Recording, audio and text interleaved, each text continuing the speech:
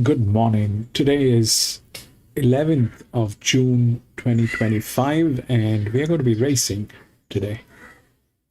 We're going to be racing at Doomben. This is in Queensland, and this is hands down one of the best tracks in Queensland, probably the best. And we've got about 8 races today here. The ground rating is good. The last finishing mile from the last bend to the finishing post is about 340. This track is a very challenging track, and they actually have some of the best horses from Queensland and from other states. And we've raced here. We've raced here quite a few times, and the track has a character of its own.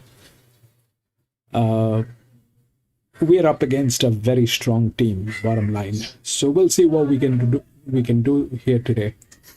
Welcome to Grandstand, and we do horse racing 5 days a week. And we do that in 2 steps. First, we try and identify the best horses for physics, mathematics, a little bit of understanding of horse racing. And once we have identified the best horses, that's when we take a look at the horses at the paddock or the gates, when we get the live stream from the gates or the paddock. If we find that all the horses that we have chosen are looking good and good to go with, we stick to our picks and place our bets. But if we find that there are better horses at the paddock or there are circumstantial changes, we do make changes with our bets or we often step out. It is horse racing, so we need to be vigilant. We need to be making decisions that are worthy and in favor of us. And that's exactly what we try and do. I've got 3 tabs opened in front of me. The first one is where we get to see the races. The second one is RaceNet, where we take a look at the odds and the scratchings for the day. And the third one is PalmerBet, where we take a look at the official winning numbers. So that's all that we have, and we'll see what's going on with the feed. Older horses because they're almost 3. Yeah. We've got the feed. We'll take the odds for the first one. 1350. Yeah, I do like him. I liked him at his first preparation. He was on pace. 7, 17, 10, Nice and quiet 12. first up at Ipswich. And I thought he was really good. The big white face here of Celestial Blaze. He gets up to close off nicely here in the race won by Ginatomic. Yeah, so they were just slightly a bit sharp for him in the early middle stages. He definitely finishes better than anything, I think. Yeah, I think he comes into barrier 8 now over the 1350. So I just think this could be a campaign for him to progress up a little bit higher. Yep. Second up today. Noble Decree, just not that trustworthy. He was really good first up. Callow gave him a great ride there at Ipswich. Then I expected more at his next start. And then latest, he loomed up as if he was going to win easily, and then Flywheel came and as if he'd clocked off. Like, you've got to get the timing right with him. Yeah, I think what happened in that race, actually, Flywheel back on the fence, this horse sort of won and overdoing it. From the half mile, he was just overdoing everything. And you could see Callow just trying not to really have to go too early. But next thing you know, he's flushed out 3 wide. Pre-turn at the Sunshine Coast. There's Flywheel back on the fence, just having a lovely time, out of the breeze. And he went for home. He didn't really have any choice. The horse took him there, but he went too early. The horse went too early. Yeah. And that left Flywheel piggybacking. Yeah. Yeah, you're probably right about that. But look, today he's got the good draw. He's very fit now. Everything looks spot on today, doesn't it? It does. A rail out 9 metres with fast tempo looks his cup of tea. Yeah. Anyway, so I'm 5, 4, 1 and 2. I thought Miss Bustlinger, just getting back to her, look, she's been around some good quality races, and it was so disappointing last start, which is most unlike her. Now she actually toe danced Jones. She had the blinkers on, and then she was Gonski turning into the straight, but they've taken those blinkers off straight away. That's right. And they'll ride her just where she wants to be today. She can win it. And then I've got number 2, Starlight Nation. Gee, I like the way this horse trialled, swinging off this horse in that particular heat. So 5 each way, 4, 1 and 2. Well, I'm very similar, only I threw Blonde on Blonde. I just thought she could be the improver here. David Van Dyk's got about 3 in this race, doesn't he? It's another one, doesn't he? I'm sure he does. But Blonde on Blonde I think back on top of the ground today is a big improver from that soft gate. The other one he's got. Ranger NJ. Ranger NJ. He's thinking maybe he wants something further than this. Yeah. Okay. All right, that is a look at the 8 races. I didn't make a best bet. I just had a couple of values. All right, 4:13 November Sun, 6-9 Poseidon Ruler, and your values are, you can say, race 1, number 13. Yeah, caramel fudge sundae. It was $9. I think she's $7.50 now. Boom Break was about $17. He's about $10 now. So other people like them as well. Let's look at your quaddy.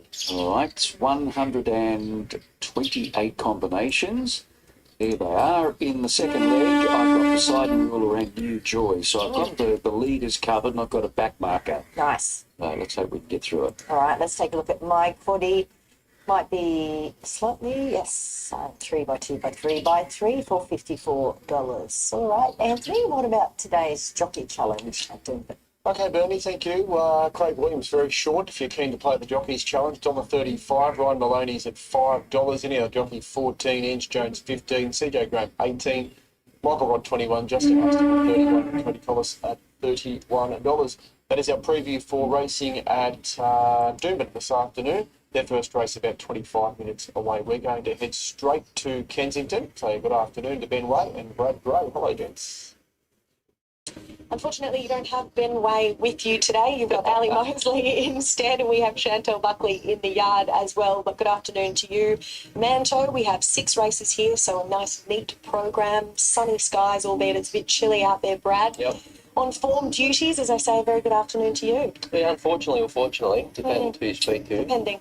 Yeah, depending who you speak to. But I'm pretty good, thank you. And hello to you, Manto, and hello to everybody else watching on. So today's meeting, we've only got 6. We're an improving track, though. So we're currently rated at a soft 6. Yesterday was a soft 7, so it's a track that's certainly heading the right way.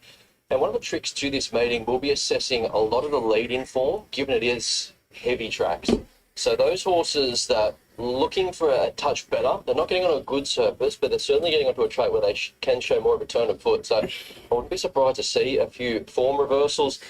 We have lost James McDonald, so he is missing from the meeting due to illness. There's a few rider replacements, and Tommy Berry seems to be the big beneficiary there. So race 1, Cold Brew, Tommy Berry. Race 3, Sun God, Tommy Berry. Race 4, number 2, Vanessa, Tommy Berry. And race 6, number 6, Del Rico, Tommy Berry. So Tommy's done quite nicely out of that. As far as the meeting goes, there's a couple I don't mind at bigger odds towards the end. So when I say bigger odds, I mean around that $5-6.50 mark, and I think we can get a result from. Few horses resuming, coming into the winter now, that we've seen in the first race particularly, so it's that time of year, isn't it? And also, hopefully James is better for a straight block ride this weekend. He'll be fine. He'll be fine. He'll be fine. He's Is it probably, man flu? I think so. He's probably at home Do watching you believe at the moment. that the man flu is a thing? I do believe it, Brad, but I'm you have the probably... opportunity there to endear yourself to all the male hunters watching on. You haven't taken it. I mean, look, I'm not saying that I'm not sympathetic for you with the man flu. yeah. I think, do you go down with the man flu often? No, I'm not too bad. Yeah, I can see that. I don't think you take many sick days, do you? No. Well done, Brad. Well done. Okay. Company man. Well, with that being said, let's get stuck into the first race here. So this is the Tab Handicap and maiden for the Colts and the Geldings end. Favourite, 250 on Tab Fixed Odds. He's been well backed as well. He holds about 60% of all bets on this race. Star Deal, $4.40 on the second line of betting, with Albany Road $4.60. In terms of those two, Albany Road far more popular than Star Deal. Harry's Evidence $7.50. Cross Tasman $9.50. Newey's at $9.50, and Duke of Arrakis is a $19 chance. Cold Brew by far most popular from Albany Road in the first. Brad? Speed-wise, Albany Road looks your likely leader, so there's a bit of pressure here, courtesy of a few runners, Bertha Gay and Adrian. So, Star Deal, I didn't know where to map this horse because it's a bit of a mixed bag as far as where he has settled in the past. But first up, 1150 drawn wide. There might be some inclination to ride on the conservative side. He has raced well from up on top of the speed and from in behind. So, Harry's Evidence goes forward. Cold Brew, I think, gets the run of the race just in behind. So just on this track and how we expect it to potentially play. Rail True Meters, still a soft track, so I expect the jockeys maybe to get 1 or 2 off the fence. It was a genuine wet track. Maybe that'll become more pronounced. So we'll monitor the first couple of races, but only small fields, so it could be quite tactical throughout the day. This is the most recent trial from Cold Brew. We also saw Cross Tasman. All right, this is the first one at Doomben. On screen, we have the preparation going on for Kensington, but we're racing at Doomben today, which is going to be following soon. So if we look through the odds, it's 7, 17, 10, and 12.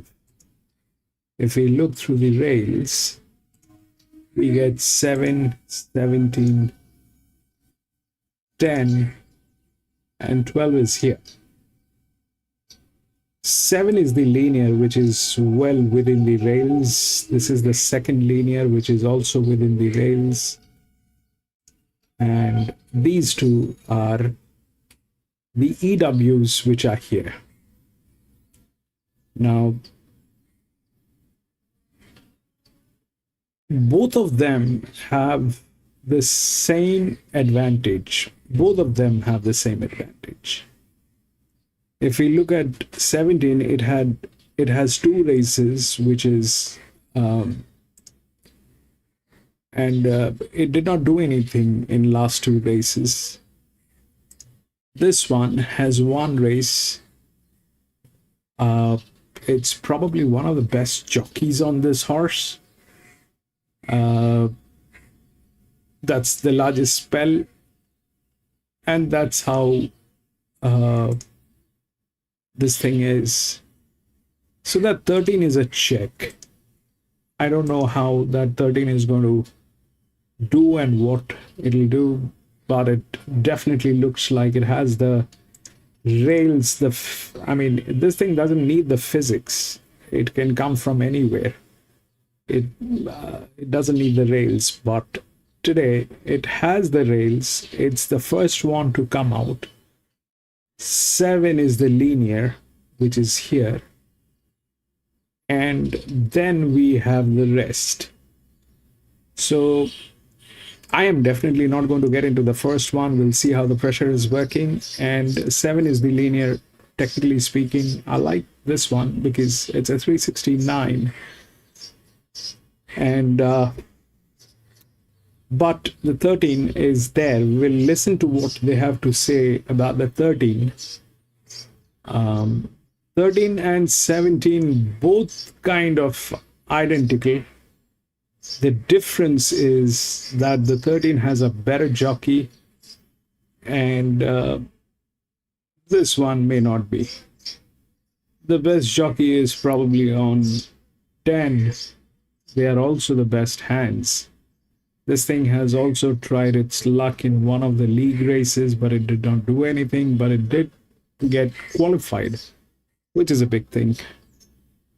So that's more or less what we have. The 12 is there. That is also tailing 2, and these 2 are tailing each other. So that's that part of the story. The other thing is the management. This is definitely bad. This is also not good. The best is here on 10. This can be acceptable. We'll see how this thing works, all right? Because we've got a lot of stuff going on. This is the first one. Doomben is a 350 straight. So the advantage works. The advantage works at Doomben very much. So we'll see. That 13 is a check. Apart from 13, everything looks good. This 7 is the linear. 7 should be the favorite. 7 is the favorite. But the 13, the presence of the 13 makes 7 a little in a dicey position. Both of them has 1-1 races. This one is under pressure. This one is with advantage.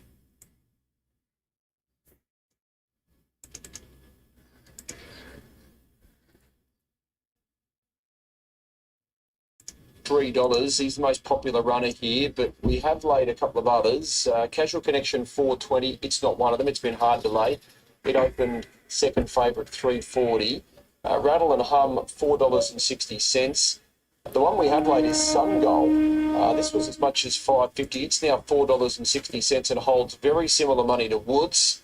And then at longer odds, you've got Ahariri 650 and Tipponist at 19. So Woods and Sun Gold by far and away the two most popular runners here.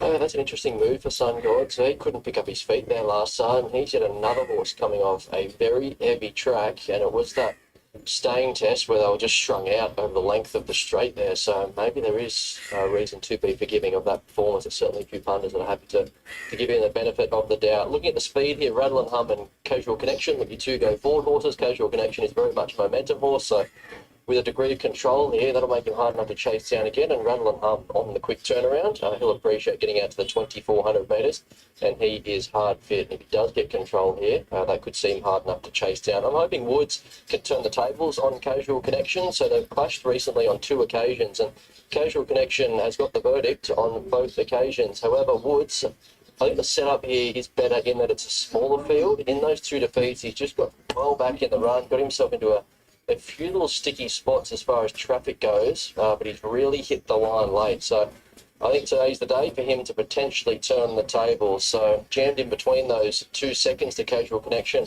was a really good win at Warrnambool. So smaller field suits him just by default. He settles closer, and if he's within a couple of lengths striking distance of Casual Connection, he gets his chance to run him down. That's no knock on the form of Casual Connection. Big winner at Randwick last start. He relished the heavy track, so maybe he can score him down slightly on an improving surface, but he's in really good form, and he won't get a better chance to make it back-to-back wins for the first time in his career. 5, Rattle and Hum. Setup-wise, it's quite appealing on the 7-day turnaround. Kept trying at Warwick Farm last start. I like to step out to the 2,400 metres. Looks the leader and gets in well after the claim. And Ahariri might be able to bounce back. She's another one coming through that Casual Connection form reference, where she simply couldn't pick up her feet. So be forgiving of that. Nash jumps back aboard, and Nash was on when she won at the midweeks 2 starts ago. So there you can see Rattle and Hum last start, just boxing away to run second behind Trappalander. So 6, 1, 5 and 4. I've gone with Woods on top. I think he gets the chance, and I think he is a rightful favourite with Dylan Gibbons in the saddle, who's riding plenty of winners at the moment. All right, Brad, that's a look at the first half of our card, with only 6 races on the program here today on the round with Kensington. The other half of our preview coming up on the other side of the first race at Doomben, Anthony.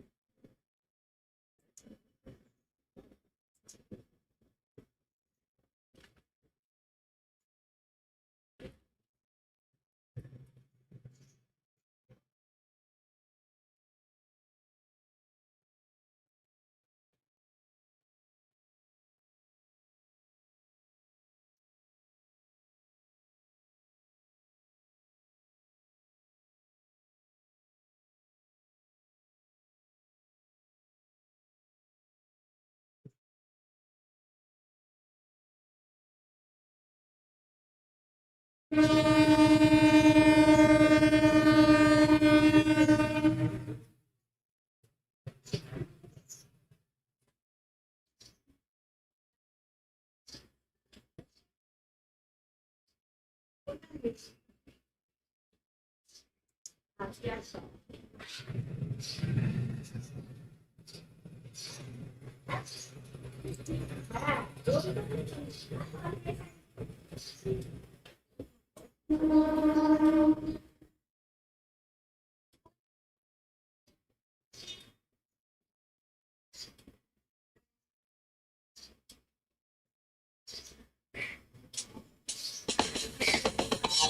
Stradbroke Handicap. It's the pinnacle of the Queensland Carnival. A race where the swiftest of sprinters meet those who handle the mark. Recent history tells us 56 kilos is too heavy for the Stradbroke, but some will try. It's a race at first. A first Group 1 steer. A first Group 1 train. Not too long ago, our very own Corey Brown helped his old mate Dave win his first and only Group 1 as a train. It's also a massive day for the 2-year-olds in the JJ Ambulance. Will the underdog turn top dog, make it 5 in a row? Stradbroke Day is the entertainment you're after, and you can catch it all on Sky Racing.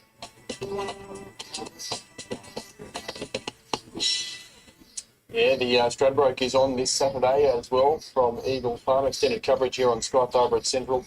War Machines, the favourite for the Straddy at $3. Golden Mile, $9.50. Rise at Dawn's at 11. The Invicta 13. Rockfire 14.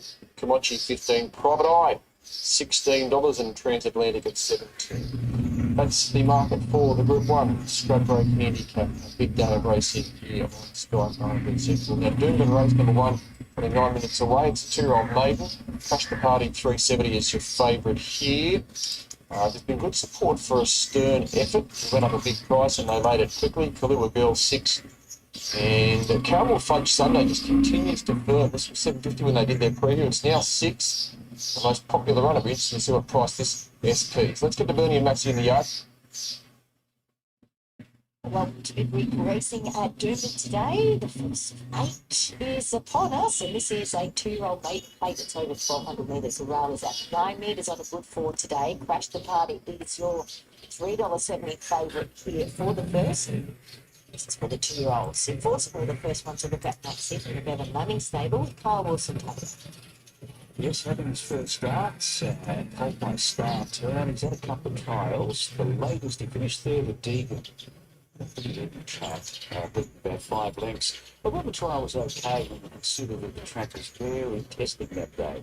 I agree. Number 2 is Lyndon. He's a good-looking colt, this fellow, by Wilton Bassett. 10 months and just 1 month. Well, we're doing a bit of an awkward gate. Keen to have a look at this day, just looking at his trials and just wondering whether he might want a little bit of time. He is from a shopping mare, plenty of stamina on the maternal side of the family. Latest trial, he ran 5 of 5 here behind Pretty Dubious, only beaten 3.5 lengths. The trial was okay. Spot the Aussie is number 3. David Van Dyke trains with Luke Dempsey. He's had 2 trials as well, one in April. The latest, he ran second on May 28 by Vertigo Talk. Beaten about 2.5 lengths. I thought the horse finished the trial off quite nicely under own steam. So a nasty barrier, but I thought he went okay. Summation is a 2-year-old by So You Think, so naturally he's good looking. Chris Anderson, Damien Thornton. Yeah, just the one public trial. And, he may want a little bit of time, maybe further. He was well beaten in that heat. Here's the favourite, Crash the Party, Toby Edmonds, Steve McLean and Jaden Lloyd. Yeah, filly by Brave Smash. She finished third at her only start at the Sunshine Coast back in late May. That was behind Smixy, who has done quite well, and the runner-up was Certified Copy, so she finished third. I thought she had a nice run during the race and finished it off quite well, so she gets a tick. Flying Sammy is number 8, Alan Chow and Carl Zechner. The filly by Flying Artie, she ran second in the Gold Coast trial back on May 20 on a soft 7, beaten around about 3 lengths. I thought ran on quite well, but was asked to find the line that day. Gypsy Wish is just a wee little lady, Nicole Luke and Kobe Vidler. Yep, she's a filly by All Too Hard, and she ran 5th in her trial at the Gold Coast. Was well beaten on that occasion, so we'll just see how she goes today. Little Girl is the 10. Blinkers go on today for Paul Shaler and Michael Rod. She comes out of barrier 10, a filly by Pool Isabel, and she's been good in 4 starts, 2nd, 3rd, and then 6th in the Ken Russell, 6th and 13 behind Beedman.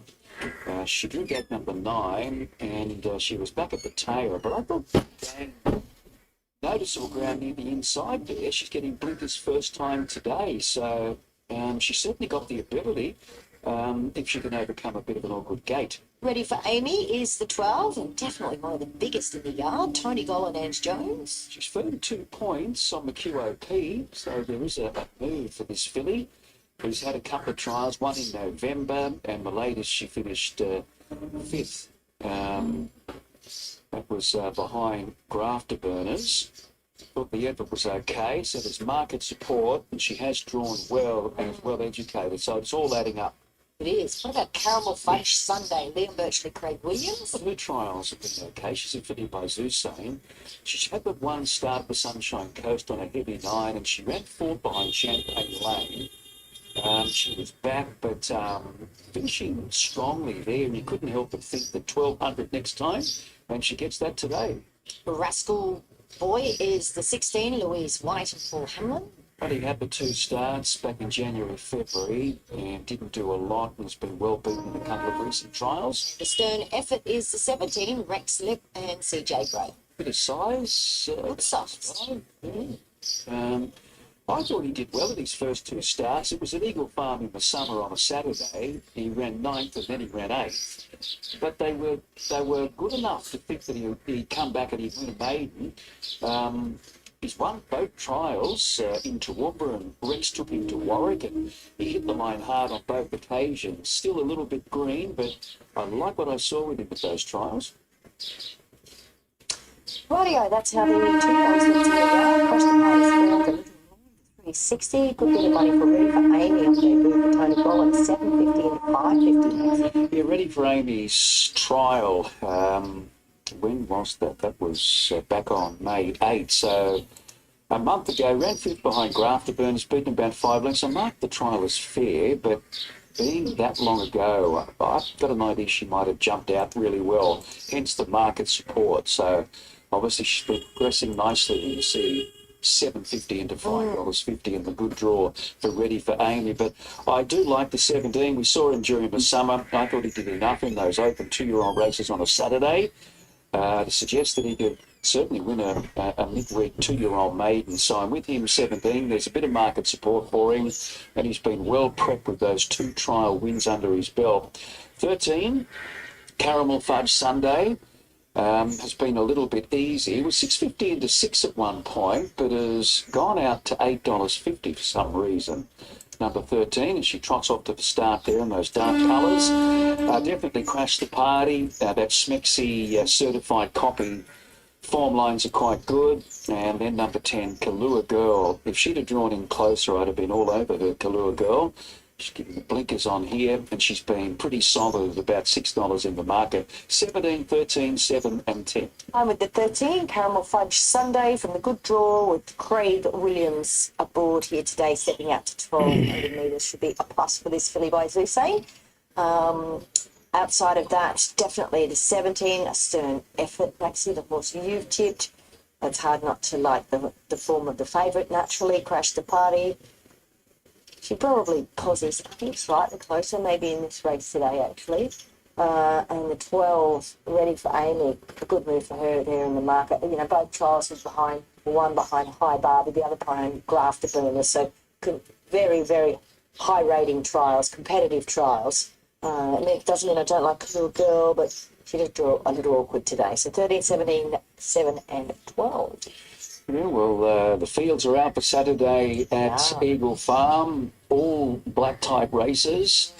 I noticed in the Stradbroke, Firestorm, a few people are coming up with this mare to win first up. She's actually also accepted for the Dane Ripper, and the riders have gone down now, and Firestorm in the Dane Ripper is James McDonald. And in the Stradbroke handicap, she's got Ronnie Stewart riding at 51. So to me, it's a bit odd to accepting both races when you're in a Stradbroke. So What number is she in the Stradbroke? she's got a run. Who was she? She's number 17. Right. She's obviously going to come out of one of them. And Don't you have to run in a group one? No? well, we need clarification. I did go and ask the stewards, but they were busy earlier. But yeah, I'm just concerned about, you know, if she comes out of the Stradbroke, then Coleman gets in, and he's drawn the car park gate 23. So if they happen not to want to run him from that gate, then Transatlantic might be. Ooh. So yeah, so I just wanted a little bit of clarification on that, just to see. Many people don't run from a bad gate in the Stradbroke, though. Yeah, I don't think. yeah, I know, but they've got to try and protect Yeah. this horse a little bit. He's a colt, like, I Yeah. don't know. Anyway. He was much better last start, wasn't he? A bit better. Oh, he was. He was rallying over on the inside. Yeah. Yeah. So what have we got here? We've got a bet check going on. Gypsy Wish, Gypsy Wish. Stacey Flynn, Having a look. hard. A stern effort, good support. Bernie, 550 down to 390 now. So Yes. he's challenging Crash the Party. And having said that, Crash the Party's been rock solid as well. And we mentioned Ready for Amy, 750 in 2 points to $5.50. So the top three in the market have been well backed, and this top weight's been back too. Enforceable, not the top weight, but saddle clock number one. 19 down to $9.50. All right, that's what's happening on the QRP. Let's get to Anthony now to see what tap punters are up to. They're along the same lines. They crashed the party very firm at $3.40. It's hardly budged through our betting. A stern effort. There's more money on it. We bet as much as $21 when markets first went up. It's now $4.40. There is more money on a stern effort compared to Crash the Party, but the most popular runner of all is Caramel Fudge Sunday. $7.50. It holds more than the first two favourites. So there's a few punters in the same camp as you, Bernie. It's bizarre, isn't it? Because on the QRP, she's 650 to 8 to 9, Maxi. Back into 8, now at 850.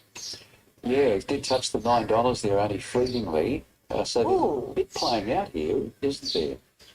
On the QOP and on tab fixed prices, and over at the start as well. Gypsy Wish went 100 to 1 to 200 to 1, back into 91. And is playing up a treat and has been vetted. So we'll see. More to come. Let's see who takes out the first. Here's David Fowler. Who's next to do enforceable? As we said, says half its great on debut. Summation about to come in. Another first starter. Thanks, Bernie. Thanks, Michael. Start over at Central. Join us for the broadcast of the first race today at Doomben. Days away from the Stradbroke Handicap Day, but we've got a good 8-race card today.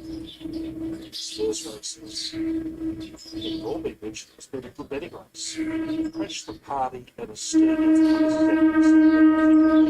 Final summation. We'll call those the best bet runners. Lineup goes up to Chris and Corey Hunt, presented by Paylight Saturday. Oh, Spot the Aussie was coming up and he got Dancy. Jockey was ready to be dislodged, but he was alert to it. He was basically jumped off. Spot the Aussie with several first starters. David Van Dyke trains. He's got a strong representation today. It's the first of his 9 runners. This one's been easy in the market on debut with a bad gate. A stern effort goes in. Trialling well. Geldon sits in summer prep. Dempsey back on board. Spot the Aussie goes to the outside gate. That's it. They're all in. The 12 are locked and loaded for the first. Red light on. 1,200 metres. The set to break. Ready in Brisbane. Racing. Spot the Aussie summation. Slowly away. And Crash the Party didn't begin all too well either. Third last into stride.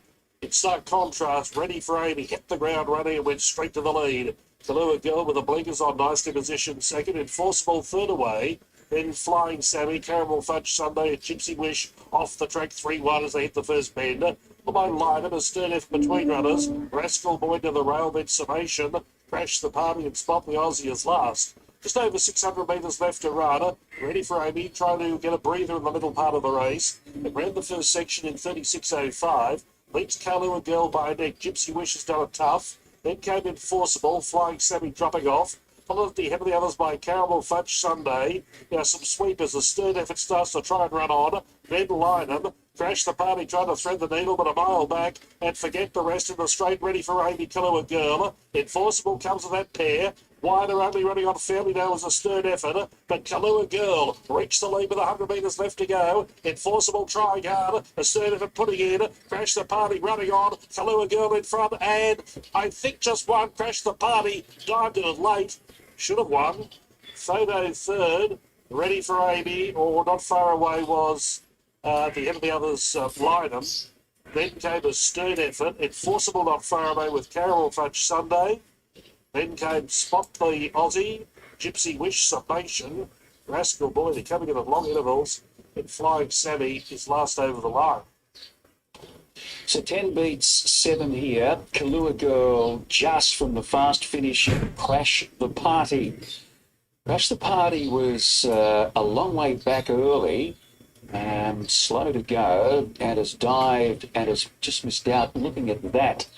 So we're just waiting for confirmation here, and Kalua Girl keeping up a strong gallop at this point. She's still 2 lengths clear of Crash the Party.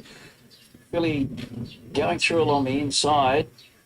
17 gets third and 1 fourth. So 17 third and 1 Enforceable gets fourth. But 10 is the winner, Kalua Girl, beating number 7, Crash the Party. Yeah, so certainly Crash the Party, the Brave Smash filly, one to follow out of that next time. But no one could begrudge Kalua Girl, trained by Paul Shader at the Gold Coast of Victory, written by Michael Rod. Blinkers went on today, and we saw her right up. Okay, so what happened is the 10, which was the second linear, actually took it out. Why? Because of the jockey. That was the best jockey. This horse with that jockey did not work. 17 got third and 1 got fourth. So that 13 did not do anything.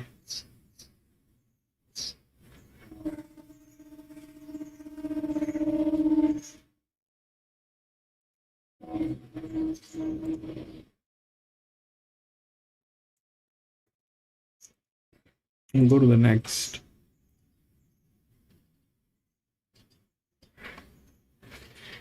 So there are huge scratchings in all the races today.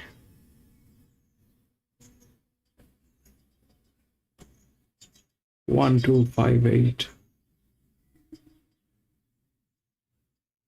9, 11, 13, 15, 17 and 18. All scratched. 4, 6, 10, 12.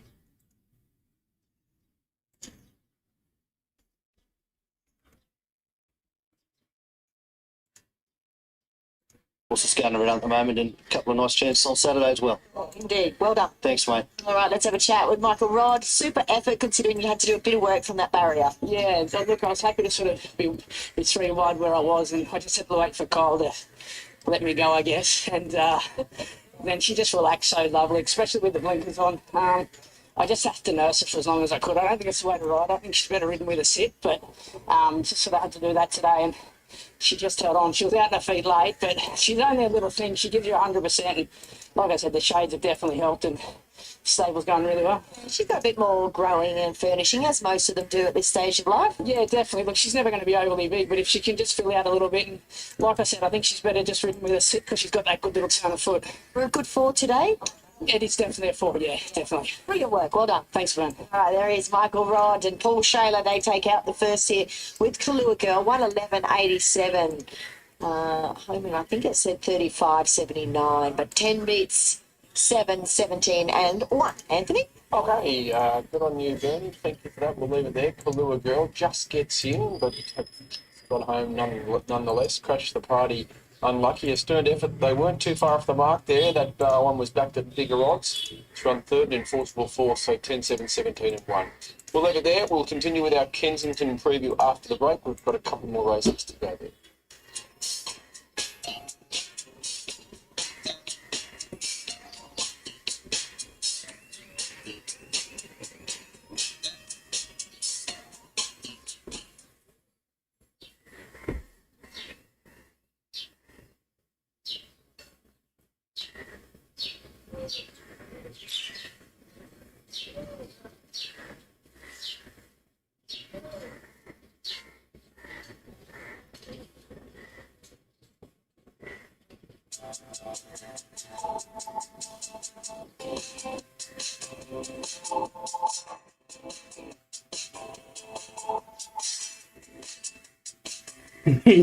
Dows, welcome back. I was on the 7. The 7 was the linear. It was actually good, but it's all about the jockey. It's all about the jockey.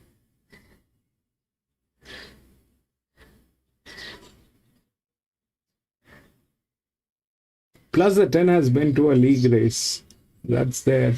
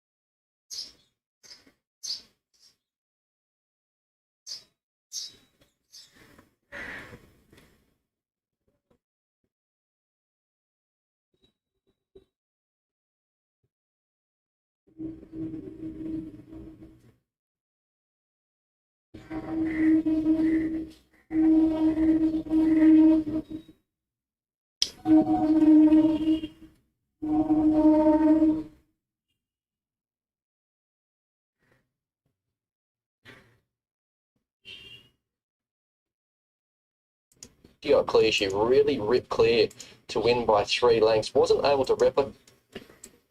Right, this is the second one here at Doomben. If we look through the odds, it's 4, 6, 10 and 12. 4 is the favorite.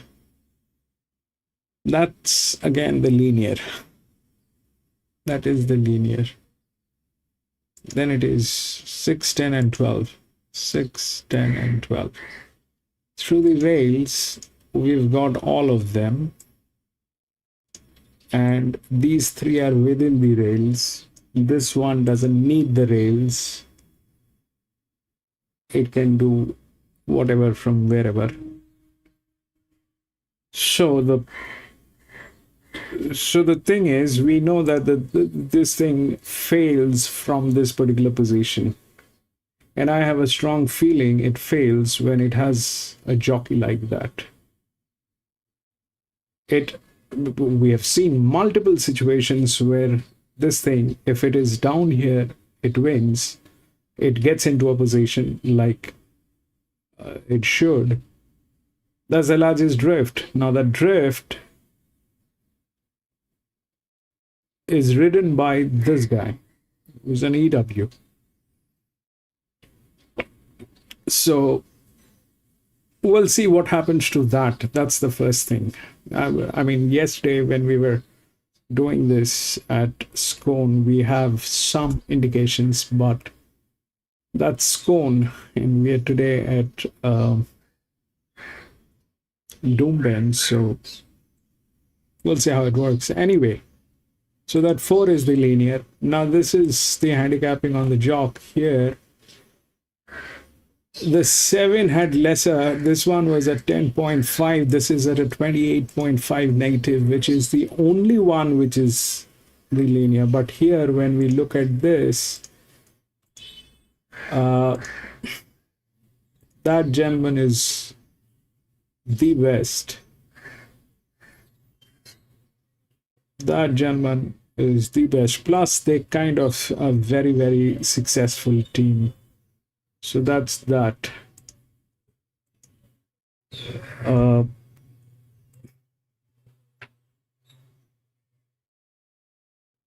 I definitely like the 10 after that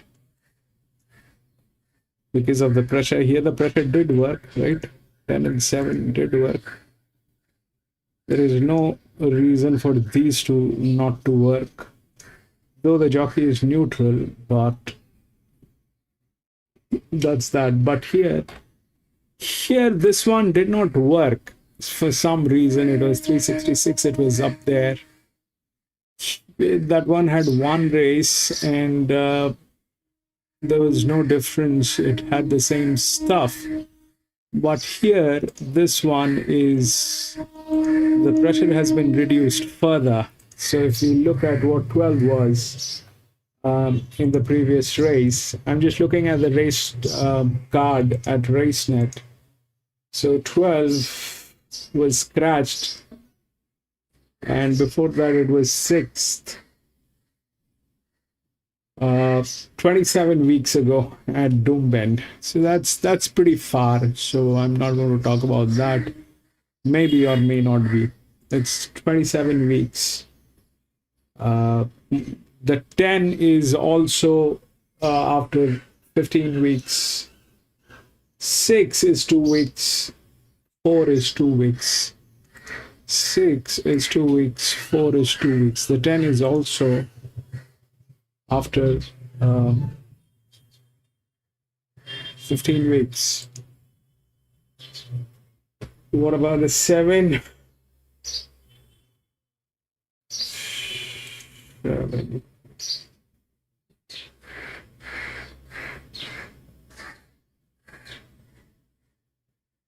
Both of them are written by EW jocks, so there's nothing much.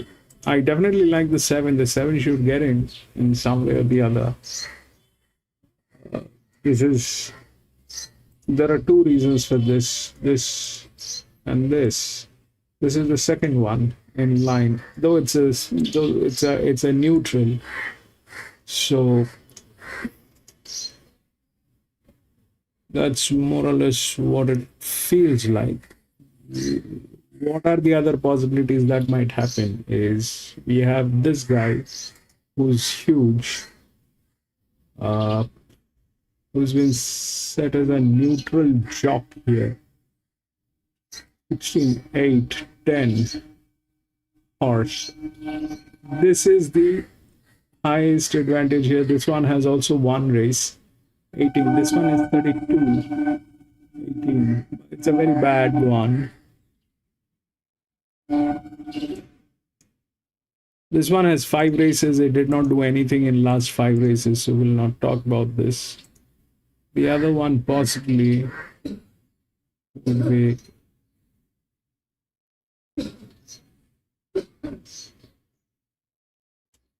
four.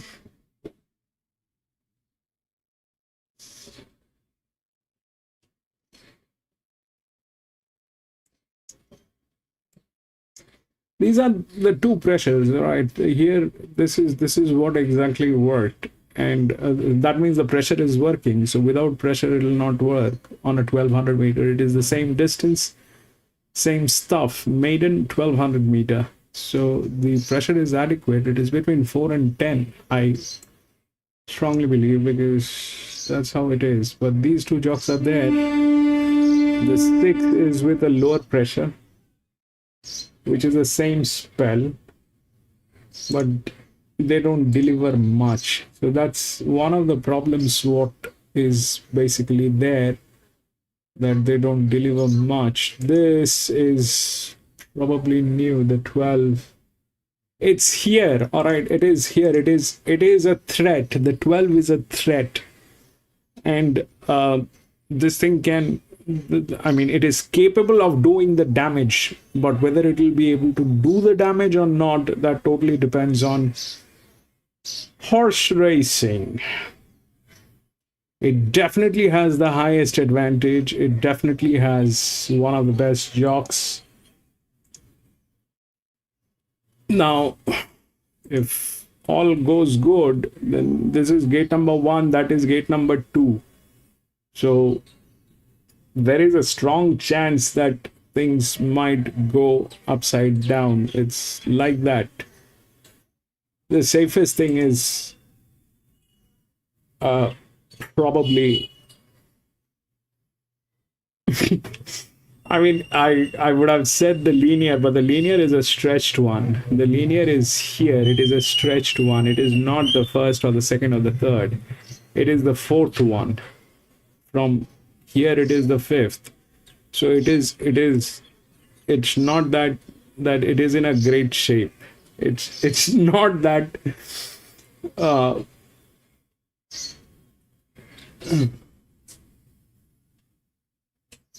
plus I mean, if we have to trust the jock, then trust the jock. But there are possibilities where things might go wrong.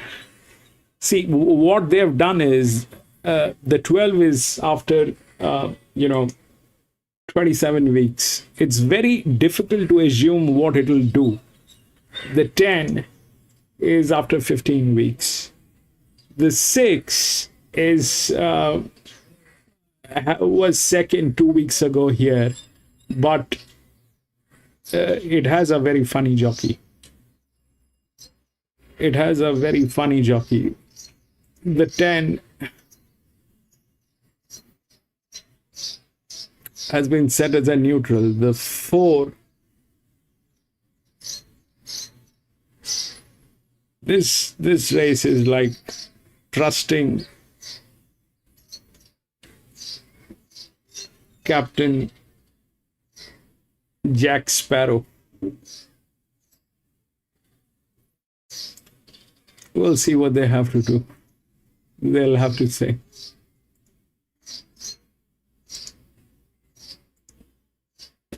Lewis,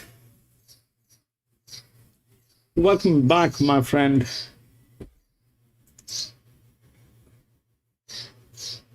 Trusting the 4 and trusting Jack Sparrow is probably the same thing today.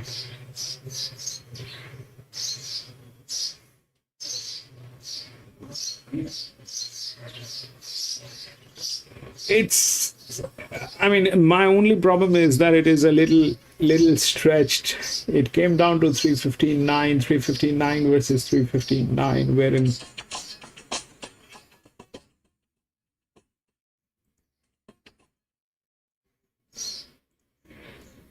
like this, that it got stretched. It is like here, right? From this side, it has the physics. The physics is the most important part, which is there. This is the side which is more important. This is the delivery side. This is where it stands. It's at a 23. In that case, what's wrong with this guy who's here? There's nothing wrong with this guy also. He's also in a very good hand, the 7. All right. Both of them are 23. This is at 56. This is at -2. This one has 13 races. It did not do anything. But looking at what they have done, there is no guarantee that it will. I mean, I honestly believe this, that these horses are as good as computers. When I look at the data, the data cannot be this accurate until and unless these horses are, you know, the. I mean, you have to. It is. I believe these horses are, you know, as good as computers. They will do exactly how you fine tune them, and this is the fine tuning. How you tune them, they will do exactly what they are tuned to, and it has got nothing to do with performance. Performance is just one side of the story. Performance is probably an eye wash.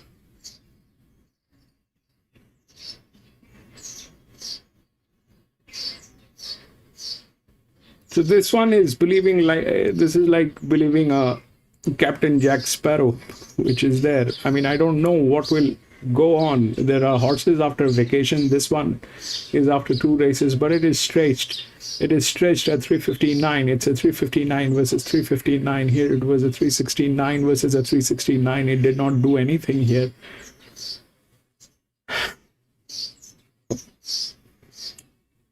$274, 748. This one knocked out.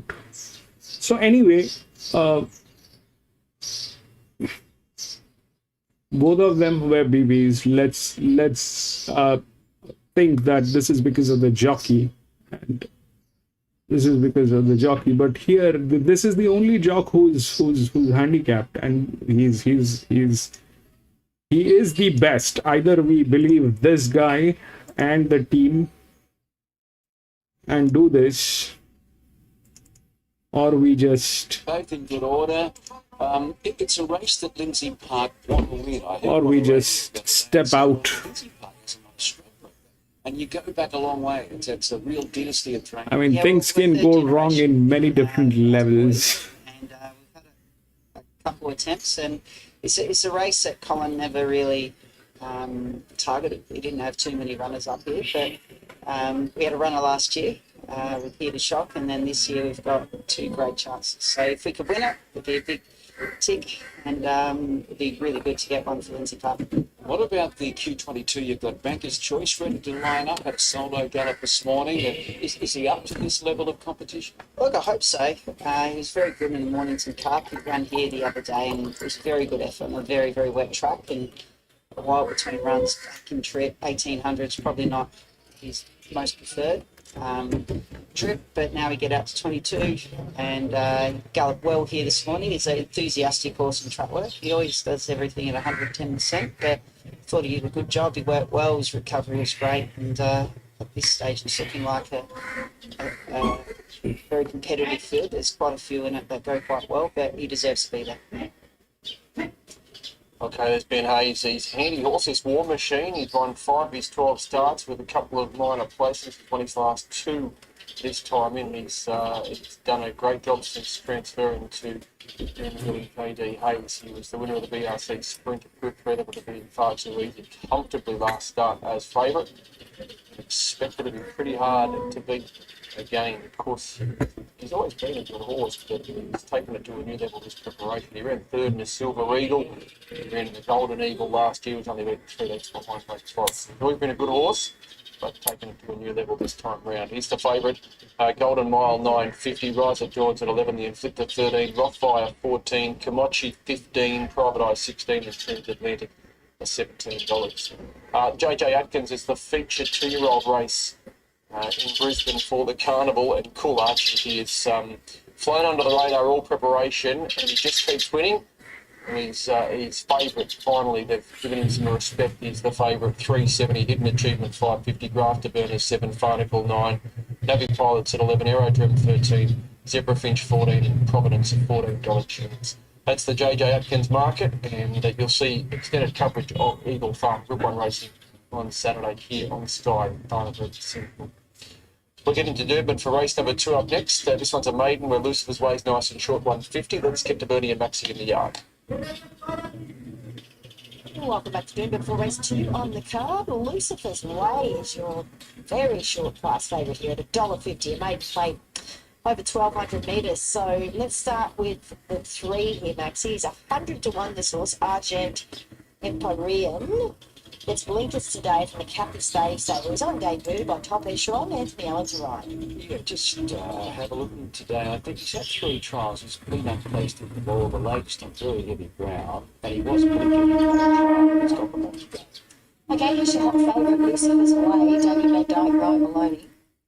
He had a couple of trials from his Warwick farm base last spring, and he since transferred to David Van Dyke. He won 4 trials, 4 out of 4, and then he went to the races at the Sunny Coast, May 25 hot favourite at $1.50. He settled 5th with cover, got to the outside, he hit the lead, 200 metres to go. He was outpointed by a horse called Absinthe the Cat. I think the expectation was that he'd just win off those trials, but hard to oppose him today. He's got Ryan Maloney, Barrier 1, which is a way out. Everything looks in his favour today, so he's just going to go out there and be good enough to win. Everything else looks spot on. Cleona Maeve is number 6, Barry Lockwood, Ange Jones. Switched to Barry Lockwood, just the 1 start for Barry, and ran well here 2 weeks ago in a maiden, second to make the call. Got a bit of slipstream of the lead. Has had every chance, although he got a slight bump by 50 metres out or so, and it was only a nose margin, so she came really close that day. But you can certainly go one better here. Dead to Love was also in that race, possibly the leader again, Laurie Richardson and Les Tilley. In that race, she jumped well, she was fast away to lead, gave a good kick until 100, and then sort of plateaued out, so she's got to run a strong 1,200 metres. That's the little query. Done on share is the 10, short wide to Booker. Very consistent at the first prep, and fresh up here. They've taken the blinkers off Sean Dwyer, so blinkers off. And I was taken with her recent trial. She won it. It was only over the 850, but she bounced quickly, straight to the lead, and she won by a big margin. So she'll win a race this time in, and who's to say that this won't be it today? Beautiful filly, this Valencia Rock, Maxie. Look at the size of her. BJ Smith, Luke Dempsey. She's by a side called 10 Sovereigns, and she's had the 1 prep back in the summer of last year, November, December. Had a couple of runs, both of them showing some ability, so she's had a good spell, and the recent trial, she's gone quite well. It was beaten a fair way last time, but I do think it was the way that trial was run. It's crazy, ridiculous. It went off like a race. Yeah. So the market's probably going to be the best guide with her. Yeah, I think so. She looks good. A Sapido Rose is the 14, Lindsay Goff, Georgie Cartwright. She was Even they are not sure about the 12. Seconds. Right on the heels at the end. I think he almost had to take hold. She was finishing, over the top of them. So Georgina, good draw today. Ken Figure. Tilly's Gold is the 16, Jill Heinrich and Chiffon Rutledge. Interesting, he's a 5-year-old thin tyre by Paul Point, and he had the 1 start, was on the poly at the Gold Coast, settled 4 lengths behind the second last horse, but clearly charged through the line. I know. I don't know. He's the outsider here, or the second outsider. Argent Empyrean is the long shot, but yeah, it'd be interesting to see how he goes back onto the turf. Very, very interesting, Maxie, that last fellow there. But he's not our favourite, Lucifer's Way, at $1.50. Yeah, I can't sort of select anything to beat Lucifer's Way here, where we've touched on all the positives. Second at his only start. Van Dyke Maloney combination, Barrier 1, he basically picks himself. If you wanted to play a couple each way, I thought the 10 at that price. How many runners do we have left here? 8.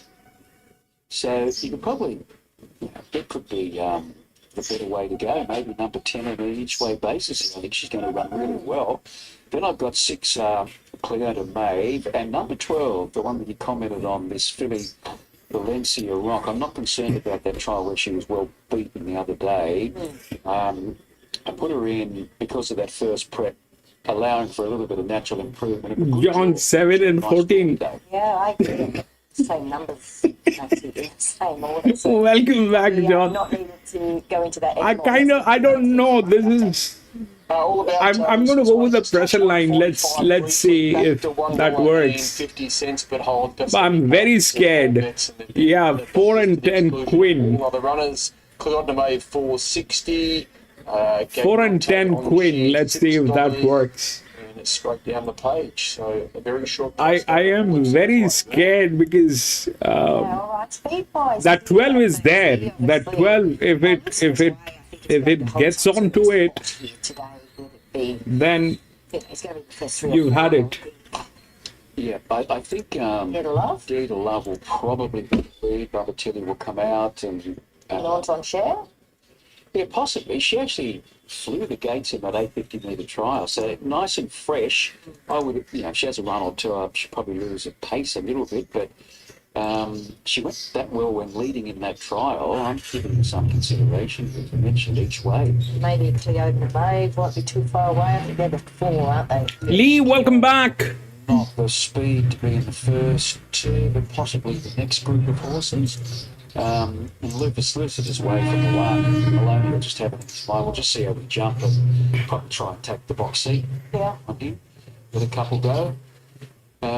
So getting close to start time, still 30 seconds off advertised start time, and nothing's really changed. The punters are all over David Van Dyke. Must be a bit of pressure on David today. I know it's a Wednesday and he's a good one-win trainer, Bernie, but quite a few shorties for DVD today. Yeah, lots of shorties, but that's something he does, doesn't he? He just absorbs that pressure / excitement. But he doesn't usually run his horses out of their grade unless there's a good reason for it. Yes. So rather than jumping a grade, he just likes to, go right through and fit as many races as he can.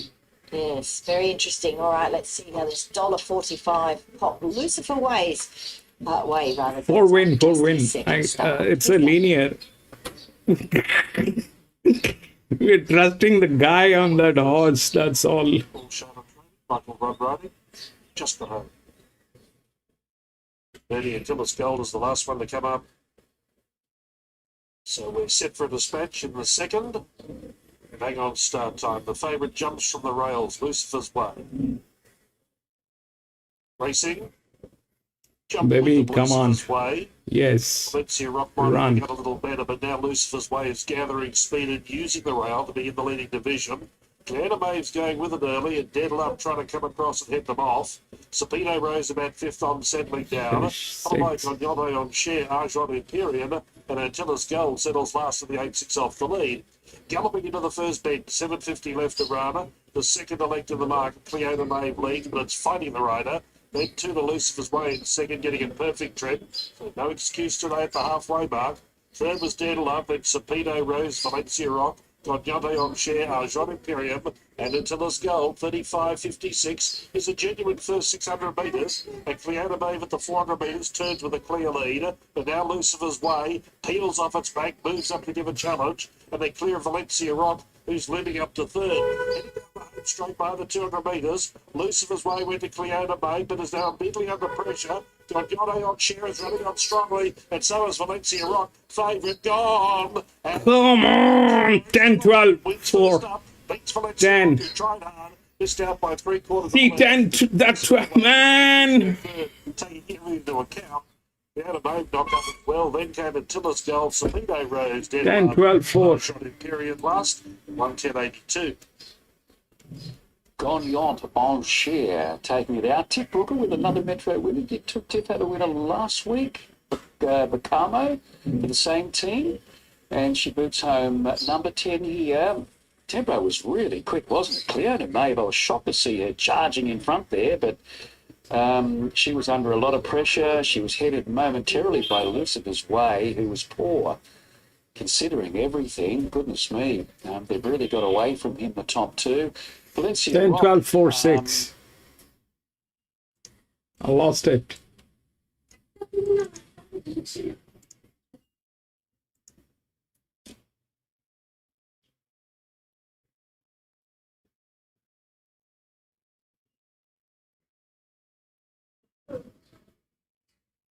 This is stretched. This is very stretched. This is it came third.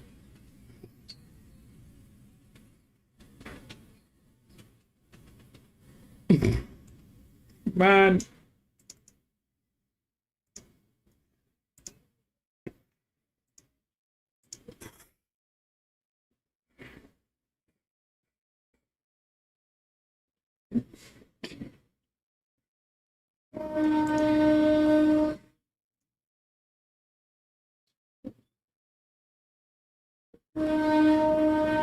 One, 2, 8, 9. 1, 2, 8, 9. 12, 14.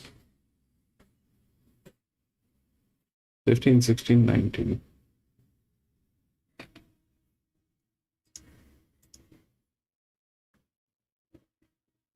11, 5, 7, and 4.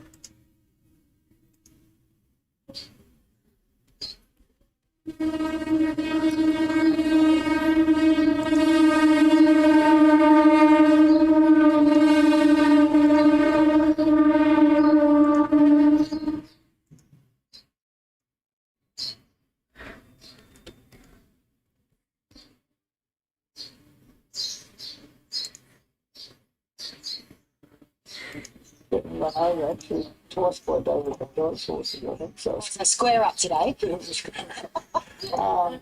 so we put her out, she matured a bit, and she's come back really nice. Yeah, Yeah, she has. She flew in that recent trial. Libby, Libby Smash, you do remember to follow, she'll make it, that girl. Okay. She's a good kid. Yeah, she just sat on and didn't let it go. One of the boys said, why did you lead on her? But if it's just such an ordinary trial, she gets looked after. So hopefully we can get her back in town on Saturday for 3 days or something. We look forward to it. Job well done. Thanks, Rob. All right, there he is, Sean Dwyer. Let's have a chat now to Tiff Brooker and get her thoughts on this filly. Baizu saying, Quantitative on share. Oh, he's the owner. Owner? Wife. Oh, that's your, sorry, wife of trainer. I'm getting it right. All right, Tiff, let's have a chat about this lady. How's your French? My French? Not great. Say your name. Gagante and Chora. I love it, brilliant. Is it French, is it? Oh, there you go. On shares the last bit, just stick with that. On share. Tell us about it. Yeah, look, my first sit on her. I watched her trial the other day and thought she was pretty impressive, so I got in Sean's ear and asked if I could ride her, and she was tricky. Obviously an awkward gate, probably just had to go a bit further back and have a little bit of a wrestle with her early, but gee, she showed a good turn of foot. Electric Jennifer. Well done, you're flying. Yeah, thanks, mate. There she is, Tiff Brooker, 10, 12, 4 and 6, 110.7. The time there. She was electric inside that final six. I'm just trying to give you that final 600 because she did come from back in the ruck. They ran first 635.56, home in 35.23, and rocketing there, Anthony. Yeah, I'll have to work on my production. Devon, welcome back. We're taking heat. Yonte Cheer. We're taking heat, bro. Gagnant. Gagnant on share. Gagnant. Okay, good on you, Bernie. Gagnant on chair. Oh, I like that. Philly Bazoo saying 840 and 170. Valencia Rock 180 and Lucy's 8 where? money back 10, 12, 4 and 6. Okay, we're going to leave it there. We're at Doomben, bro. We're waiting for the third one. Their first race 10 minutes away. Here's look at your market. We've got Ali on deck hosting. Brad's doing the tips and Chantel's there with her pick of the yard. Welcome to round. I said we are taking heat. Here on the Kenzo, runners in the yard for the first, the Tab Handicap, and maiden for the Colts and Geldings over 11.50. One is Cold Brew for Richard and Will Friedman. Tommy Berry replaces James Linton. Yeah, it looks a lovely setup here first up. The market has recognised that. So 3 seconds from 4 starts at his first preparation. Forget the most recent where he apparently just came to the end of his campaign. So 2 of those starts were in City Company. He was runner-up behind Good Luck to Me in Blue Vein. Great trials. Maps to get his chance. Shouldn't have any excuses. He's returned in nice order in his 2 trials. I've put him in nice stead for this first up assignment. I remember last preparation, it was a horse that used to get himself up on the toe in the parade yard, but quite settled today. He's walking Bad, well, doing Devon, things bad. well. So he's ready to go. The first one I was not in, but Baker and Josh Parr. We did get confirmation from But the it stable. definitely, He conservatively first up, as he has done at his did past not 2 starts before spelling. do So the no reason justice. why It Farm played Trial differently. 3.5 lengths on his rivals. The second And that was one, over the 1200 metres, so that's I had a feeling this will go wrong. The 1150 is a touch too sharp potentially, but he does promise And to it be went strong wrong, late. The time bro. from that heat was good for the morning. Second to Held to Pay there in a Magic Moves maiden reads really well for this. So we know he's got the talent. I still think he's putting it all together. If the leaders overdo it, he might be the one that gets last look. I did notice there was intent in his more recent trial, especially the fact that they trialled him up over the 1200 to have him ready for this 1150 first up. He's just full leg, isn't he? He's just a real tall, leggy type, athletic, sprint, athleticism. Yep. He's certainly ready to go as well, much like our favourite here. So no knock on him. He's done well in the interim. John O'Shea and Tom Charlton coming off a big weekend in Queensland have the 3 Cross Tasman and Zach Lloyd rides. He's bred to get a touch further over time. He's an Oaks winner in Daffodil, so I do like the way that he worked home behind Celerity in a recent Warwick Farm trial. He has been seen more recently, just flattened out a touch, beaten 5 lengths by Cold Brew in that recent hit out. So I would respect any market confidence, but you'd think Cold Brew would beat him home if that trial form needs anything. I do think he's quite a talented colt, but he might just be one to keep an eye on for next time. He's just a really nice, neat horse. He's not overly big. He hasn't got the size and strength of some of the others here, but it's certainly a nice kick-off point for him. He's doing everything spot on in the yard. No knock on him at all, but I do prefer to see him over a touch further eventually. Harry's Evidence is the 4th for Gerald Ryan and Sterling Alexia with Karen McAvoy in the 7th. Encouraging debut there at Hawkes. We just wanted to lay out in the straight, and that maybe proved costly towards the end. Now, the winner was a touch too good. Come off second best behind Columbia Blue, who we get to see go around a little bit later over the 1,000 metre. So beat 3rd and 4th easily. That was a 1,000 metre maiden, and the 1,000 metre maiden there would run in faster time with the benchmark 64. So that's always a good sign going forward.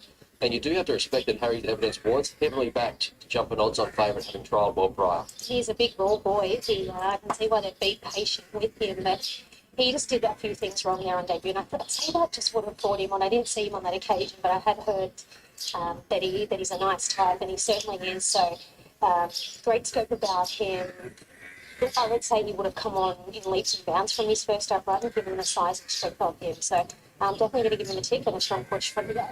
He also gets the lugging bit first time and the Winkers for the first time. The 5 is Duke of Arrakis. Regan Bayless rides the Gay Waterhouse and Adrian Bott. Half brother to a Golden Gift winner in Shangri-La Express, so he'll have a good grounding for this. Trained by Gay and Adrian, 3 trials, he's improved in each of them. Made late ground most recently at Rose Hill, and that was the fastest 900 of the morning. I do like that each time he's stepped out in a trial, he seems to, he's progressing nicely, he's getting better and better, so the experience will certainly do him the world of good as well, but no denying he's fit coming into this with the 3 nice grounding trials putting behind him. He, again, he's doing everything spot on, walking out beautifully. 6 is a scratcher, so we look to 7 here. Newey, Chris Lees and Dylan Gibbons. Earmuffs pre-race on their first time. A little bit of money around for him in the past few minutes, which is encouraging. He gives away race experience, which is never easy, but I like the way he trucked to the line in a couple of recent trials, so he's a half-brother to stablemate Broodnell. He's had 4 trials over 2 preparations, and although he does give away race experience, he looks to have something to offer in those most recent hit-outs. So I'll just be guided by the market. To this point, there is some support. He's quite raw, actually, to look at. I did look at his trials and thought he looked quite good in both of them. He was under a hold. They weren't asking him to a great deal. I feel like last preparation, I actually saw him accepted, and they ended up pulling up stumps and sending him back to the paddock. So maybe he just needed that extra little bit of time. I think he'll be a nice horse as we progress, maybe even next time. Final runner is 8, Albany Road for Gay Waterhouse and Adrian Bott, Tim Clark. He pulled up with mild heat stress after failing at Randwick on debut, went in the market, dropped out to be beaten 7 lengths by Peloton. So I don't think we learnt much there.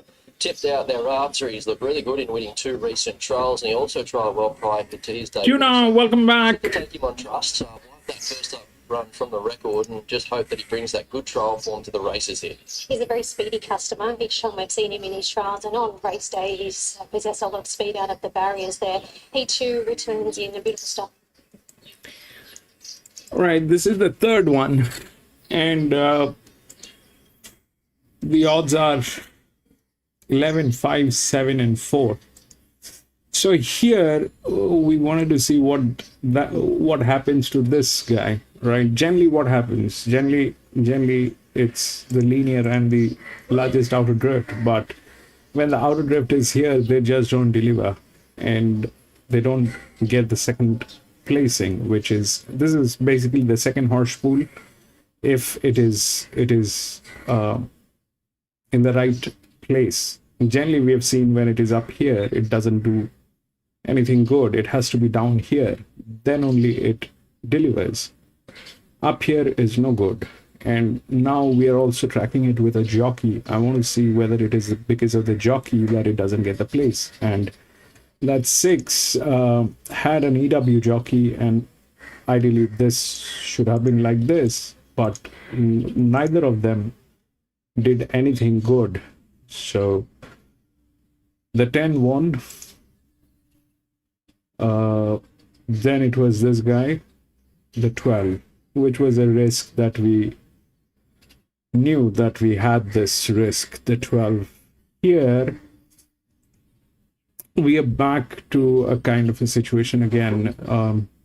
So 11 is favorite, all right? 11 is the second outer drift with an EW jock from gate number 10. That's where it stands. The linear is 7, which is a colt with an unfriendly jock. So that's a dicey thing. It's got the physics. It's got this side of the rails, which is the physics side, but it lacks the rails from this side, which is also tricky. So I am not discounting this, but winning is a difficult proposition. Winning could be difficult. So if we look at how the placings are, we have spoken many times that if we get the linear from gate number 1, we need to look at the connecting gate, which is 2, and we do get the largest drift, so they should be together in a normal circumstances. But here again, this is being ridden by an apprentice jock, or probably this jock is an EW. So I don't know whether that will work. This jock is the second linear jock. The best jock is here on 5. All right, that's the best jock. So that 5 is good, but it has physics, but it lacks this side. They do have the same numbers here, so it lacks this side. And we've got the spells. The 11 is the highest with 0, 0. So probably maybe it'll get into a place. Maybe win. They are also in a very good hands. But somehow that generally doesn't happen. Outer drift winning is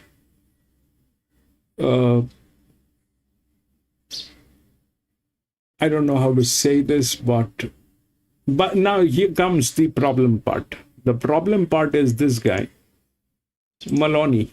If I have recollected his name right, it was a few weeks ago at one of the tracks where we were racing. He kind of put the entire race upside down.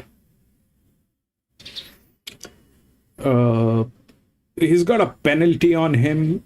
This is basically a penalty which is working, and this guy is with a penalty. He hasn't raced for a while, and maybe that is why he's been given some penalty. This is where we are measuring the reverse. So when we are measuring the reverse here, 18 happens to have the best jock, and then here it is at the bottom, which is a penalty. And this guy actually went crazy the other day, and he was winning back to back. I don't remember where we were racing. It was probably somewhere in Eagle Farm, or somewhere in Queensland itself, I think, wherever. So that's more or less the point. So this guy is a risk. This 6 is a risk. All right, this guy is very aggressive. This man is, and he does things which is absolutely weird, which he's done. in the past, and I think we've all seen that, what he's capable of doing. So that 6 is a check. This horse has never raced, but he's on this jock. This jock is on this horse, and the best one is 18, which is an EW. So this is the best jock. This is where they're standing, and if we look at where it is, so this is where it is. All right, 6 and 7, they're also tailing, but bottom line is what possibly is going to happen. So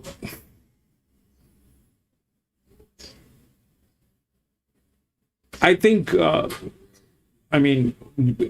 best is to go with 11 place, because I don't know if that 11 is going to win. I'm not going to get into it. I don't know whether this 11 is going to win, but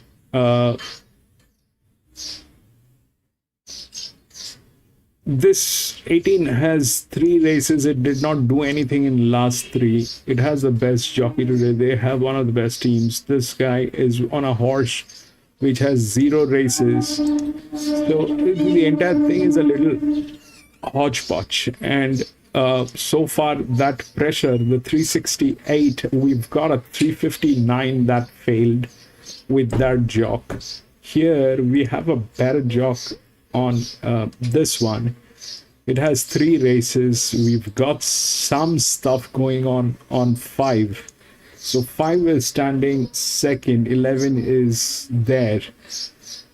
5, the thing with the difference with 5 and 11 is these two, 7 and 11. 7 is probably not a great idea. 7 is not a great idea because it's a colt. This one is a colt, and it is not with a friendly jock. It's not with a friendly jock. So this jock has never ridden the horse, and he's not one of the best guys. Here we have a strong handicapping on this guy, which is number 5 with this linear horse.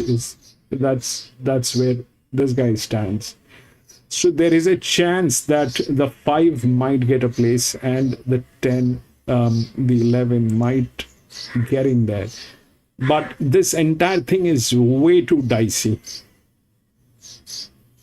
This entire thing is way too dicey for multiple reasons. I mean, I was pretty much confident that this thing can go wrong in many different levels, and it actually went wrong.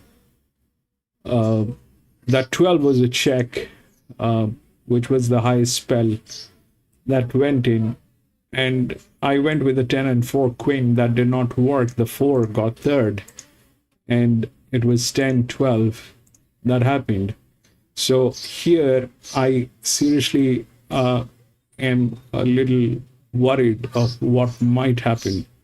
So it can be either 5 and 6 possibilities. It can be either 5 and 6, because this guy is a dangerous guy, and if he gets aggressive, this thing can go wrong in many different levels. So that's 5. It doesn't have this side of the rails, but it has the physics. I would have said this one, but this is a colt and with an unfriendly jock. So the next best is a gilding. So I like that gilding. It's got the torque, it's got everything. So this second one, and here we've seen this thing is working. The thing is working. So I still like this one, and then it can go any direction. Actually, it can go any direction. It can go here. It can come to 6 because of this guy. It's a maiden race. So a maiden race, you need jockeys. You need jockeys to do it. You need jockeys. You need really good jockeys to do the maiden races. Maiden races are all about jockeys. Because these horses, they do not, they don't even know they're racing. They think they're grazing. But the man who's actually make them run is the jock, and this guy is good, and we've got the stuff on this guy. That's the second highest pressure. This guy has the first highest pressure. This is the second highest pressure. Here also the second highest pressure actually went through because that was there. And then 12. So 5, I think, is a much safer bet. 5, I think, is a much safer bet. Queen, I don't know. It can go any direction. It can actually go. The two horses which are actually within the rails is 11 and 4. All right, 11 and 4. So if we go through the pressure line, it should. If we discount the colt, then it is this one, this one. Okay.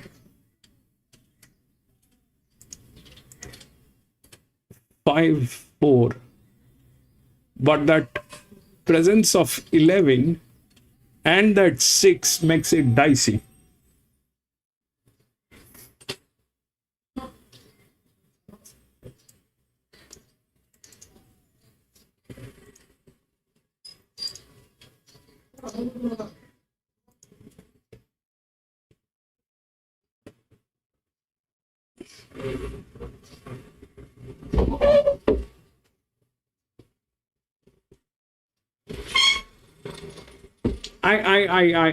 I'm going to go. If I actually have to go, I think we'll go a long shot 6 EW on this. Man.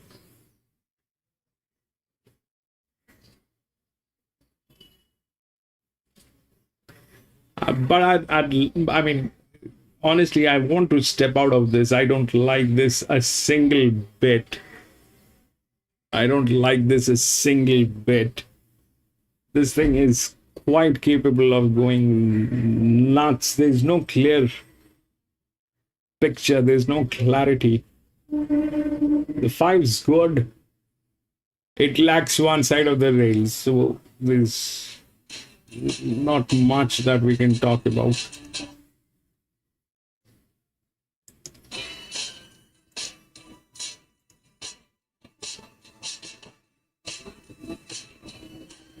Doomben the third, we're up next, and this is a 3-year-old maiden over the 1200. Scheherazade favourite 310. 10 good reasons 380 with William the Conqueror. William the Conqueror did very well backed in early betting. We'll be interested to see where this one SPs. Let's get to Bernie and Max. Welcome back to Doomben. Time to take a look at the horses in the yard for the third. And this is a 3-year-old maiden handicap. It's only 1,200 metres, and Scheherazade is your favourite at 310, but good money for William the Conqueror, 420 into 390, and also 10 good reasons solid there at 380 as well. Let's take a look at Boom Break. What price Boom Break? $11 now. Tony Gollanange Jones. He's only had the one start, ran 4th here behind a Bender. Like that performance that day, Bernie? I loved it because, yeah, he was really sort of pushed in the early part of that race, Max, and he was in that leading bunch, sort of 4 wide. Then he took a sit, slotted into a really good spot, but he was very quickly on his bike, passing the 600. So he's sort of there to be run down. He comes in a lot of the gates, originally 16, barrier 9 now with all the scratching. So he'll be an improver on that first up run. Chief in charge is the 4, Matt Hoyson, Jacob Manchester. We haven't seen him since October. He ran 3rd and 4th at Beagle Farm and Sunny Coast, respectively. He went 4th at the Sunny Coast. He sort of didn't show any speed at all, but he started to work home nicely and was the 250 favourite. So he was turned down after that.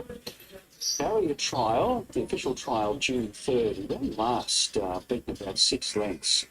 It was nothing flash, but it was only a barrier trial. So keep an eye on the market, and as we do the mounting yard, he's an $8 chance, just out half a point from 750.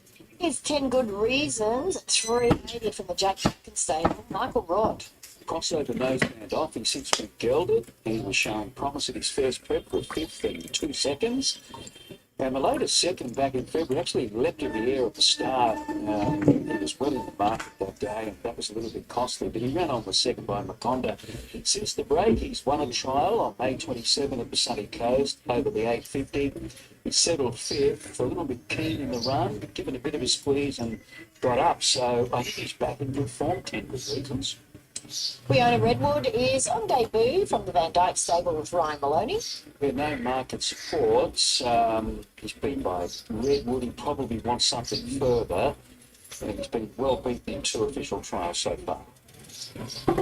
Let's have a look at William the Conqueror, the 7, with Jay Smith and Andrew Mallion. He only had the 1 start. That was on March 23, running second at the Sunny Coast, only beat the length.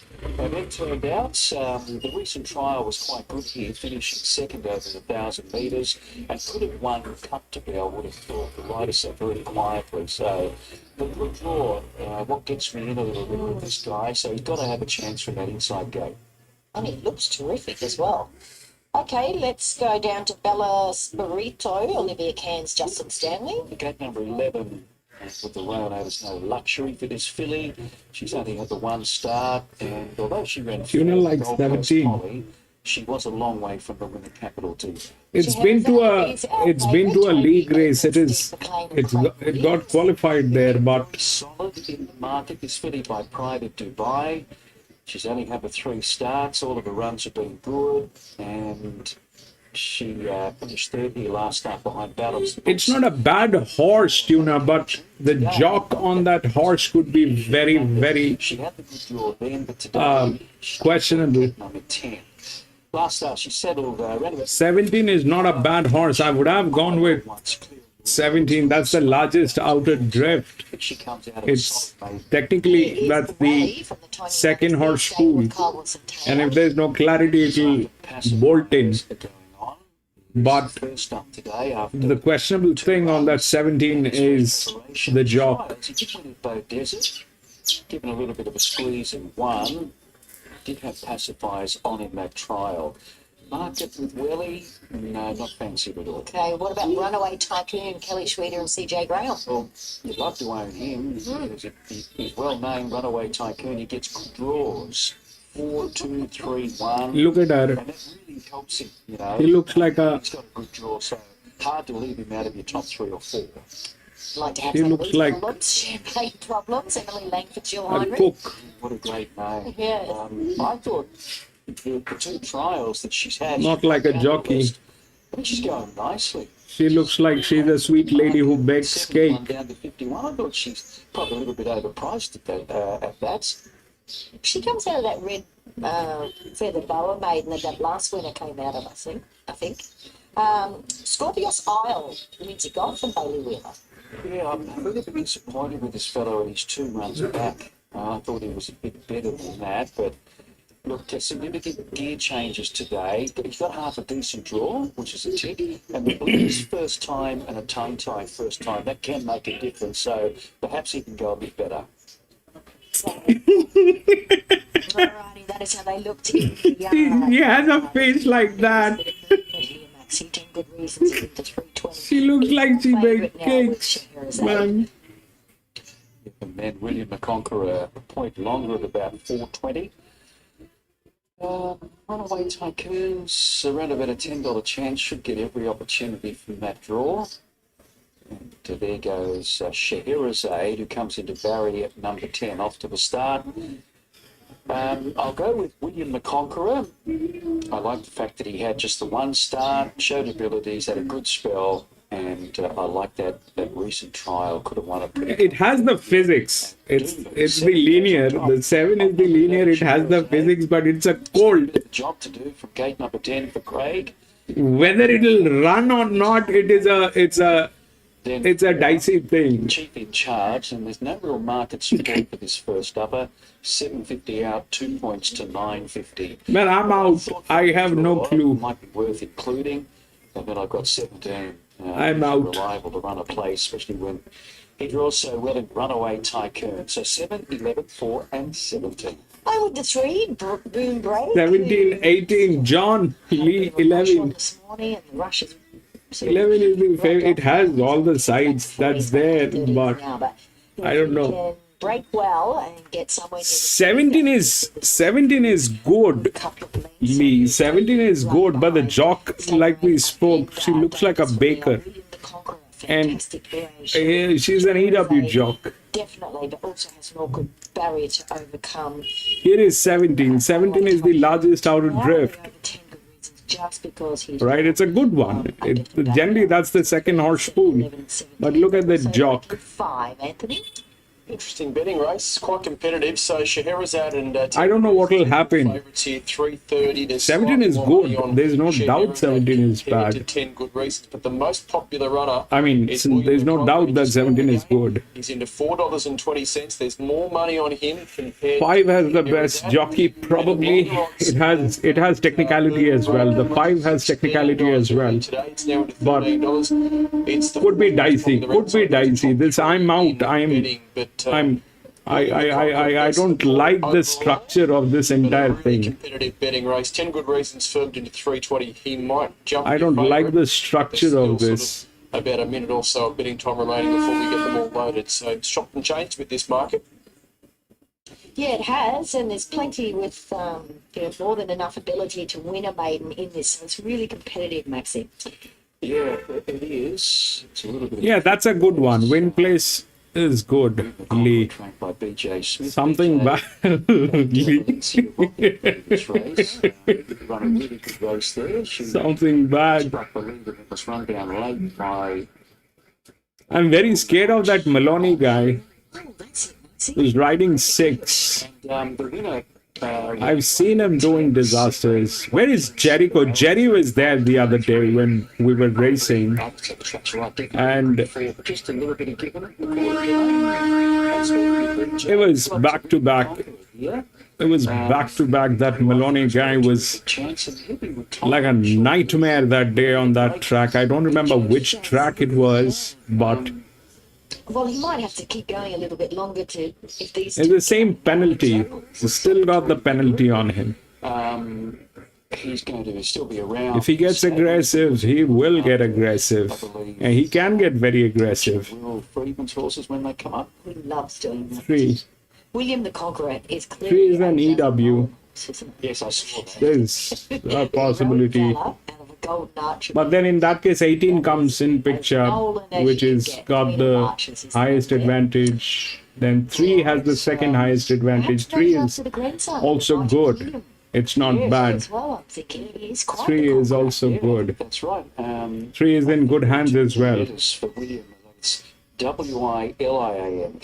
Yeah, like Will I Am from the Black Eyed Peas. that's it. This is a very open one. This is a very open race. She's had a good season, hasn't she? It is Yeah, and she's going to be our guest tomorrow night on the playbook, along with 7, 11 with 10 place. 7, background 11 as well, Maxie. All right, that will be good. We'll find out who's going with to be 10. having a crack at Step Up and Call It. I was super last week, but we've got a big player, big powerful voice. Tommy Barbley. Yeah, Barbs. Barbs should be strapping one here too, probably Scorpius Isle, number 20. Often referred to as a super strapper. Yes, and we'll learn more about him tomorrow night as well.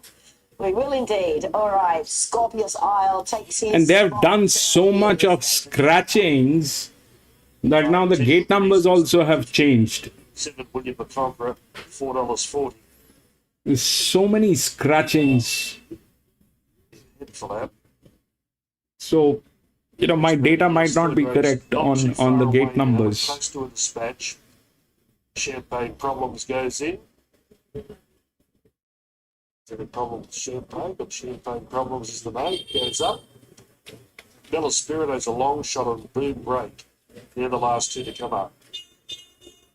Boom Break and Scheherazade, both in the Archer Park racing colours. Craig Williams riding, Scheherazade is the white cap. Last one up is Bella Spirito, and we're just about ready to jump in the thing. All in, Light turn on at the 1200 metre start. Please, five should get a place, Lee. That Racing. should not be a problem. Scorpios Isle hesitated. Dropped See down that to a 17 clear is last. running. Fast away was Ma Baker is running. William got speed and William McConqueror. That puts him straight into fourth spot. Ma Baker is doing that thing now. Fifth one away from the rail. But then she suddenly remembers that there's a cake in the oven. Second favourite with Scorpios Isle and Champagne Problems behind it. On the side, 700 left to run. Blue Break racing one off, but leads a length to Runaway Tycoon. Welly third, Bella Spirito fourth, but the long shot does it tough. William the Conqueror and Scheherazade, they race together in fifth and sixth. And that first split only moderate, 36-34. Chief in charge, midfield in the rail. Then we own a red with Scorpios Isle. 10 good reasons, got about 6 lengths to make up. So he's got the task ahead. And then come to the outside. And Champagne Problems whip them in. Boom Break, Runaway Tycoon, joined by Scheherazade on the outside. Raced up and swept to the lead. William the Conqueror's in traffic. 10 good reasons running on, but giving him a start. But Willow said, let's go, girl. Scheherazade cleared away, and it's home for the money. 11, 4, Chief in charge emerging from the run. 5. You got the 5, you got the 5, I think so. Just in front of Boom Break and Runaway Tycoon. William the Conqueror behind them. Then Scorpios Isle, we own a Redwood Welly. Champagne Problems and Bella Spirito with them in 111.31. All right, David. Scheherazade comes out of solid maidens, gets the money for Craig Williams, and it was a good win too because he had to take hold a couple of times, a couple of little checks, had to check her a couple of times coming down the side of the course, but she sprinted quickly. William the Conqueror may as well have stayed home. He just was stuck behind them there and wasn't able to be seriously tested in the straight. Chief in charge has got into second 11, place. 4, 5. 10 good reasons gets third. So you'll see the Craig Dissuader in the right hand. Gets this filly to sprint pretty quickly. Scheherazade. And comes home strongly on the outside. Her daughter of Pride of Dubai, having only her 4th start today. 3 gets 4th, is it? Boom Break. 11, 4, 5 and 3 after the 3rd. 11, 4, 5 and 3. So what happened is that 11 got there. 4 was the other one within the rails. At times I just feel that I should believe the rails. I should not look elsewhere. I should just go with the rails, but that has also backfired. 11, then 4, then 5. The 7 had no chance because this guy is a colt and that will not work. 5 and then 3.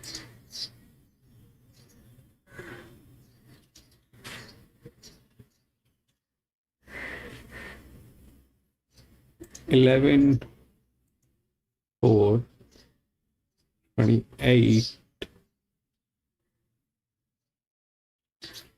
See that Ma Baker? This is actually what we were trying to figure out, why this thing does not deliver when it is here. Because when it is here, they give it a jock like that.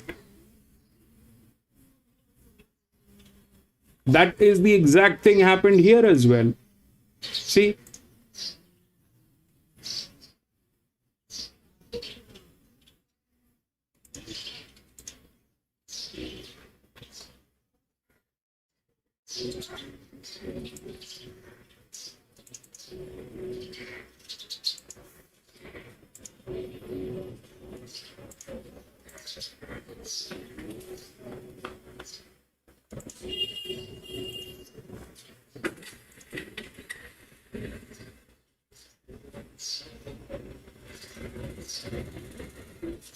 Seven has been scratched. 13, 8, 4 and 2.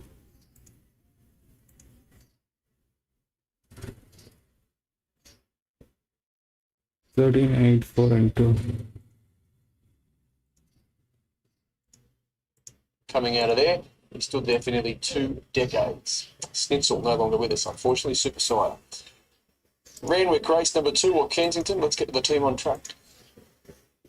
Welcome back to Roundwood on the Kenzo here. Race 2 is the Asahi Super Dry Plate over 1,400 metres for the 3-year-olds. We begin with Gay Waterhouse and Adrian Bott's runner, Tim Clark aboard the one, Aloysius. Yes, well, they've already had a debutant winner 2 days, so maybe Aloysius can make it 2 on the bounce. So you think gelding 2 trials, debuts over the 1,400 metres, intent to be ready to that setup, 40 out to finish over the 1,200 metres in a Randwick heat, alongside a subsequent winner in court. So doesn't look to be speed in numbers here, so you'd think he could bounce out, put himself right there on top of it, and get his chance to give a sight. You would think he'd be able to do that, given that I thought he showed brilliant tactical speed out of both of his trials there. He comes here in really nice order, actually. He's not an overly big gelding, but he's just well proportioned, great attitude. You would not think this was his first day here at the races, so I'm going to give him a big tick. The 2 is Proviseur for Kieran Marr and Brave Knock. Change of tactics, intention to be ridden further forward if he begins well. So Grinker's first time today, he was said to have not handled the heavy track at Canterbury second up when well beaten. He did jump a well back $4.40 chance. So forgive him that. You take that SP into account. I think he's over the odds here. I liked his first up run. That was his first run as a gelding behind Hopper and Gunroom. Dryer, 1,400 metres. There's a few positives for him. Well, the big positive is the fact that he's got the fitness on his side now. This is his 3rd run, so he's at his peak of his powers. Blinkers, I think, will really sharpen him up, although they haven't done a great deal here in the yard. But he's moving beautifully. From a distance, he looks immaculate. Up close, he probably doesn't look as good, but the fitness is going to take him a long way here. Dylan Gibbons is aboard the 3, the Comanche for Michael, John and Wayne Hawkes. He's big odds here at career start number 4, has been beaten a long way in his 3 runs to date, including at Canterbury first up, went 7 lengths behind Gunroom, so hoping to see more today. I think he can bounce back, given the fact we're on a soft track today. Carries himself beautifully. I saw him at Canterbury. I didn't take a great look. I didn't have a great look at him because I wasn't in the yard on that occasion, but I think he has stripped fitter for that run. So back on the soft track is really going to enhance his chances. John Sargent with the 4, V12 Nashville Willa aboard. He looks set to appreciate getting away from a heavy track for the first time this campaign. He worked early here first up before heading to the outside fence and found a couple too good on that occasion. Boxed away fairly at Kent Grange last start when he was in bedding, but I do want to be a little bit forgiving given he was forced back towards the inside, which was the inferior ground. So I like the booking of Nash and I like barrier 1. He's well within himself, but that's one positive. I just don't think he's really appreciated those heavy tracks. So given we're back on a soft track, I think that'll definitely help him. As I said, it's bright, it's doing everything right, so expect to see improvement from him today. Gay Waterhouse and Adrian Bott and Regan Bayless already on the board with the first win, have the 5 Arduous. Yeah, well, she was the first one to come under pressure at Canterbury first up. She held her position through the line thereafter. If anything, was coming again just that last 50 metres. So the way she raced there, hitting that flat spot, suggests that she's looking for further. Start number 3 today, 1,400 metres. I think that's a nice scenario for her to potentially improve sharply. So needs to improve in terms of what she has done in her 2 starts today, but I think she gets the right setup to do that. Yeah, definitely. I remember walking away from Canterbury thinking she just wants a little bit of ground, so that extra 150 that she gets here today will certainly help her. She's come on nicely. She looks well. I thought she looked okay actually on debut, so she hasn't gone backwards. Chris Waller with Franklin Sublime, Karen McAvoy rides. She's another one coming through that Gunroom form reference. Boxed away okay. There is a $41 chance. Did race Greenlee on debut, went second at Gosford. Slow to recover second up. And last night, I don't think she looked completely at home on the heavy ground. So you can find little excuses all the way through. Yeah, a bit tall. Feely doesn't carry a great deal of condition. She looks okay, but she's fit. The 7 is Invisible Magic for Kieran Marr and Anna Roper. She overachieved there on debut at Warwick Farm, went 3rd to Gunroom. That same form reference as Proviseur, that was as a $71 chance. Has run at Newcastle since, went 2nd to Blue Willow. The winner just simply handled the conditions best. It was a very testing, heavy 10 surface on that occasion. So the winner subsequently ran well on Monday. Canterbury's favourite, that's Blue Willow. And although she draws a touch awkwardly, she is on a sharp upward spiral. She's had that one over the 1400s where I saw her first up. She's trained on nicely. She's got 2 strapples on her, just trying to keep her nice and calm. I think from memory, actually, she was a little bit up on the toe at first up, but she seems quite good. Former Kiwi here in the 8, Also Spirited for Gay Waterhouse and Adrian Bott. Rachel King is aboard and they've taken everything off here. The crossover noseband off, lugging bit off and Lincoln. Yeah, she's a very interesting runner, so lightly raced. Her trials have been good. Plenty of speed she showed in that most recent hit out where she pinged the lid, she dictated and quickened to win it quite nicely. So 4 trials over 2 preparations. That sees her 34 weeks between runs. We know the stable will have poured the work into her, and she's holding firm in betting, which is encouraging. She's not very big. I kind of didn't know what to expect, to be honest, but she's certainly not big at all. She looks okay. This is her second Australian preparation. She didn't quite make it to the races in her first Aussie prep, but she comes here looking okay, a few little gear changes. Happy to see her after a while. Finally, our favourite, the 9, Sister Day. Jason Collett replaces James McDonald and Chris Waller trades. Barriers have proved costly in her 3 starts at this point. I'm hoping that's not the case again today, because the obvious negative is that she does like, or is likely to settle last here. So has got a long way back and hit the line hard. I do like the fact that she kicks off over the 1400 metres. Intent to be read into that. You go through her 3 maidens that she's come through in her 3 runs to date. They have provided a stack of subsequent winners. So has trialled well. 1400 metres first up is a tick, but as we saw in the first race, we did see a few back markers make ground. So won't be an easy watch, but she has got some talent, this filly. That's the only thing that lets her down. It's her racing pattern, and I guess that's due to the bad barriers that she has drawn previously. But I love the turn of foot that she showed last time she came to the Kensington. Her trials have been really nice. She's been kept on the bridle. Fitness isn't a query. I think she's ready to go hit first up. I think she looks really good. All right, back to Chantal Buckley for her pick of the yard for race 2 shortly. In the meantime, I'm joined by John Sargent. You've got a couple here. We'll start with V12, this gelding by Grunt, who is coming out of a run at Kembla Grange. Looked to be, I think it was a nice enough effort the way that he closed off there. Yeah, he got on the inside and the worst going, and didn't really suit him. This track got over perfect, and from the one drive left to Nash, top to be positive if he can, and just sit behind the speed and hopefully get the brakes in the straight. And then Casual Connection in the next race, coming off a win. Yeah, wouldn't want the track any drier. He really likes it wet, but it's his home track. He's in form. Good draw, Molly. Berg knows him well, and he should run up in the speed. I have to ask you as well about So Dazzling in Queensland on the weekend in the Brisbane Cup. Yeah, she's a big odds, but she travels up tonight. One thing I know, she'll get the trip. 2 miles is what she's after. So, no, she's a sneaky at a good price. Best of luck with them all. Thank you. All right, Chantal Buckley, your pick of the yard here. They all looked in lovely order for race 2. They did. I wasn't negative on too many of them, to be honest. I'm going to go with Aloysius, the debutante from the Gay and Adrian stable. They got the job done in the first race, hoping they can go race to race, back to back here. So you think gelding, he's swim up for all the right reasons. He had a beautiful, healthy coat on him. He was so relaxed. He showed really nice speed in both of his trials. He looks pretty bomb-proof. We'll see what he does here on that debut. So, this is the 4th one. If we look through the odds, it's 13, 8, 4, and 2. 13 is the favorite, 8, 4, and 2. But when we look through the rails, we get the 5 on top.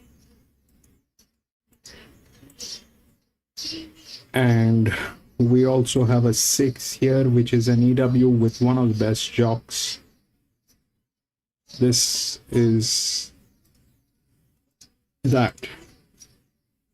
Now, 2 happens to be the best jock on a linear. This is what we have within the rails.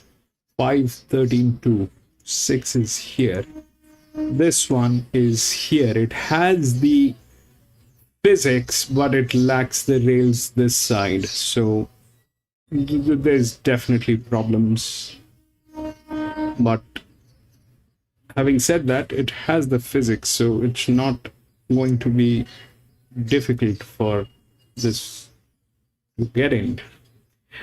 Now about the drift is again with EW jocks. Here is this drift and here is this drift, so they kind of are not delivering. Since the time we have had this, we have figured out this is a bad idea for the drifts. The drifts needs to have one of these guys, which is not happening. So we'll not talk about the drifts, but so possibilities, what are there? Say the 5 is a check. It is there. It is there within the rails. It's got the physics. It's a neutral horse. Neutrals generally do not win, but they do get into places. And that that happens. So here this one did not win, but it did get into a place, the 4. It was well within the rails. It had the physics. Here it is the same thing. It has the physics. It is well within the rails. It's a neutral. Whether it'll win or not, probably not in a position to win, but definitely it is something which is there. So that 13 is the favorite. It's the second linear with one of the best jocks here, and that should not be a problem. That should not be a problem. On the 5, it should not be a problem. The management is new, probably. That's why it is showing like that. That is how it looks. So possibilities that might happen. If this is the best jock, it is also a colt. All right, it is also a colt. Just 1 minute, please. There's somebody at my door.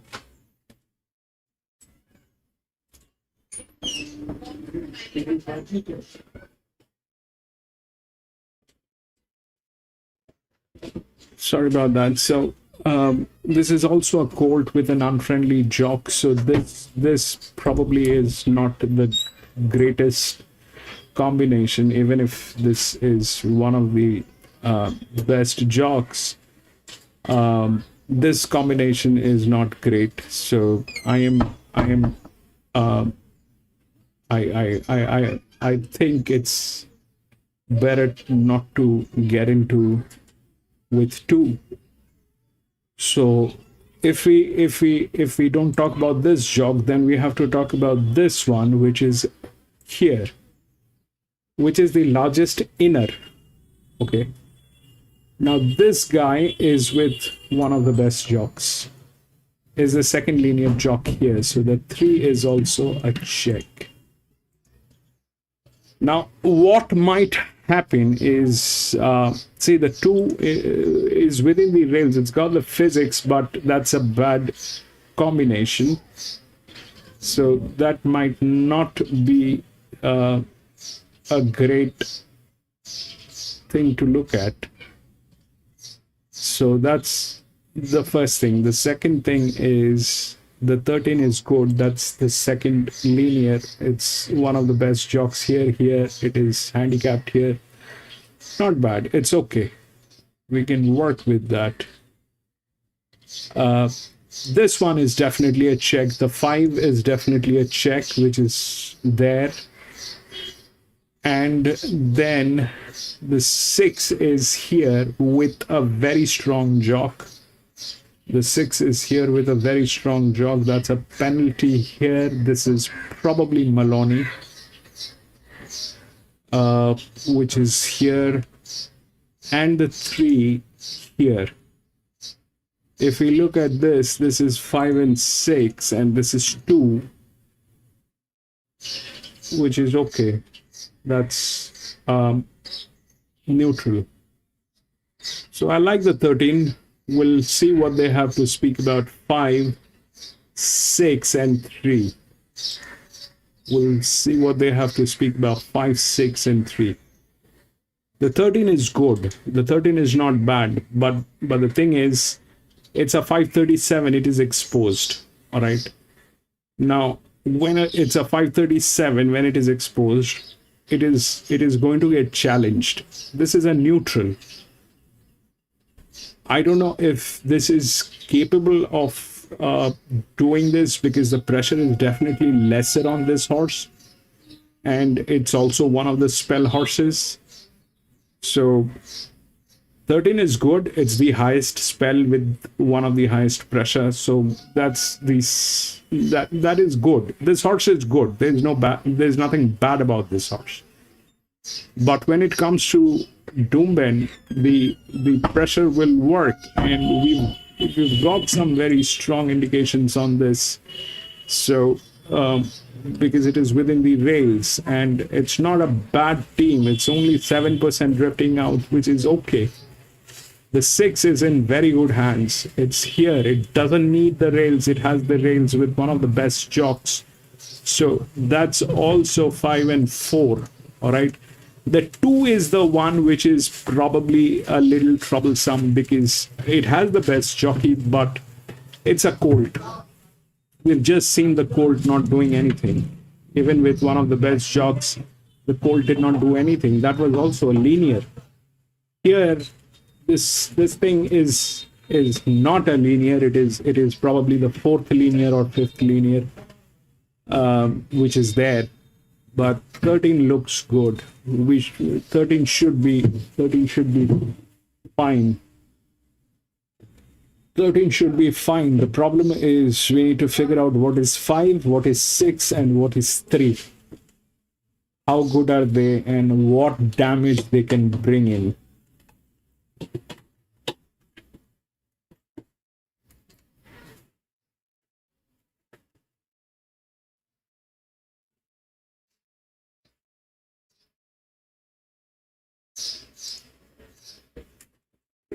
Out of the betting, but she's managed to get the job done there. She was 255 when we did the preview, 126.10 the time, 35.94 for the last 600 as Jace just hops on the scales and he waits to have a chat to Shani. I want to just make you full official. This one's start number 4 for her today. Win number 1, Jason, who picked up the ride, but you actually trialled her, I think, last preparation or previously, haven't you? I had, yeah, a couple of times actually. I must admit I didn't really do much of it. I went through the replays this morning, but it was good today. She's still very raw. Look, she just felt like the winner. Mara ran a shot sort of clear, and then it wasn't until I really asked a bit more later she had it there, and yeah, sort of still seemed pricked. Yeah, so yeah, she'll pick up a lot of it. A lot of upside to her. There is, yeah. Look, she doesn't overly big. She'll, as the starting point would say, she's probably going to get further. And I definitely agree, but I'd say she'll come on a lot from that with the experience. Well done. Thanks. All right, so Sister Day there, first up for the preparation. We see her, no doubt, a progressive filly, and we'll see more from her. So 9, 7, Invisible Magic, and then V12, who was a little bit naughty behind the barriers, but managed to stick on there for third. 9, 7, 4, and 1. Okay, Sister Day, despite the betting drift, comes down the outside, sails down the middle, records her first win from start number 4, the filly by Zoo Star. Next the Universe is a good mare. And this filly's going to weigh $300,000 yielding purchase she was. Hermitage, first win there, start 4. 7 second, 4 and 1. We'll leave it there. Let's get to Doomben for their 4th. We're working through them. Here's a look at the market where this is a Cutest Gold, 4X Gold Cutest 3-year-old 68, November Sun. This is $1.90 now. It was $2.50 when we started our preview, so very well supported. November Sun. Let's get the team on track. Welcome back to Doomben for the 4th on the card, and a heavily backed favourite here in November Sun from the Matt Dunn stable with Craig Williams aboard. This is a 3-year-old benchmark 68 handicap, and it's over 1350 metres. So we'll kick off with Italian Riviera. Well, that sounds good, Max. It's Drew Kendrick and Jag Guthrie-Chester. No, I don't think you'll be there soon. Not long. Holiday. It's quite a nice horse. He's won 3 of 7, this fellow. Not really fancied at all today, though. First up run, it was on the Polly of the Sunny Coast behind Maine, who lines up here as well. And all the total sit and spread didn't really suit him at all. No, he was sort of eased back. He did go that. He eased back to his second last, gave him a 6, beating about 2. And it was a decent race. I think Pacomo and Warren both come out of that. So, yeah, surprised that they haven't sort of laid a bet for him. Not at all. Okay, let's look at Maine now. He won that race you speak of. Annabelle and Rob Archibald, Cody Collis. Advantaged by sitting up on the pace. He let the leader go, sat back off it by about a length and had a bit of a battle with Warren in the home straight, but he managed to get the upper hand over the concluding stages. Probably got a riding forward again here. I just noticed him finding the line strongly in 2 trials in Sydney before coming up here, and he really worked to the line nicely. So tactics will probably be interesting here, but a couple of for Cody Collis back in winning form, so he can certainly win again, Maine. Mr. O'Reilly returns from a spell here with blinkers today. Bevan Lanning and Cole Wilson-Taylor. Yes, had 2 trials. The latest at the Sunshine Coast ran second, but was really asked, really pushed. And that was on a rain-affected track, so I would have liked to have seen him pick up and find the line a little bit better. He's getting blinkers first time, and he did have them in that particular heat. He had 2 trials. He missed the kick at his first trial, but he jumped a lot better with blinkers on in that latest trial. But just wanted to see him, find the line a little bit more under his own swing. And he's not one under a mile, right? No. Yeah. He might need something a bit further. Okay, Dark Gleam is from the Matt Hoisted stable with Nikita Berryman. He won the benchmark 58 first up at the Sunny Coast, started favourite, beat Hooks. It was a head bobbing finish. He had a nice sit just behind it, but he really put them away. He was there and managed to just get the bob in, but it's obviously back in pretty good form. Here's Miragical, Tony Goll and Emily Lang. I thought it was a much, much better run by her. Her first 3 runs back from spell were just moderate, but she was much better last start at Eagle Farm, running second to Parata's Gem. She did have all the favours that day. That was Guinea's day. She settled third the fence and had a soft run. But she repeated that. We'll see her in the finish again here. He's Prominent Loud, David Van Dyke, Ryan Maloney. 1 run back, ran 5th at Doomben behind Atutaki. Was at case, 3 wide with cover, got to the absolute outside of the top of the straight and kept on finding the line nicely. Not in the same manner as this favourite, in the same race November Sun, but certainly was a good enough run, and the map looks pretty good. Kaishan is the 8, 1 for 1. Chris and Corey Munce, Justin Huxtable. There is a 3-year-old by Rick Tycoon. I thought it was quite impressive in his first start. He started $70, but it was a solid win by almost 2 lengths, so I think he can measure up to slightly harder grade here. What about Data Scramble, Jack Bruce and Taylor Marshall? Very fit. Last start, 4th Sunny Coast behind Flywheel. Was near last early, cut the corner, and I thought went on quite well. The effort was pretty good from back in the field. Divine Diamonds, Chris and Corey Munce, Talia Fenman. It did win here back in October, beating Philia when leading, but since then she hasn't been able to sort of reproduce that. First up, she ran 6th at Ipswich behind I'm Heroic. She led. She was gone a long way out, so just want to watch her again today. Lavaday is the 11, Danny Begore and Ange Jones. Sort of forget running Toowoomba first up was badly held up until about the 150 metres. Why Emperor gets tongue-tied today for Barry Lockwood and Robbie Dolan. It was in the maiden earlier, but from memory drew poorly, so 68, so he's great, but looked good at his first start for Barry Lockwood, running second here behind a bender. Settled 6th the fence, but once he got around heels and into the clear, did find the line strongly. And here's your hot favourite, November Sun, Maddie Dunn and Craig Will. He won her maiden for Matt Dunn at Mawilumbar, and it was a blitz. She won by almost 4.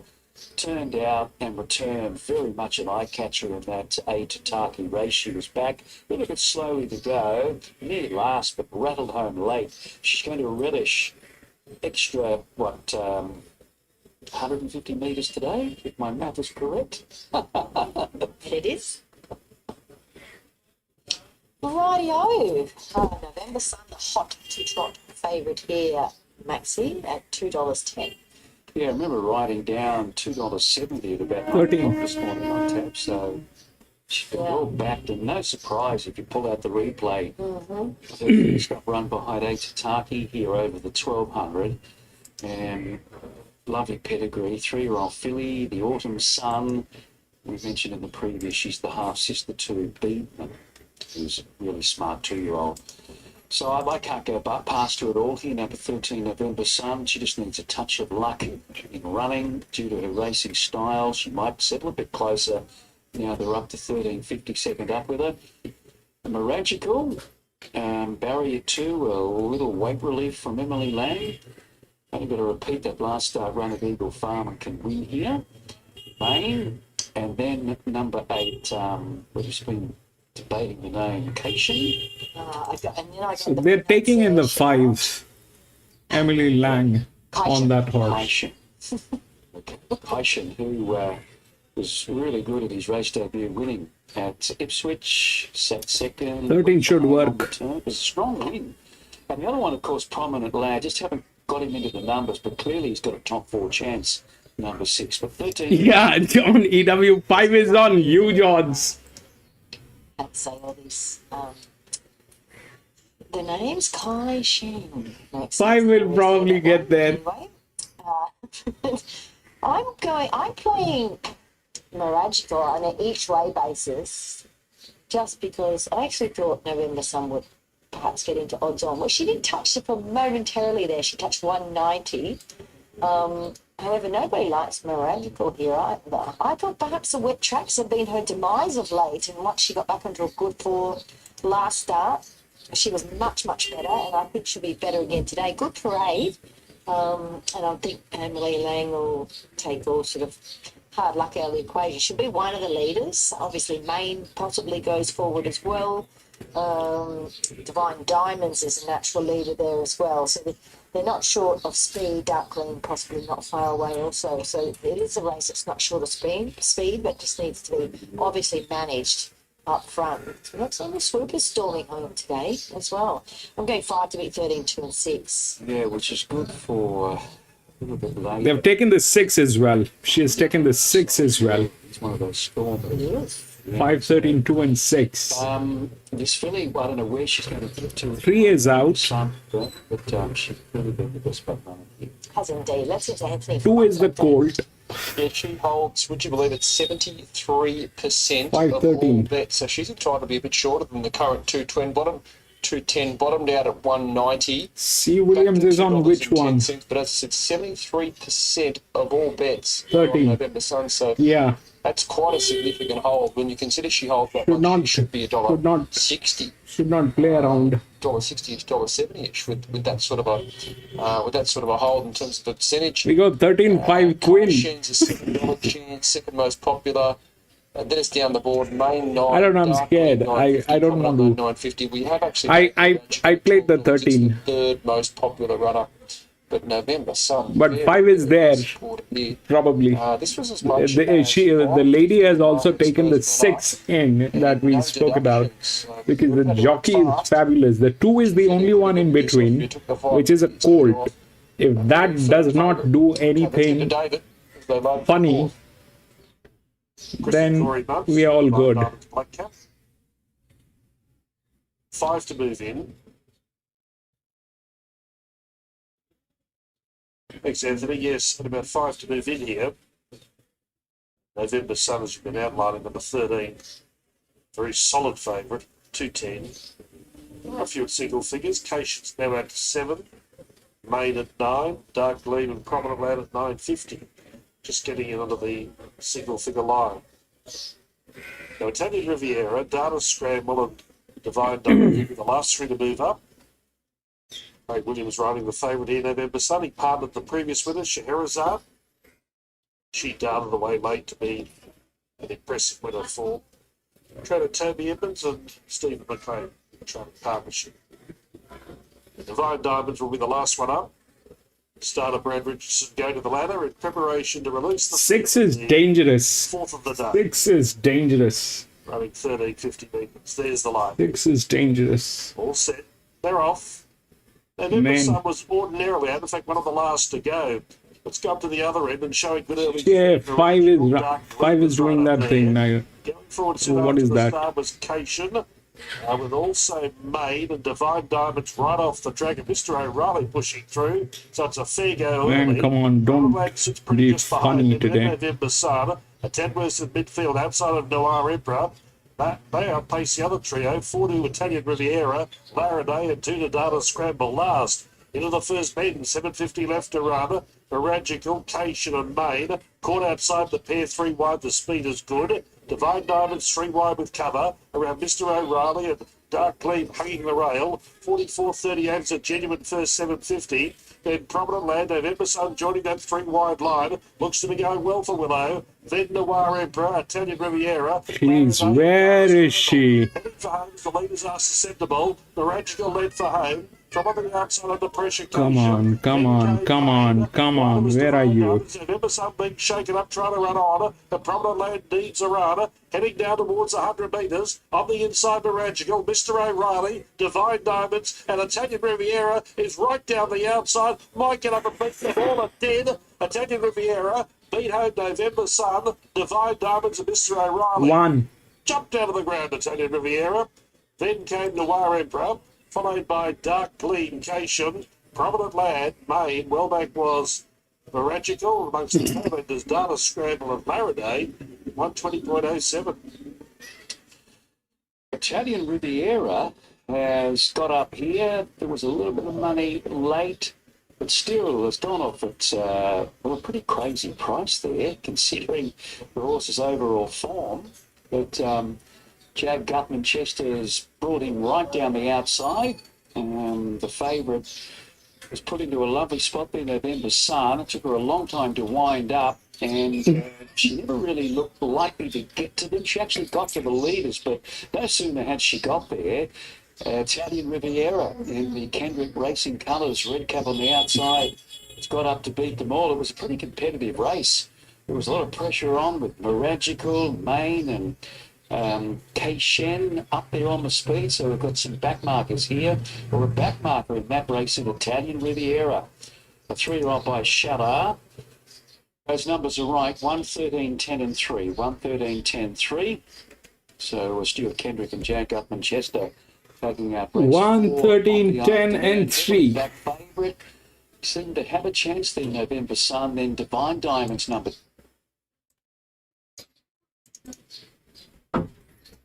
So 1. This thing had a lot of advantage. Definitely. That drift.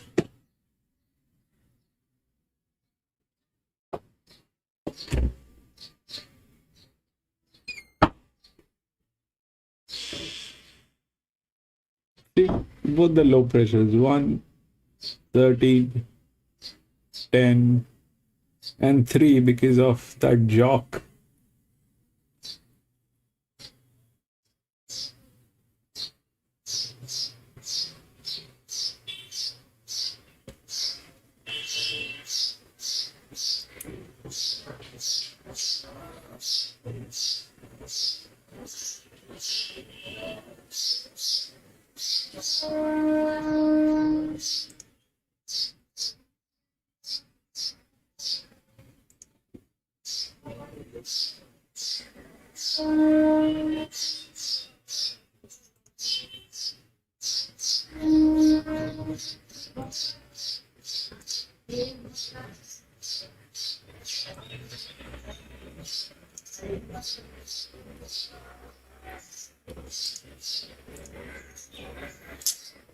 This one doesn't need the rails. This one doesn't need the rails.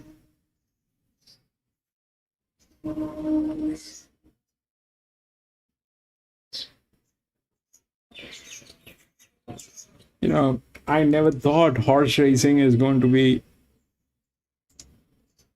as good as playing chess.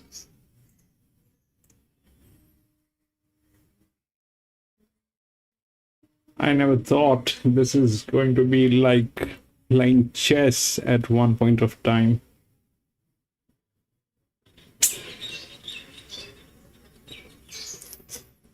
Buck.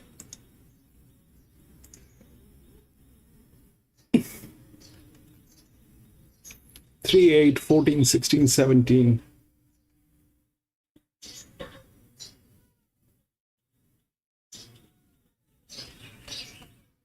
That's 5 odds. 4, 10, 2, 11.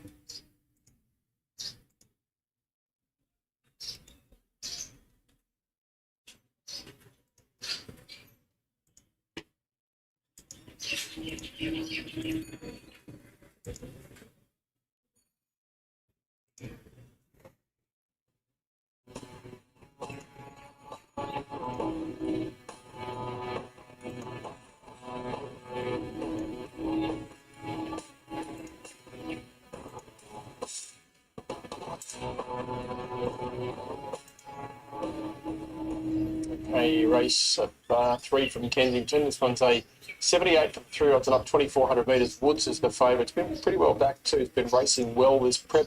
It's had one run since being brought up from the Victorian stable. Ran second here behind Casual Connection a couple of weeks ago. It was beaten 2.9 lengths, but significantly shorter than Casual Connection today. $3 about Woods, and Casual Connection at $4.40. SP wise, Woods did SP shorter than Casual Connection that day.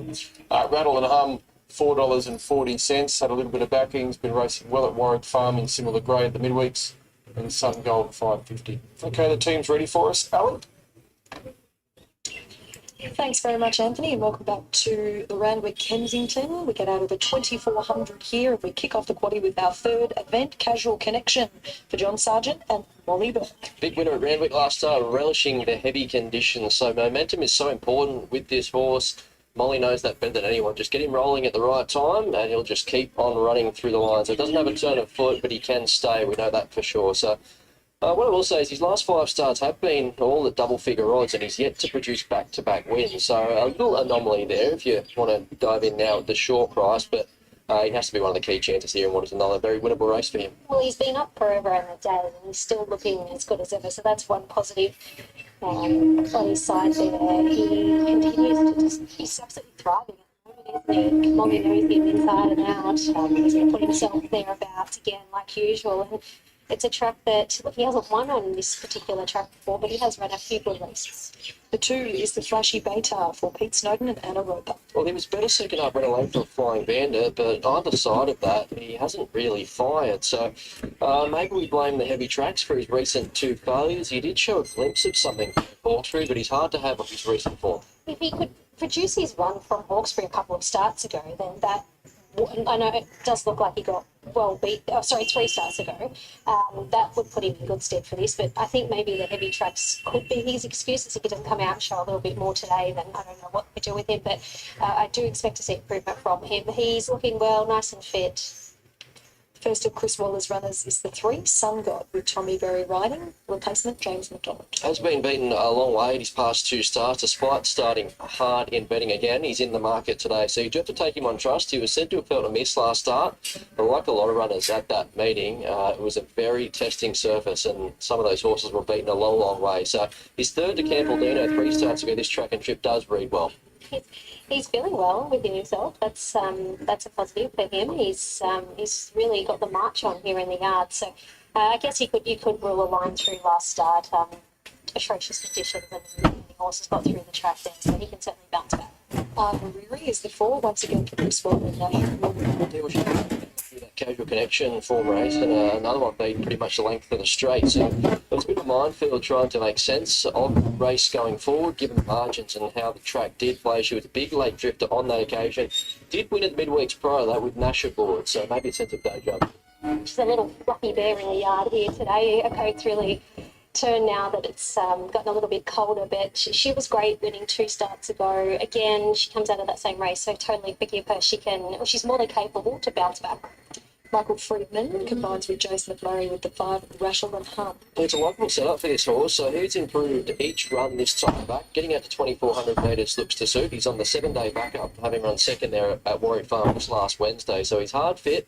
He'll make his own luck. I like him getting out to the 2,400 metres. He looks the likely leader and gets in well after the climb, so he's sure to run well. I said last week that he looked really good, and he's a horse that always presents beautifully each and every time you see him. It was good to see him show a glimpse of his old form, and he could very well be back on his way to winning another race. So I just go back to the time where I saw him win a race here on the Kenzo. He bowled along and they weren't able to run him down. So let's see what the tactics they adapt here this afternoon. But he's bright. He seems to have come through the run really well, and that's what you look for these horses on the quick back up.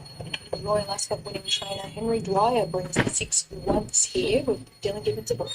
Yeah, so he gets his chance to turn the tables, I think, on Casual Connection today. So Casual Connection has a 2-0 verdict from their recent starts. He's run second to him on both occasions, jammed in between those 2 runner-up finishes was a dominant win at Warrnambool. So I like the way he's closed off in both of those seconds. He just found himself in really awkward positions, unable to build into the race. So I don't think he'll have an excuse today. I like the fact that it's a smaller field. Just by default, he settles closer. And if he's within a few lengths of Casual Connection, gets his chance to turn the tables. Most certainly, doesn't he? First time I've laid eyes on him, he comes here a nice fit horse in really good order. I've had a lot of runs now, and it will be good to see him settle a little bit closer than he did last start. And if he is, he'll be running on late.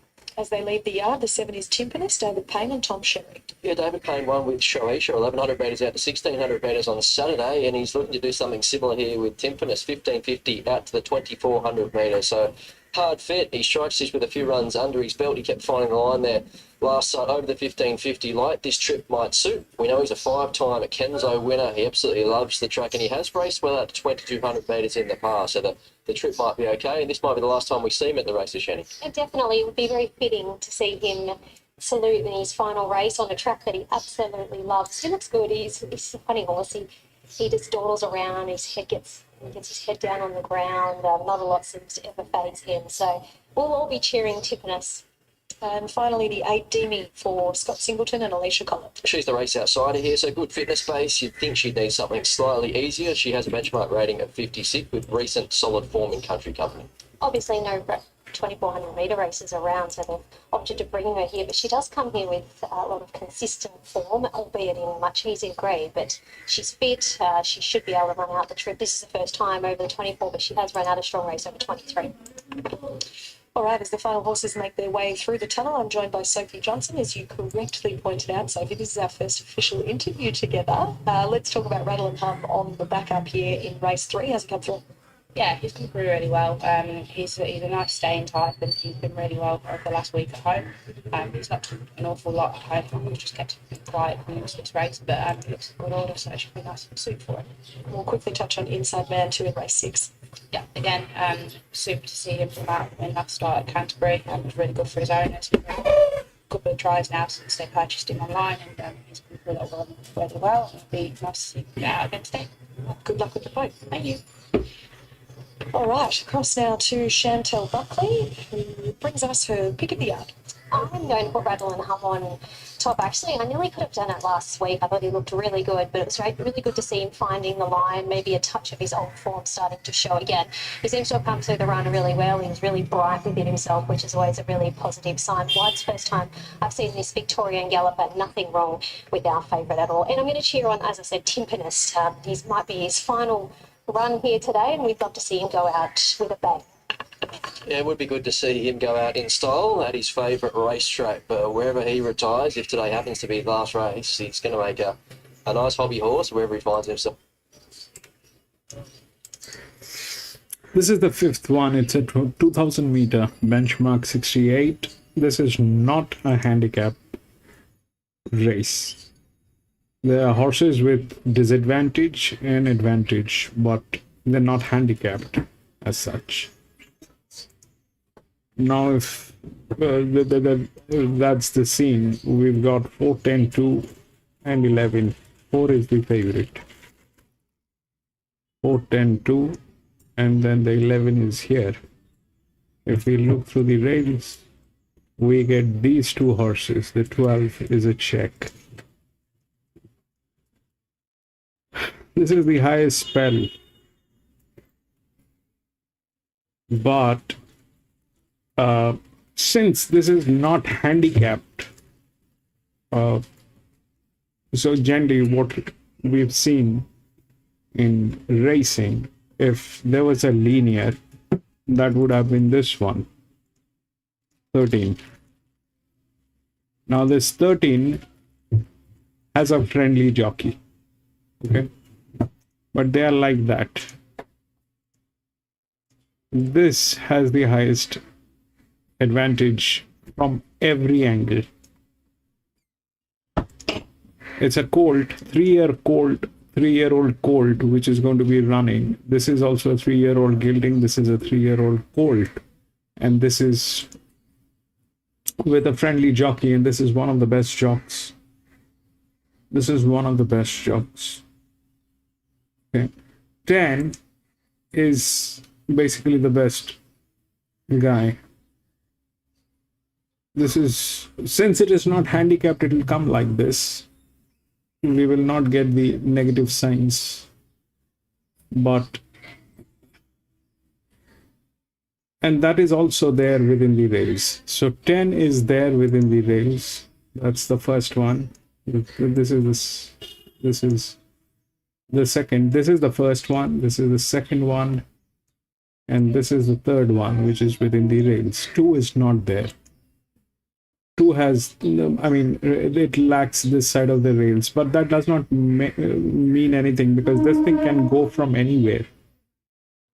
This thing is designed in such a way that this thing can go from here, here, here, probably from the next sheet.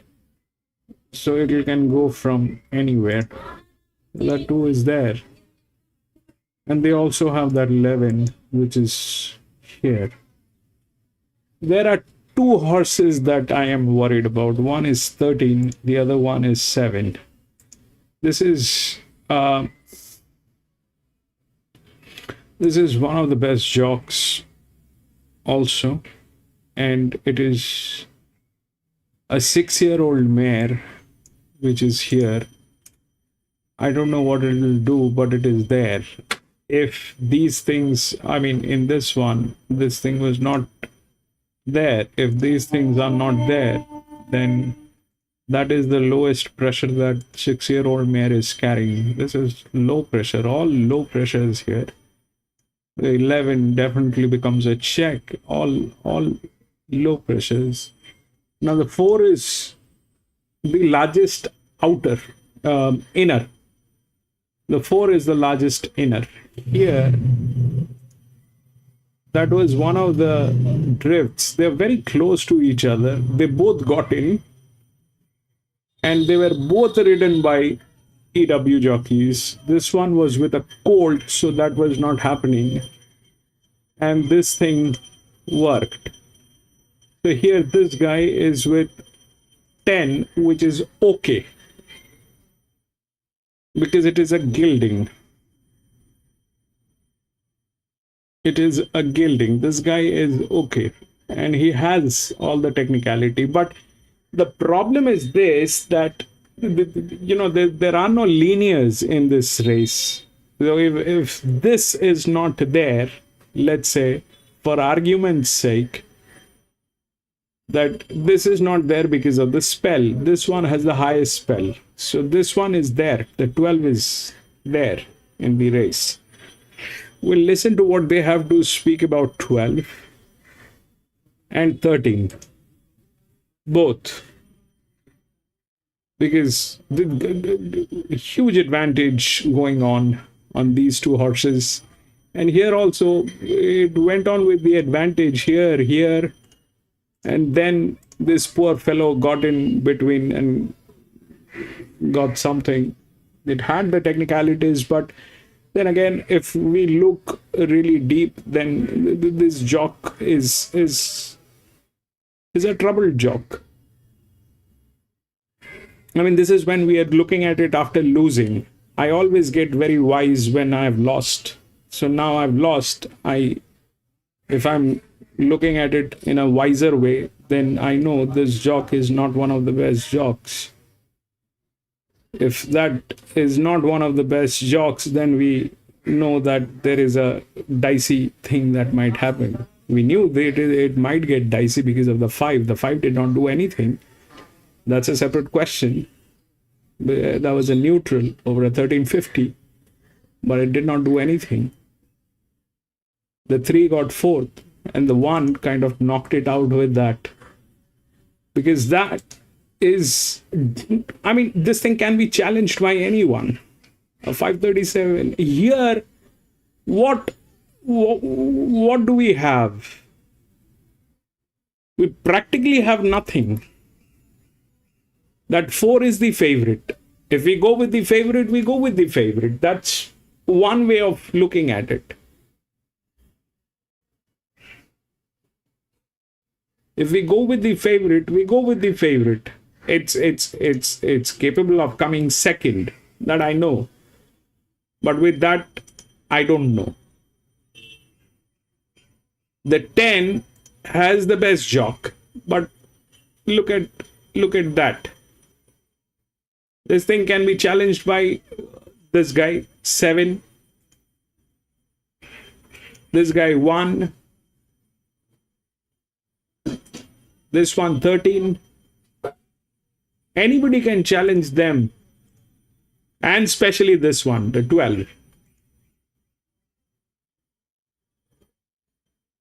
So 12 and 13 are quite capable of putting everything upside down. I wouldn't have spoken about this colt, but here the colt has a friendly jock.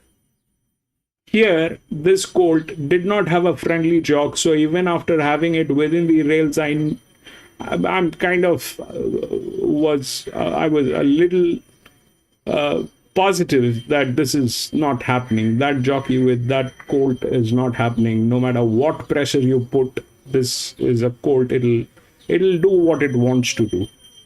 Here, it is not that. This is a jock who has idea about this horse, but they're bleeding like nobody's business. I don't know what will they do, but they do have a horse which will run, especially with that advantage.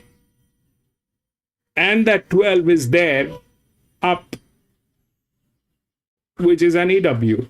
Here, that was something that did not work. That was a neutral. But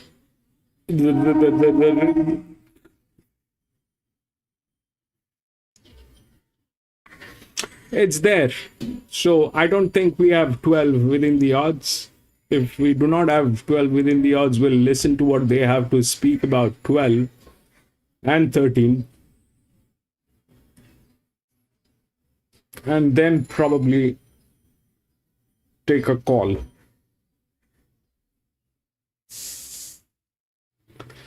This is good. This guy is good. But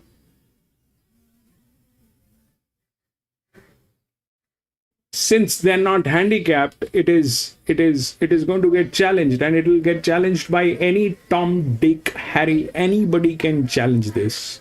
Anybody can challenge this. That neutral can challenge. Even this one.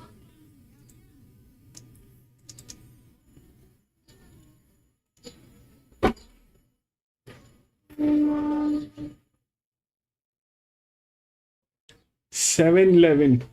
7, yeah, that 7, man. I don't know what that 7 is doing, that 6-year-old mare. Why is it there?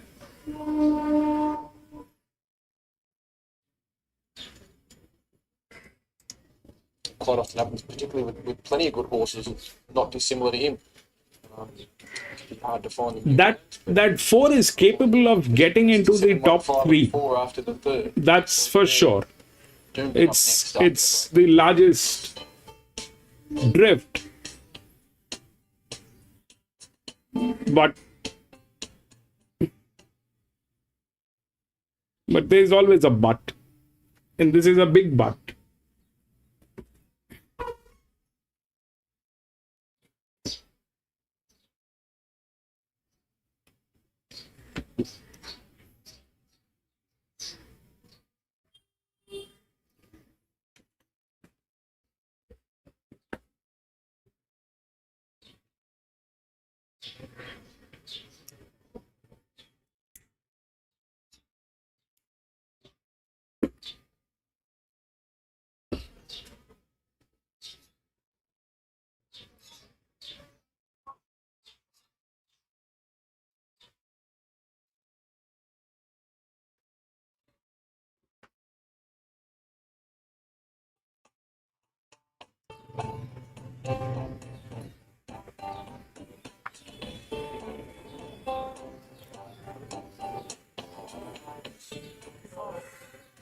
Okay, race 5 from Doomben, a 68 over the 2060. Jealous, the favourite here from Fire and Light in first innings. Let's get to the team on track, Bernie and Maxi.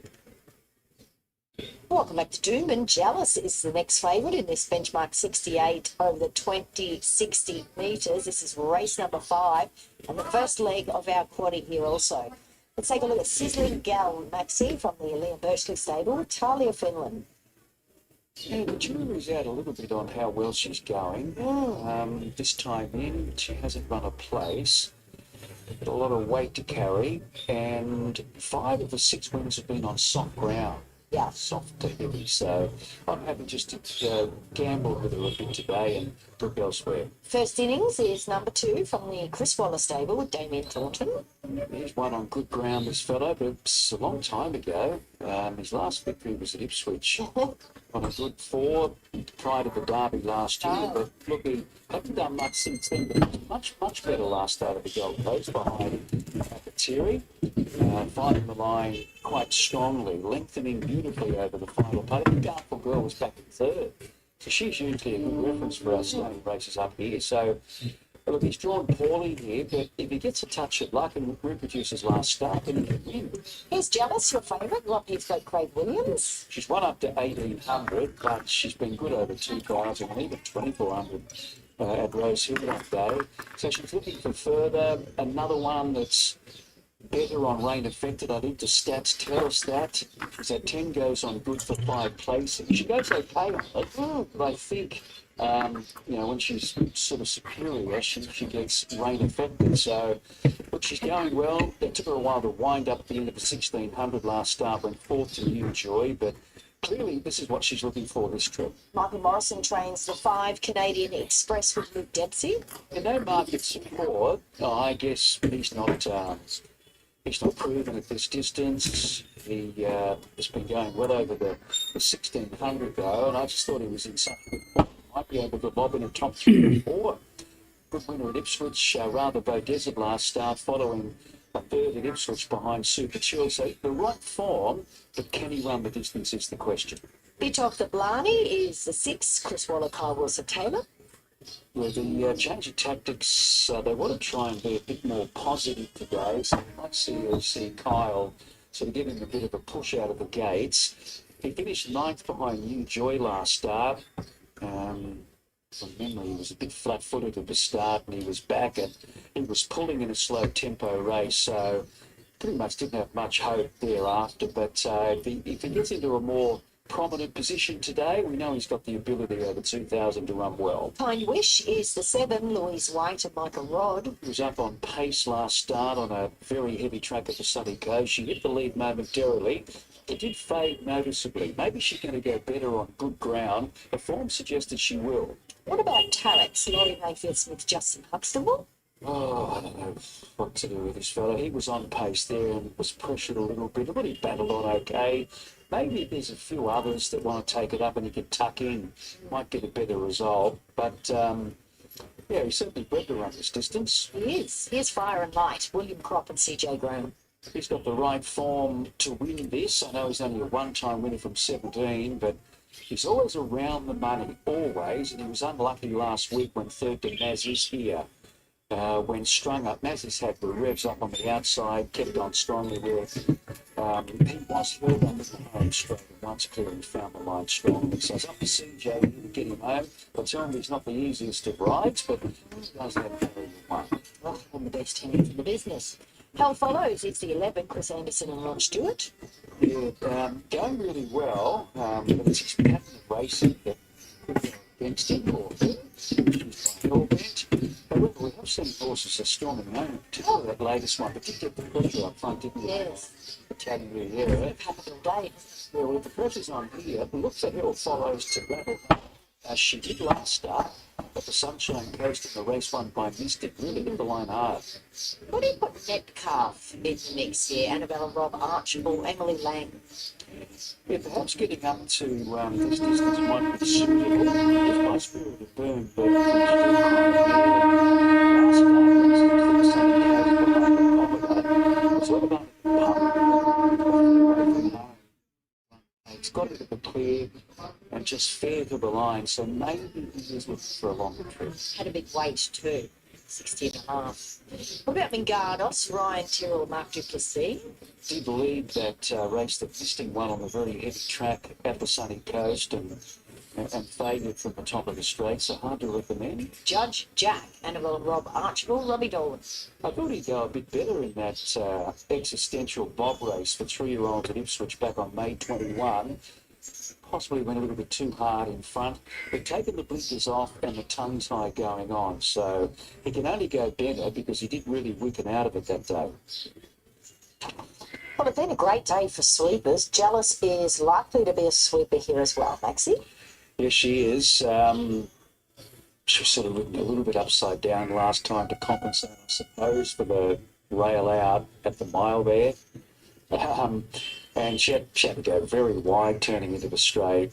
And at the end of that, she was sort of not plodding to the line, but she just a little bit dour and indicating further. And she's up to 2,060 today. She'll probably win this. Nothing surer than the sun. Because we're not tipping her today. I've been on her, but punted on her last 3 starts, and she's gone well, but just hasn't been able to get the breaks.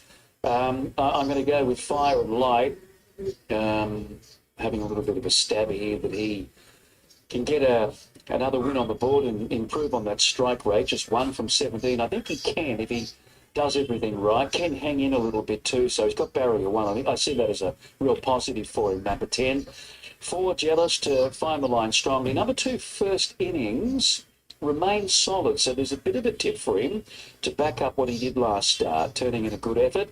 And then number 5, Canadian Express, around about a $31 chance. I just felt if he could run the trip, he might be in the money somewhere. Same trifecta, and for my 4th pick, I put in Metcalf. I mean, I have my reservations about a Spirit of Boom running strongly over this kind of trip, but it is an Annabelle horse, so, you know, I feel like they would know more than I. And he wasn't that far away in the Eagle Way. He's about 4.5 lengths off Bo Dazzler, so it wasn't that bad. I feel as though he was just lumbered with that big weight last start. He dropped 7.5 kilos today. Emily Lang, of course, replacing Cody Collis on him. But I too am with you. I'm with Fire and Light. The market doesn't really like him, or perhaps he was shorter than what he should have been. He's 360 to 440, back into 420. So a little firm there, I guess, once he got to 440. Yeah, CJ Graham taking them out on Fire and Light, and which is good, because I think you need to know this. Yes, she does, and she's been on him several times in the past. All right, let's get to Anthony from Market Update. Jealous, 270 tap fix, got to $3, back to 270, so that sort of hovered around that price. I never got any more than 3, and it's the most popular runner. About 50% of all bets, actually slightly less than that, say 45% of all bets on Jealous. Fire and Light, been a bit soft, 360, got to 420, back into 4, but clearly the second most popular runner, and then it's down the board. First Innings at 9, it's been soft. Kind Wish, a little bit of money there, as much as 16 into 12. Metcalf, $12. That 6-year-old mare 13, did Sizzling Gal, 17. climb up. It's 270 now, 280, but it's going to run a firm favourite from Fire and Light. A little bit of late support, but no real surprises here in this market. Here's David. 9 metre road, you can make ground I'm out. and illustrate that point. I have nothing. I don't know this. Last few coming up now. Just about ready. They're talking about 4, maybe, may not be. I don't know. Start of Mr. Richardson, just waiting. 4 will get a place, probably. Jealous is the favourite. Start of 10's on the red line. 2,060 metres. Ready for action, race 5 Doomben, and they're racing now. And Jealous was one of the last out of the gate, stick behind them. On the other hand, Kind Wish, who's been well supported at longer odds, goes to the early lead. Metcalf was smartly away, striding up. Into the blind, he's trying to find a spot. It's wide early as Tarex pushes through to the leading division. Just behind them was Judge Jack, over on the inside, Fire and Light, with those pink and green colours. The second favourite is going to land a good spot midfield, the fence. Mingardos behind him, it's Sizzling Gal. Followed further back by Canadian Express. There's Jealous in the blue and white colours. Third last as they race up the side. And First Innings at Hill follows with the last pair. Heading towards the 1,400 metres, Tarex now takes up the lead as Kind Wish surrenders and Metcalf goes to second. Kind Wish back to third. Racing fourth was Jockey, little speed on. Bit of the Blarney's 3 wide, so it's pushing on towards the top. And Fire and Light lying 6th on the rail. Then Sizzling Gal at the head of the others been Gardos and Canadian Express, 2 to Jealous. The favourite just bowling along in third last, about 10 off the lead. First innings and Hell follows with the tail. Along the back straight, half the journey completed. 1,000 left to run, and it's Tarex in control. Leads from Metcalf in second, a bit of the Bloody. Leads out Zilchluck from the get-go, 3 wide. On the inside, Wish continues to get that good run in fourth spot. Then came Judge Jack, 2 to Fire and Light. Sizzling Gal the outside, a couple away Bengados. Then came Canadian Express, now Jealous. At the 600 metres, she's still 7 to 8 off them. And first innings and Hell follows currently. They're not making any impression. The first split was very slow, 134.19, so Bookmark is not advantaged here. Coming to the turn, Tarex was a narrow leader, being shaken up and put under pressure, firstly by Metcalf, a bit of the Blarney, despite a wide run, comes at the pair 3 wide, then Wish, Sizzling Gal, Fire and Light. Jealous is starting to run on, but still a lot of work to do. Bit of the Blarney on the outside, and on the inside, Tarex from Metcalf. Fire and Light getting out, and will put in a good finish. 100 left to run, though. Over on the inside, Tarex is fighting. Tarex is fighting gamely. He might hold on. He will. Tarex got the money. Beto, bit of the Blarney. Photo third, Fire and Light possibly from Metcalf. Then 9. Jealous. Ahead of the others was Sizzling Gal, then Judge Jack. Kind Wish, Bengados. Canadian Express, first innings and Hell follows, last home. Oh dear, Tarex has got up here, the 6-year-old. It's been a while, it's been 1,100 days since he won a race. He showed a lot of promise, this horse. From memory, ran a placing in a Winx Guineas as a 3-year-old. But he hasn't been the easiest horse to deal with throughout. As you can see, he's got a big stomping action and head carriage, but Bailey Wheeler's been able to rate him very nicely out in front, and he has lasted the score. Nothing wanted to lead, and as David mentioned a few times in the call, that the tempo was suiting the front runners and the back markers were going to find it hard, and he has kept on. And Bailey aggressive on him, making him win today, just changing the persuader through to the right hand, and Tarex gets up for Laurie Mayfield-Smith. The runner-up, a bit of the Blarney, has gone forward there and he's done a better job. Their intention was to ride positively. And then Fire and Light running on, and Metcalf has run a useful enough race today up on the speed. But Bernie, it's been a long time coming for this fellow Tarex, and it's his 3rd race at start 26 today. Well, that's right, Maxie. It's been a long time coming, but Laurie is a very, very patient man, aren't you, Laurie? Yes, I am, Bernie. Very 9, 6, 10, and 12. The owners had him out the gate the other day, Retirement. and a few had bailed out, and so I had to, Elspeth had to buy 1 share out. That's your... So what happened here is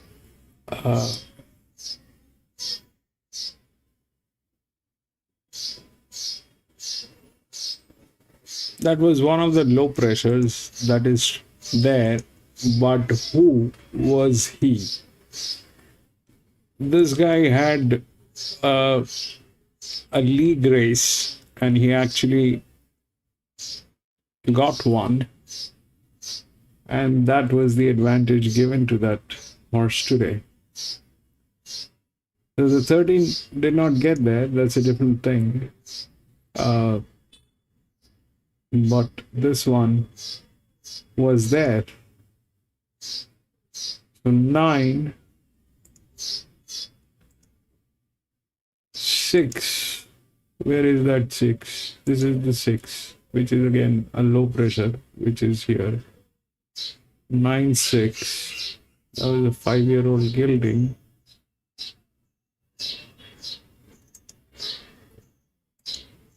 $10 because of that jock. And 12. So 9 and 6. Bro, how is that working?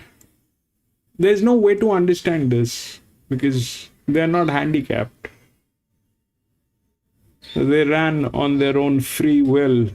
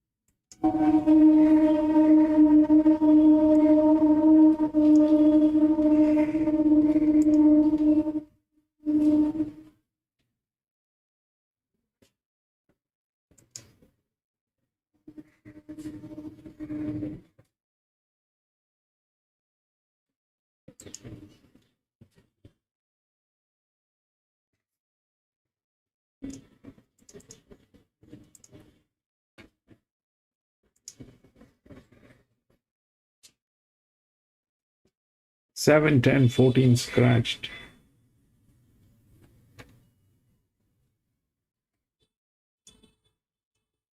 2, 9, 6, 11.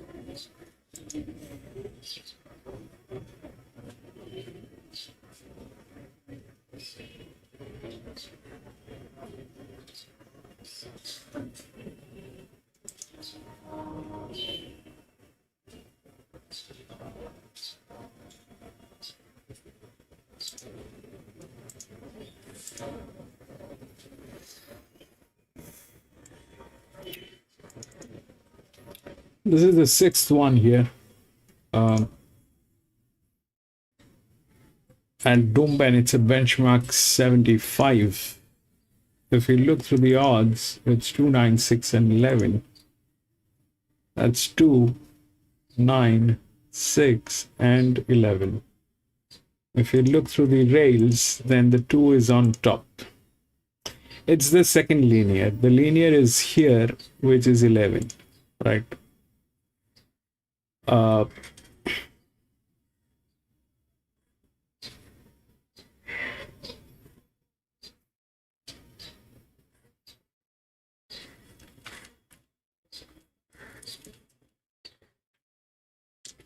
Within the rails, I've got these two horses, the 2 and the 9. The 9 is the largest drift, but that's again with this guy here. That's the problem. This is a problem.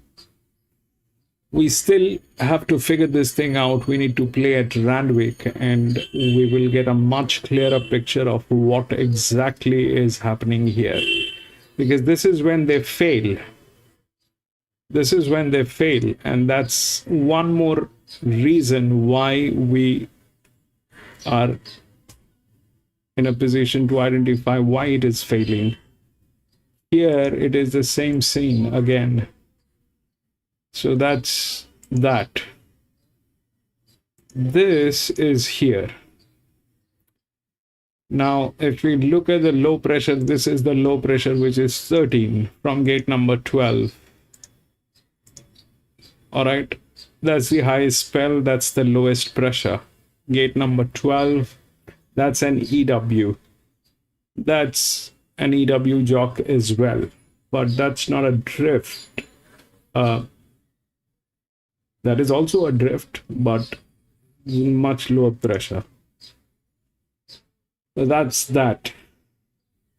Both of these guys are here. Both the EWs are here. They don't need the rails. They can deliver from anywhere. They have the two lowest pressures, which are here. So that's that part of the story. This is probably a bad idea because it is not working. With these guys, it is not working. This one is gate number 1. It has the physics, but it lacks the rail. So difficult. The best jockey is on 12 here, but the handicap is here. So that 12 is one of the best jocks who's here. So bottom line is this, that 2 is the favorite. The 2 is good. It is not bad. All right. The 2 is good. It is the second linear. Ideally, the first linear doesn't have this side of the rails. It has the physics. This has both sides of the rails, has the physics.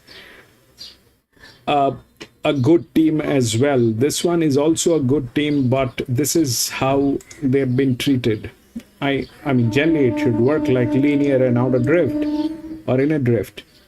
But here, this guy is like that. So it has the physics, but that's the worst part, because when they have the physics, that's when they fail. So that's that. And we have these two gentlemen here from gate number 4 and 12. So both of them are there. Now, that's something that we got to deal with. And This is tailing this here. This is the best jock. So that is that. Now,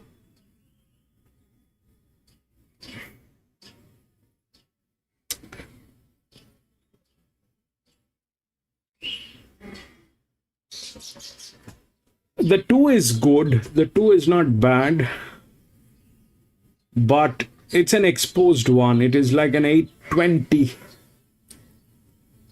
Plus, if we look wisely, then this jock is not the best. The best jock is this 5. He's on a very, very weird kind of a horse, which is the largest inner, which is less than this, but this is being ridden by this, and this is ridden by the best jockey. So that is quite capable of doing that thing. So that 5 is a check. This guy with this guy is bad idea. This guy with this guy is good idea. So this is a check. The 5, that's gate number 7. 13 is gate number 12 with an EW.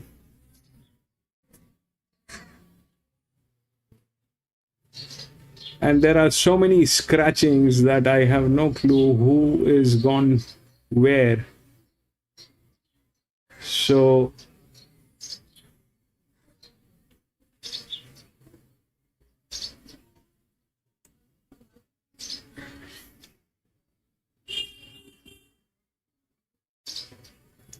they have the low pressures. Now that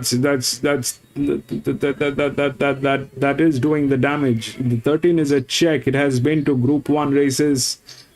It's actually got placed into one group 1 race, and it has the lowest pressure. So this thing is not something that can be discounted. This thing can get in and get in very badly and do all the damage. And the 1 is also there.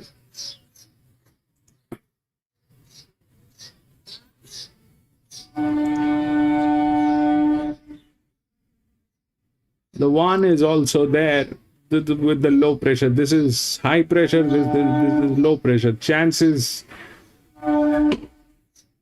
are wide because this is not able to protect the interest. This is 820. If it was a 300, a ballpark 300, we would have gone it would have been a clear go, but this is not a 300. This is the freaking 820.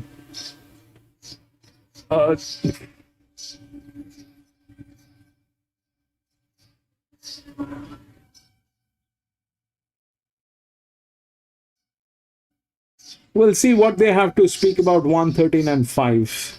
Then we'll take a call. We'll see what they have to speak about 113 and 5. This is the best jock. So this thing is there. This one is carrying more pressure than the linear. The linear is carrying less pressure. I can't believe this. This is the linear. The linear is carrying low pressure. This is carrying more pressure. What are they trying to do? What are we missing, guys? This is low. This is high. This is within the rails. It is not.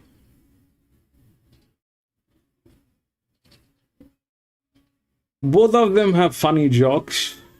The best jock is on this guy. And that 13.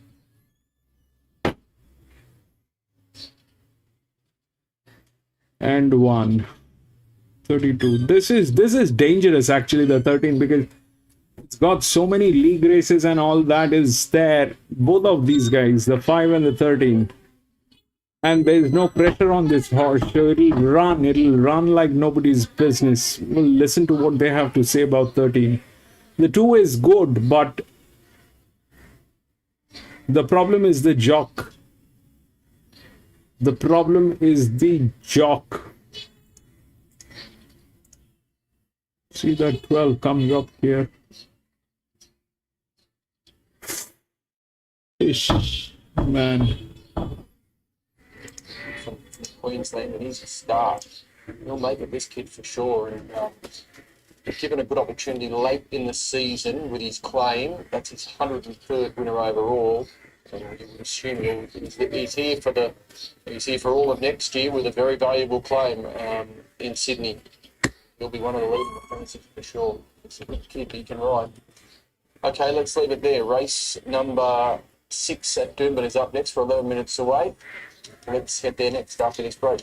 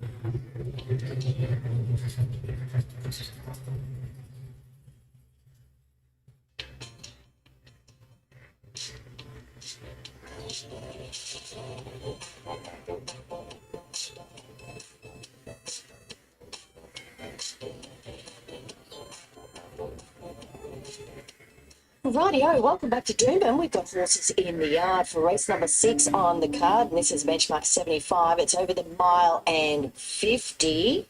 Favourite here is New Joy, Maxi. However, we will kick off with Chasenati, who's already making his way out onto the track. There he is. He's a $10 chance from the Les Kelly stable with Kobe Vidler. He always goes out first, doesn't he? Remember, he was naughty. Twice. He naughty. Wasn't it twice? Coast? Yeah, one day, and he came back on his own. Yeah.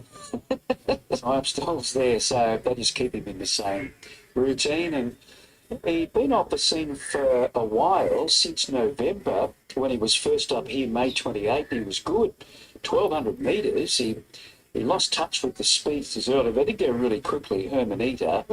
And he was out of the picture until the home turn, and he actually picked off a couple. So if he can repeat that second up, then he's probably going to be around the money somewhere, Chasenati.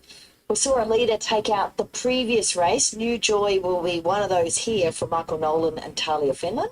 Yes, and she's drawn a nice alley, so Talia can assess things in the first 100 metres, whether she wants to let one or two of the other speedsters go or just see how they jump, and she might even take it up. She's versatile, and she's been in great form. She's won 4 of her past 5 starts, got a good record here at Doomben, and the distance isn't a problem. So nothing but ticks for New Joy. Grin Zinger Knight is another leader, Harry Richardson, Emily Lang. He hasn't raced since the 30th of April, so perhaps a little bit on the fresh side. He does like these firmer tracks too, so you know, he might want to take up the early lead here, and usually when he gets it cheapy, he can get a good kick in the straight, but I'm tipping the tempo is going to be reasonable here, so just happy to watch him. And Narano is the third horse that could want to lead here, Paul Wallace, Les Tilly. Well, they've been desperate to lead with him at his last couple, and he got away with the 2 ago in Toowoomba, scored by a big margin, and then last start, he did a bit of work in front, under a bit of pressure on the turn, but he battled on okay to run second, but the winner had plenty on them. Ella Tiama put 5 lengths on them in the straight. So this is a bit of a jump up from, you know, Toowoomba on Saturdays to the midweeks here, but he might be up on the pace for a while. Stewie Kendrick trains Manasi with Jake Bayliss. Never won this this track, but has had 5 placings here. Maybe not a lot of luck. On some occasions, I remember one day in particular, it's sort of about 6 months ago, he didn't have a lot of luck in the home straight, but he went to Rocky last start and ran second there behind Parade Ground, the benchmark 70. Not sure how well he's going, how well that form's going to stand up here, but at his best, he would give this a shake. He would. All right, let's look at Merchant Flyer now. This was a horse I thought was going places last preparation. What did you make of his first up run and trial? He's trained by Grant Allard with Bailey Wheeler. A little surprised that he went for a spell after winning 3 in a row. You don't often see that, do you? Usually they have another go, but he was turned out and he came back just for the 1 start back on the 5th of April, and he didn't do a lot behind Shear. I remember Grant Allard telling me that he was in need of a run that day, maybe 2nd or 3rd up, but we didn't get to see him. So even his trials, I know his last trial he was in the Zarastro trial, so I'm forgiving up the margin, but did you think he looked like he was sort of doing much? No, it was a bit hard to tell, and yeah, the market usually tells with this horse, and it's been a little bit easy with 8 minutes to go, so blinkers off, tongue tie going on. I just want to watch him and see how he goes first up today. What about Hiker up in trip today, Matty Dunn, Andrew Mullion? That could be a plus, has one up to 2,200 metres, between 12 and 22, but I believe he trialled inconclusive, and then his 2 runs back have been just moderate, so he doesn't need to do something today. I know you're keen on Poseidon Ruler here for Team Munts and Justin Huxtable. Yeah, well, if the tempo's been on today, it hasn't been a problem getting to the outside and climbing the line strongly, so John EW 5 and 6. He's been great in 2 runs back. I know they've only been at the midweeks, but he's been storming home. haven't looked at the sectional splits, but I'd be surprised if anything's gone any faster than him. And It's very unpredictable, John, today. What is going on? I don't But I know. just think he's in such good form this time, and he's in a good headspace, and he's finishing like a rocket. Miss Chenery meets New Joy a bit better at the weights today. Barrier 1, 55 kilos. Damien Thornton for Chris Waller. Yeah, New Joy on that win is down 1.5, where Miss Chenery is down 3.5. I think she really needs that because she was really outpointed. She settled 6th defence and just sort of plodded on into 3rd. We just want to see a little bit more from her. What about Jungle Jet here at $31? David Van Dyke, Michael Rod. Yeah, I'm thinking further for Jungle Jet. He's by Tarzina, that previous winner. And he's just had the one run back from a spell and went okay. Since had a trial, because we haven't seen him since the 3rd of May. So another one, I think if we just watch today and see how he goes, second up. And her is trained by Jack Duncan with Mark Duplessis. He's been going well in 2 runs back. 3rd at Ipswich to Jen Chick Boom, and a good run last start here behind Rostonica. Needs a bit of luck from an awkward gate, but he's going well. Yes, just that wind strike rate is a bit poor, isn't it? Yes, so often he's running on into a place. Yeah.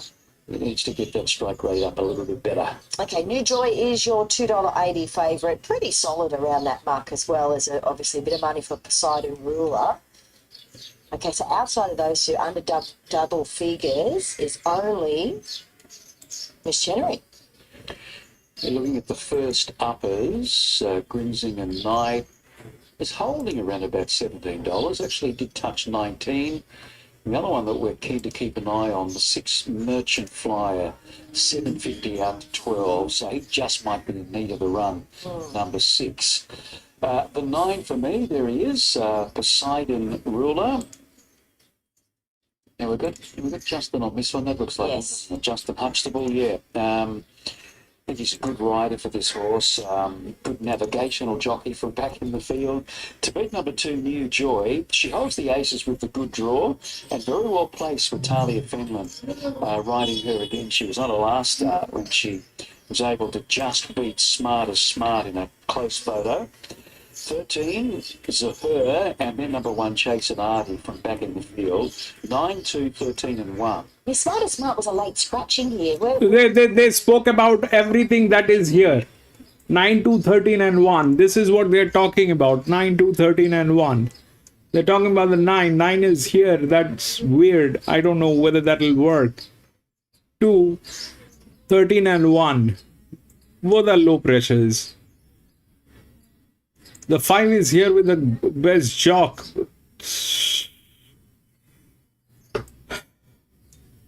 This will be bad. They're definitely not going. I thought they'll say something different, but they're exactly talking about what we have within the rails. The real benefit of a hot speed here, given his draw, and his weight today, 57.5 kilos. From barrier 4. Yeah, it all looks really nice for him. There's not really any money. Probably 13 win place is good, probably. Expects a little bit of money. 2 to beat 1, 9 and 11. I mean, I think with New Joy, you know, whether she wins or she doesn't win, you know you're going to get a great run. She's going to give it all. She's going to get into the right spot. And they're not doing a great job today. Yes. They're tipping, but they're not doing a great job. It's interesting who's actually going to take it up here out of those 3, because they usually do like to control. But as you say, we've seen New Joy set off the pace. In fact, first up over the 1200, she gave them a huge start and she swapped them there in Toowoomba. Yes. Maxie, World Pool this weekend. Yes, we've had 7 races during the carnival so far. It's been a big winner for the URC. It was on the last 2 races on Saturday. The Bookmark Handicapping, the Q22. There's only 8 runners in the Q22, but it's a race that international people will want to really play. Here's David. Racing. New Joy began well. Narado. I'm out. I couldn't place my bets. I was still looking. Narado will cross. Hika's coming across, and there's Zahir, ridden differently today. Ridden for speed up to second position, and Green Zinger Knight hurtling around the outside off the wide gate. Speed good through the first 200 or 300 metres. What the fish is happening there? Field, and on the inside of Chaser Army, then came Manazi Merchant Flyer. The second favourite beside Ruler is second last and 3 wide, and Jungle Jet is last of all. Heading down the back straight, Narano inside of Grimsinger Knight. They match motors at the 1,000 metres. You join the favourite box seat third and Zahir. Well, in the end, after coming across off the wide gate, has navigated an excellent path to sit 1 out and 1 back. Then came his Cherry, 3 pairs back to fence inside of Hika. To the Chase Army and Manazi racing together. Merchant Flyer was well back as they run to the side. Second last Jungle Jet at Poseidon Ruler is Stone Motherless last. Travelling towards the 600 metres, 8 lengths fandom. Narano led Grimsinger Knight and ran the first 1,000 or so in 64.44. Zahir third, New Joy fourth, waiting to go. Then Hika, Miss Chenery, Chasenati, Manazi, Merchant Flyer, Poseidon Ruler, Jock getting really busy on it. It's second last and wide, and last of all is Jungle Jet. In the home straight, Narano and Grimsinger Knight have beaten each other for a while. New Joy switches back to the rail. Zahir is joining in, wider was Hika, and Miss Chenery behind them needs a run. Grimsinger Knight led the way. Zahir is trying hard on the outside. Grimsinger Knight and odds is trying to grip on. Zahir is trying hard. New Joy can't reach him. Another ruffian Doomben. Grimsinger Knight this time beats home Zahir on New Joy. Fourth over the line, possibly Narano from Miss Chenery. Then came Hika, Jungle Jet passing a few. Then Chasenati, one back was Manazi, Merchant Flyer, Poseidon Ruler in the pass. The horse and ran last. So another roughie in the second end of the quaddy. Emily Lang getting Grimsinger Knight home here. Number 3, we haven't seen him for quite a few weeks. He did have a recent tip. Yeah, great job. But he's back at the winners list. Start 40, that's win number 9. So the Richardsons in Toowoomba have had a whole lot of fun with this fellow who likes to camp up on the speed. He was right there with them. Drove to the lead. 3:13. Lang, Zahir, tried hard on the outside. New Joy. Two. Just struggled 3:13 in the final part there, but she's got herself into third. 3:13.2 and number 4, Narano, has held down that 4th spot. No joy there for Poseidon Ruler. Maybe he doesn't run the distance. So we did not speak about the 13. That was the other drift. But this time, this was not the case. This time it was with a drift jock. We missed out on this. So this is not going to work. This will not work. This will not work. This is something that we now at least we have a clarity why this thing doesn't work within the rails. Because the moment it is within the rails, they give the physics to the horse, but they make sure that the jock is not able to deliver that. 13 had the lowest pressure, so 13 went through. 9 will not work. 3, who is with the other guy. And then 4 came from nowhere. For what reason? Is because that was the second best jock.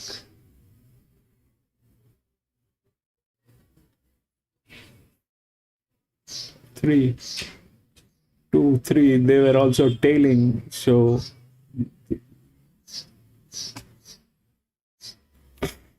So 5 was out because of the pressure. That did not happen, but 13 definitely with that pressure it got in. 1 was getting tailed, so 1 was out. 2 got third, but that 3 is with the drift. This guy came in with the drift with that jock. It's okay.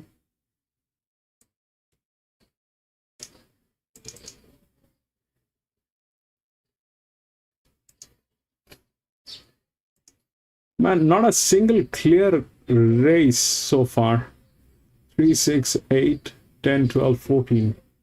3, 6, 8, 10, 12, 14. All scratched. 7, 13, 5, 1.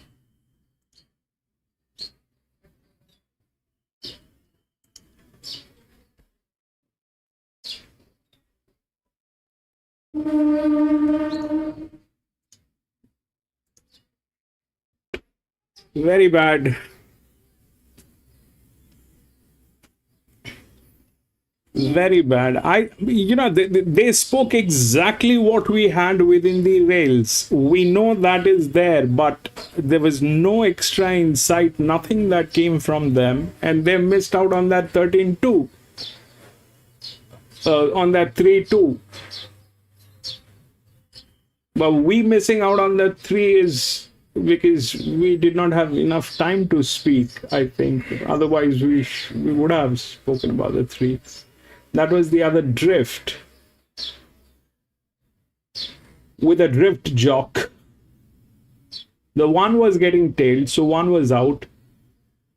13 had the low pressure, but with an EW jock. And then we had the 3 with one of the drift jock. Lee, Lee, I think we should also start playing chess together. That'll help.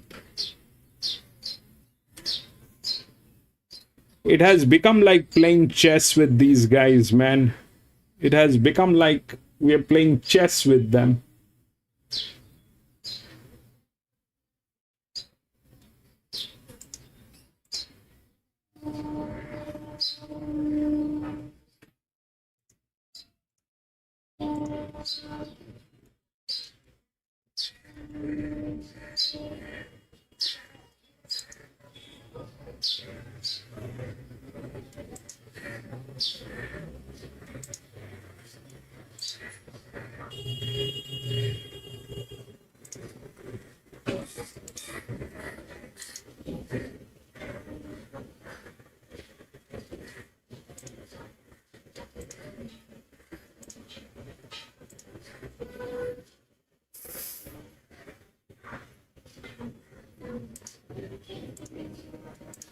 Finally.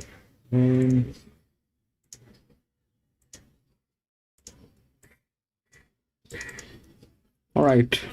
So what do we have through the rails? We have 7, 13, 5, and 1. That 7 is the favorite. Then 13, 5, and 1. That's through the odds. If we look through the rails, we get 7 and 13. Well within that. And the rest of them are here. So 9 and 5. So 9 is a check. And this is a 218 linear. If this thing doesn't win, then I don't know what to do. If this thing doesn't win, if the 7 doesn't win, it's a 218. It is a 218 in a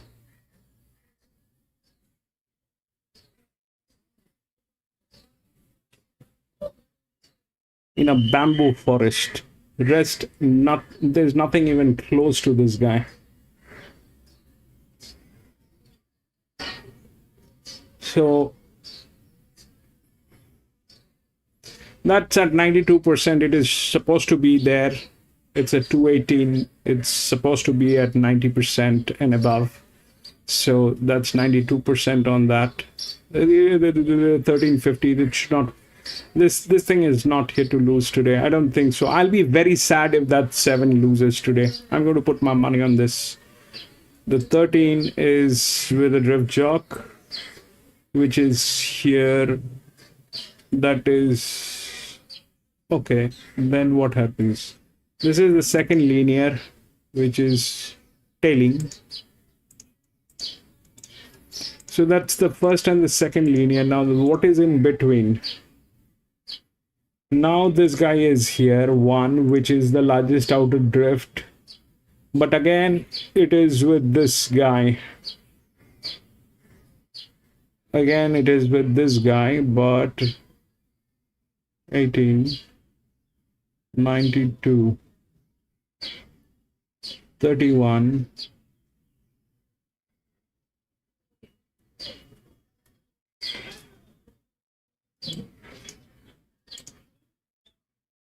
who's got the lowest? But I don't think this will be a low pressure game. This cannot be a low pressure game. With this guy being there, it cannot be a low pressure game. This cannot be a low pressure. So this probably is not the one, but you never know. That's the lowest pressure. That's the EW with one of the drift jocks. So that 11 is a check. 9 is in between with an EW. There's nothing on this guy. I don't think so. This is the second. 1, 9.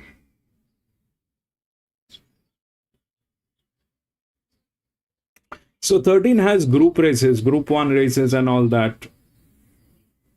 13 has group 1 races. That's one of the lowest pressure that it is carrying after 11. Okay. But that's that. So 13 is that. And 5 is the second linear with 31. So how will it play? Will it play pressure? It has to play pressure because otherwise it is going to be very visible. They're going to be it is going to be weird.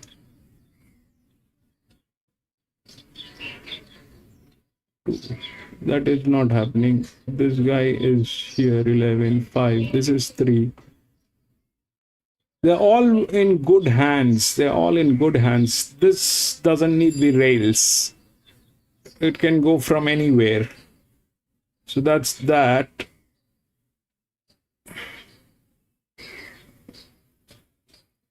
Nine, 11, 17. What is in between 31? This is 61, 66, 72, 13. So 13 is definitely is there, but will that be a queen?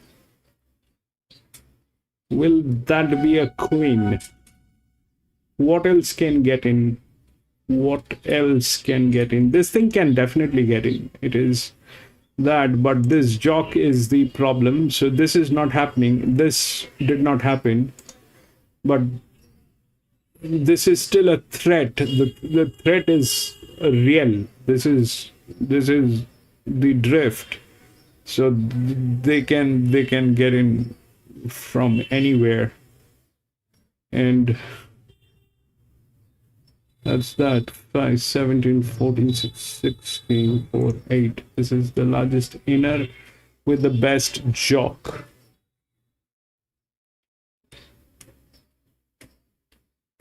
So this is the largest inner. What happened here is we got the 13 got there, the 3 got there. Did we get 5? 2 and 4. 4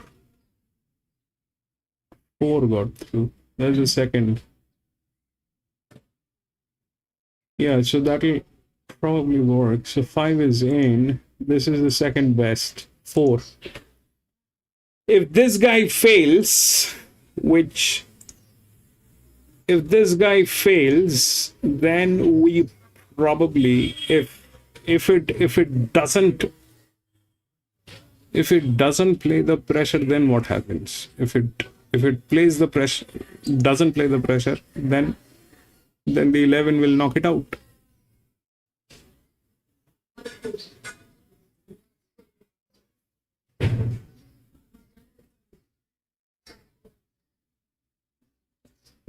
They're both 61. Okay, 5 and 11 both 61. Spell. This is 31. This is 3. This is 31. This is 3. This is 92. It's a 218. Let's not complicate this. There's nothing more to it. I don't know what will happen. The 13 might get in, might not get in. that's its separate story. But it might get complicated because this one is a 61, this is a 61, this is a low pressure, this is one of the highest pressure which is carrying because it is a linear. But they kind of are the same thing. There's no doubt that the 5 can be actually taken out by 11. The 5 can be taken out by 11. The 9, if we look at, the 9 is with an EW jock. This is where they also fail. This is where they also fail. So I'm not very sure about what 9 will do. 5 is with a good jock, but here is the difference of pressure. There is the highest drift. So 5, and they are tailing as well. So it's probably here, anything can happen. But I seriously, I'm going to put money on 7. If the 7 loses, I'm going to bang my head on the wall because this is not it. If the 7 loses, it's a 218. It cannot lose. It's a gilding. It's not a colt. The only problem that we might face is this moron jock. He is not the best jock. He's probably the worst. But it's a 1350 jock is not the I mean, he's worst as in like he is worstly handicapped here. He is the best. He is the best. 7, 13, 5. This is where it lies. But Mr. 11 is there in the game to knock out 5.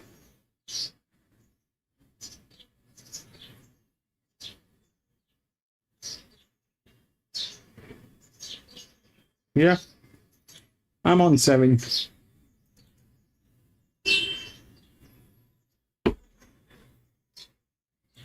Sunrise and She Conquers has run third. Never Philly by Unite and Conquer. It's quite. If it doesn't get tailed, if it gets tailed, then it's a different story. Yeah, it looks like she has got it. From that view, it looks like she has. Yeah, it's in the frame now, I think. 3, 5, 6, and 4. So, gee, she made hard work of it, didn't she? California Sunrise. It's almost like she just waits for the other horse. Halfway down the straight, Tommy Berry was swinging off her. You thought it was going to be a matter of how far she showed an instant little turn of foot, but then once it got down to the business end, Peschiera was kicking back, if anything, on the line. So all is well that ends well.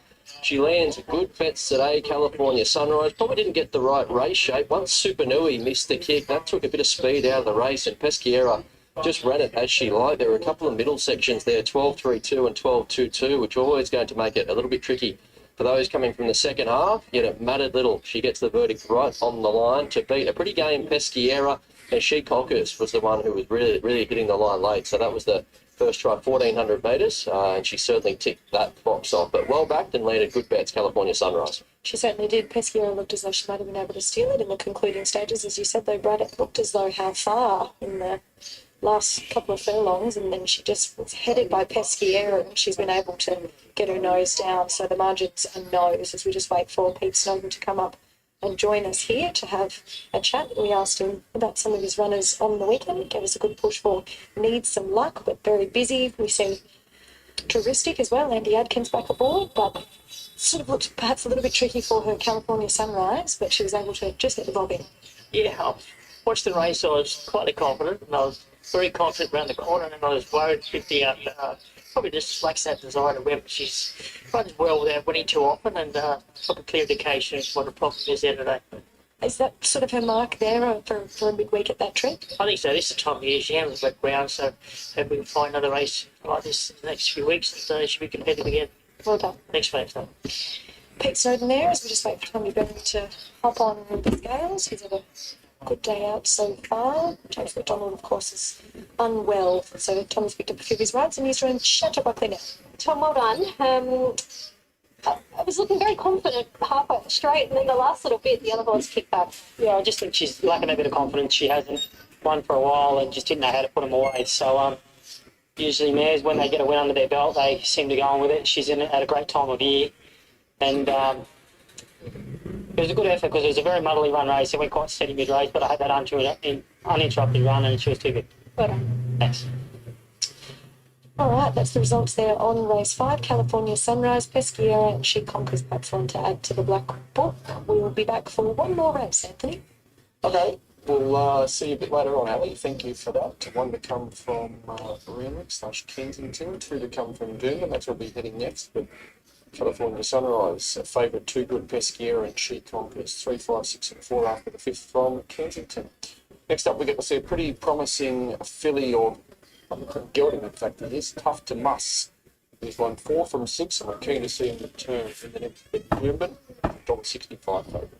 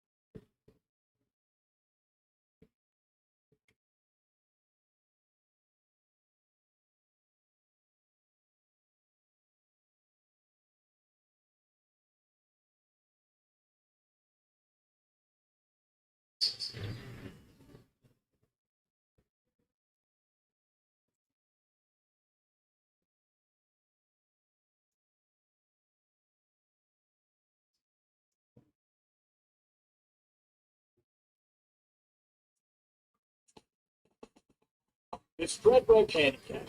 It's the pinnacle of the Queensland Carnival. A race where the swiftest of sprinters meet those who handle the mark. Recent history tells us 56 kilos is too heavy for the Stradbroke, but some will try. It's a race of firsts. A first Group 1 steer.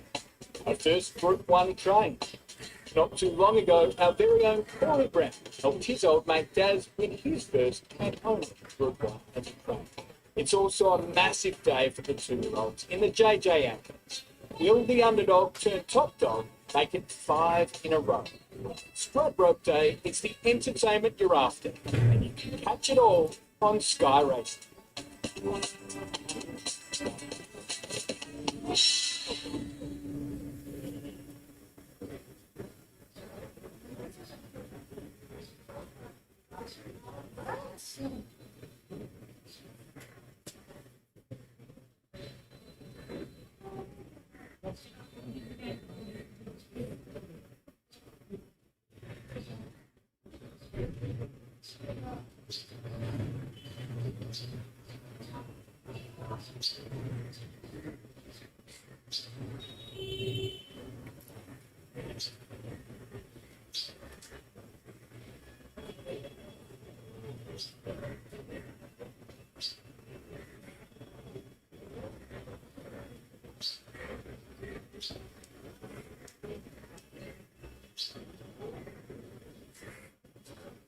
Long comes the road, and I'm looking for somebody come and help me carry this load.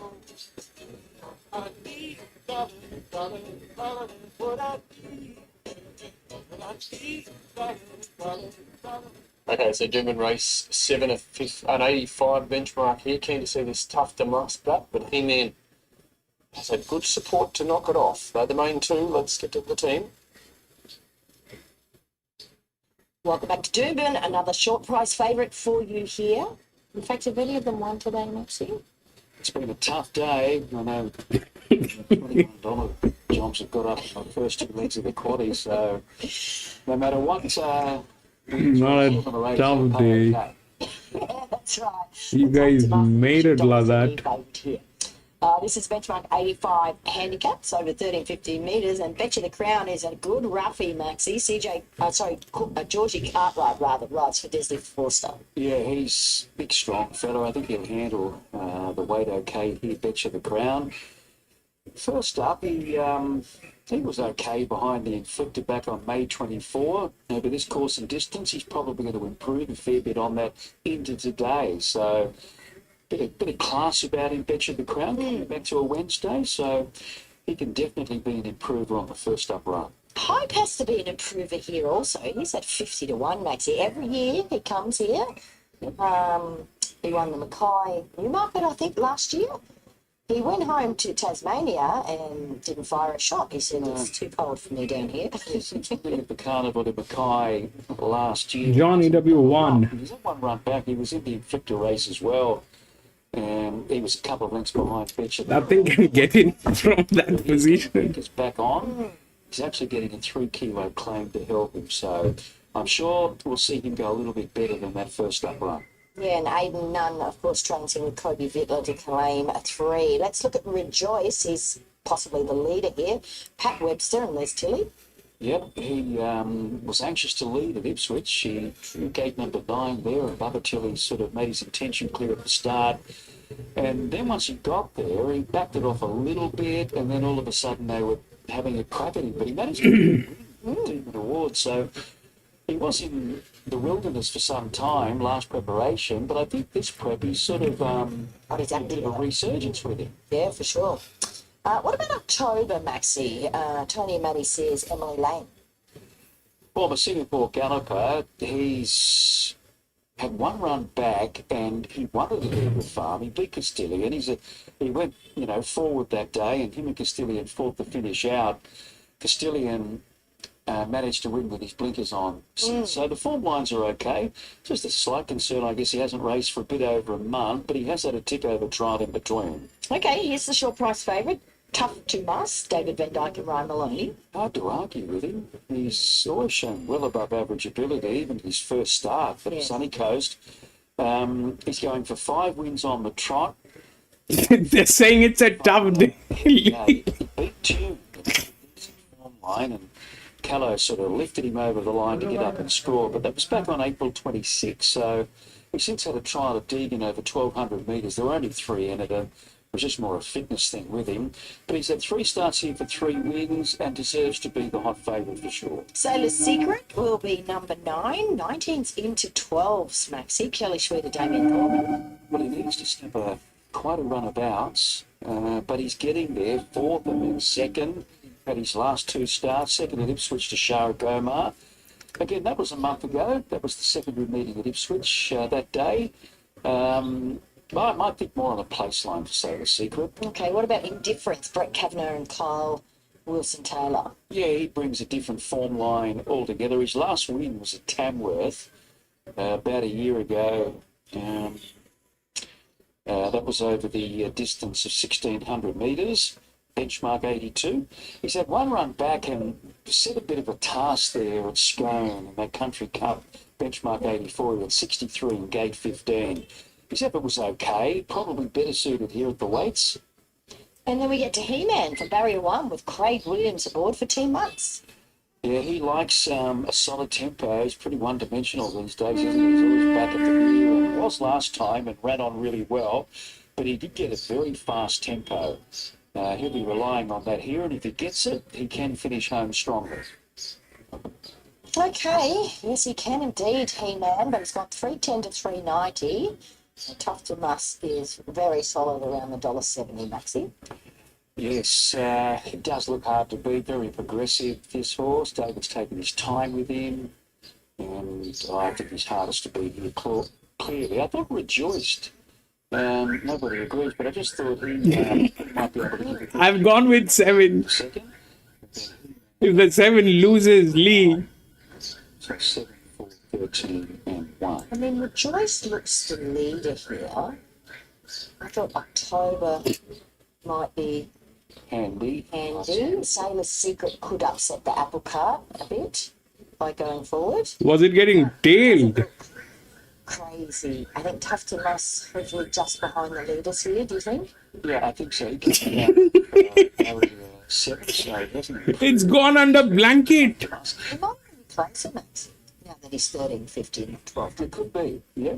It could be. Bet you the Crown has been back to big price. I guess when you look at it, it's a little bit silly. $19. Saturday class horse running. Marty in an 85. So hard. He's 19 down to $10 on the cover. By the way, Bernie, we could have a scratching in the Stradbroke. We sort of mentioned it earlier. Rothfire? We're onto it. It's getting tailed badly. It's a 4-year-old gelding. Actions in the Dane Ripper as well, which is unusual. It's not a good sign getting under the blanket. Plus, it is getting tailed. Running in the Dane Ripper, feeling that it's a better lead up to the Tiara. Okay. And if that happens, then And this is what they do. So we're going to start stable. What did he draw? He drew 20 Poorly. you know.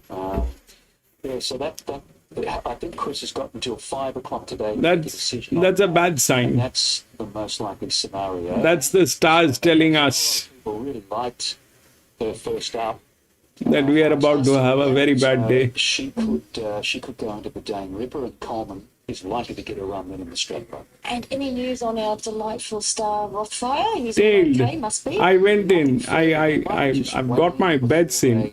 Vet him. I believe he's got to undergo a vet's examination. He suffered a stone bruise 2 weeks ago. Yeah, and apparently it burst. God knows what they're trying, but if it loses, He's just got to have one final tick up. Could you imagine the celebration? it's not a good sign. Getting under the blanket and getting tailed is a bad thing. Stradbroke in the past. Never ruled him out. All right, Tough to Must, $1.75. Here's David. Ready to break. Tough to Must, the odds-on favourite. Racing. Jumped in a good line. Tough to Must had second or third away. Rejoice began well. Indifference has got speed. Sailor Secret fourth away. Then Bench of the Crown. Drifting back was October. Second last was He-Man. The second favourite is second last as they go along the main straight. I'm keeping my fingers crossed. Out in front, showing the way with now about 9.50 left to run was Rejoice. He worked his way to the lead. Shows out from in second position, Sailor Secret. Dude. Who gets there and sits quietly now. So the Where are you, as they reach the end, it'll be the main you bend. idiot? Maloney's got Monkey. a great spot third. Outside of Indifference, fourth the rail. 2.5 to October and Bench of the Crown keeping company. 2 to He-Man in second last and 3 to Height. He's last of all, 8 lengths off the lead. They travel by the 600 metres, Rejoiced in front in his favourite role. 3/4 to Sailor Secret second. And the first 750 in 44.68. Tough to Bus peeling 3 wide of the bend. Okay, he's up. Into the picture He's up. strongly. Just He's one up. difference needing a run out He's on up. Bench of the crowd. Run. Now, baby, run. You're a horse. Run. Tough to Bus has gone full ball. Run. He went by Sailor Secret, rejoiced. Run, baby. To the crowd, battling away. He-Man running on. It's Tough to Bus in front, shot of 100 to go. He's in full flight. He's got the margin. He's got the prize. Tough to Bus. Baby. To the crowd, fourth Sailor Secret. Seven. For a time. And rejoiced probably 119 and 65. Got it. So the hot favourite has won quite comfortably, and that is Tough to Bus. That's fine.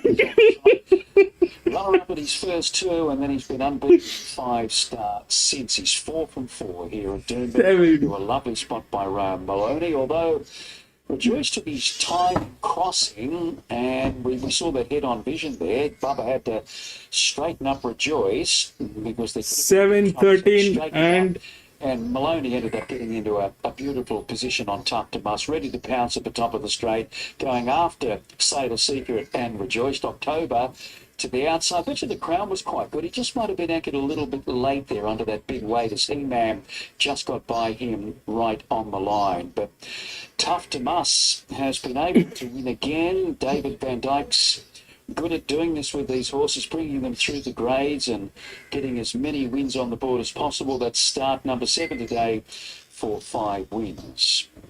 Just checking those numbers once again. Beautiful. Bernie, before we come to you. 7, 13, 1, and number 9. All right, thanks very much. You mate. got that one, John. That's sweet. Well done. I'm sure you could, me, no. Oh, it gets me plenty of times. Exactly. A little bit of square up. Yeah. You got that one. A marvellous win by this horse, and we were just So what happened? 7, 13, 1, and 9. That 11 did not do anything. Good. But now, see, this is rightly placed. Here with this guy is okay. But the moment he is up here and this guy, that is not okay. He has to be here. He has to be here. He cannot be within the rails. The moment he is within the rails, that's when this guy with this guy will do circus.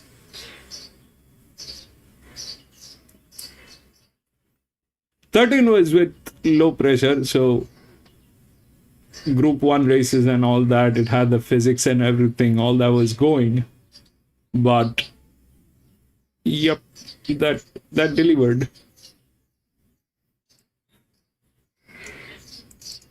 Man, finally one clean shot. That was the only one where we had a clean shot.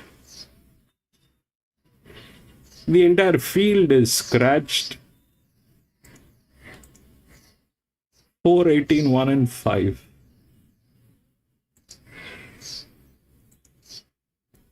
So 4, 18, 1 and 5.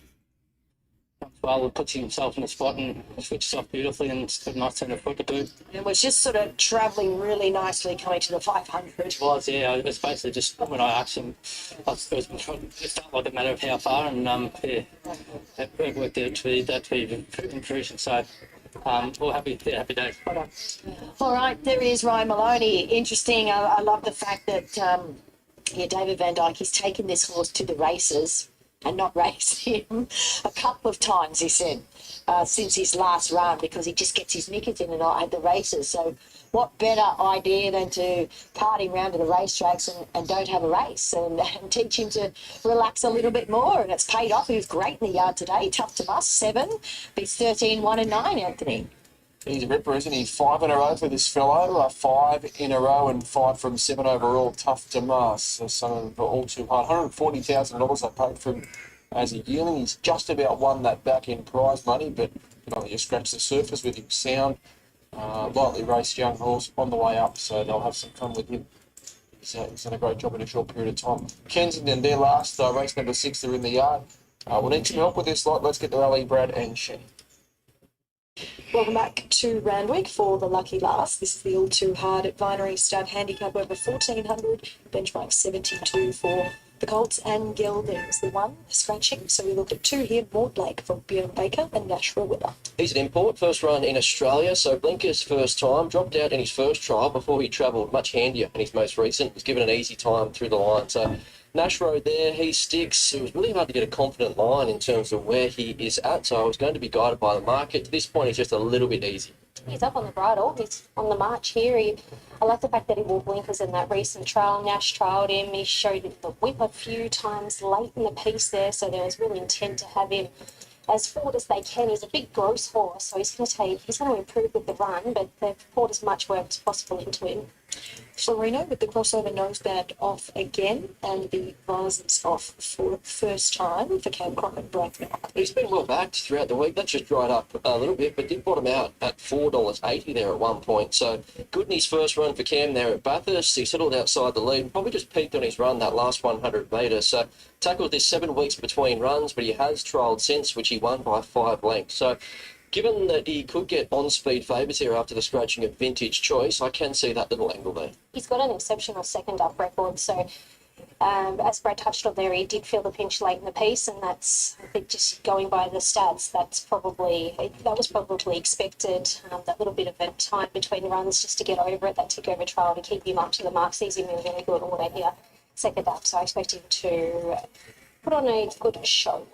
Inside Man is the 4 for Michael Friedman and Jason McMurray. Knuckled down to win a Canterbury last start. That was on a heavy track. Would have liked to have seen a touch more from Strand Beauty on Monday to solidify that form line, but I still think he's improving. He strikes his third up. Jace Sticks, more depth here, but he maps to get a right run just in behind. And if he improves as he did first to second up going into his third up run, that does make him a big player here. I've always loved this horse from him. The first time I ever saw him, he just had the coolest attitude. He just looks like a real dude. Nothing seems to really faze him. He's just minding his own business. His win the other day was really good. He looks equally as well here with that extra bit of fitness on his side. So he's here to run a big race again. Rob and Luke Price have the 5, Victory Lane, Jean Van Overmeer rides. Yeah, getting fitter, 4th up now, so shouldn't have any excuses on that front. Back in grade, he was beaten 3 lengths in Saturday Company at Rose Hill last start. He was out of the market there as a $41 chance, but as far as the setup goes, it looks okay. Back in grade, back slightly in Journey, in Benchmark 72 Company, looks quite well placed. He does look well placed, doesn't he? And he looks good. He's always a horse that looks beautiful every time you see him, so no faulting him at all. Chris Waller with the 6, Del Rico, Tommy Berry rides. He broke through a Canterbury out to the 1550 before spelling, so went to the paddock a winner, which is always a good thing. Got the maiden out of the way, actually led on that occasion, so you'd think he can only build off that, coming into his third preparation.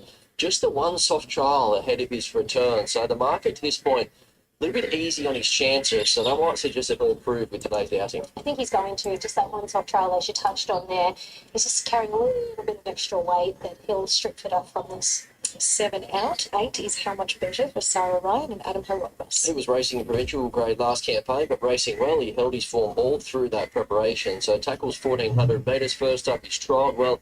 And do note that he was scratched from Midway Company on Saturday, which could be a little hint that the stable think he's going particularly well. I didn't mind his trial. He was getting a little bit of squeeze, and I thought he worked through the line quite nicely. He has one first up previously. He's a nuggety type.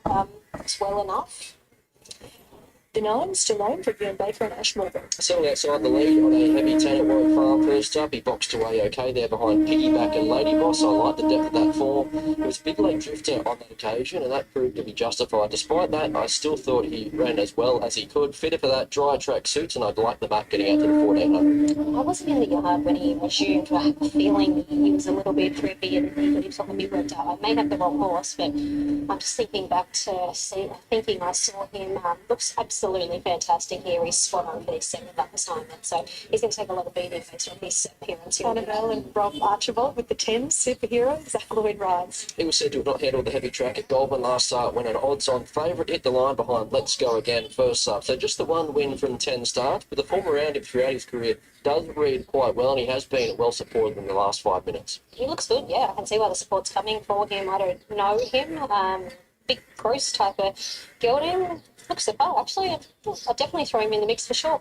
And finally, 11, Karyima, Sarah Ryan and Regan Bayless. Double figure odds, but he looks a player here. He just raced a touch keen there in the middle stages of Canterbury last start. I think that told the last 100 metres loomed like he'd be in the finish. So hopefully now fourth up has just knocked that freshness out of him. Do note that he did return from a 44-week break prior to this time in, so he has improved with each run back. He's racing his way towards another victory. Fourth up, 1,400 metres low draw. He gets his chance. He's full of life now that Regan's jumped on board.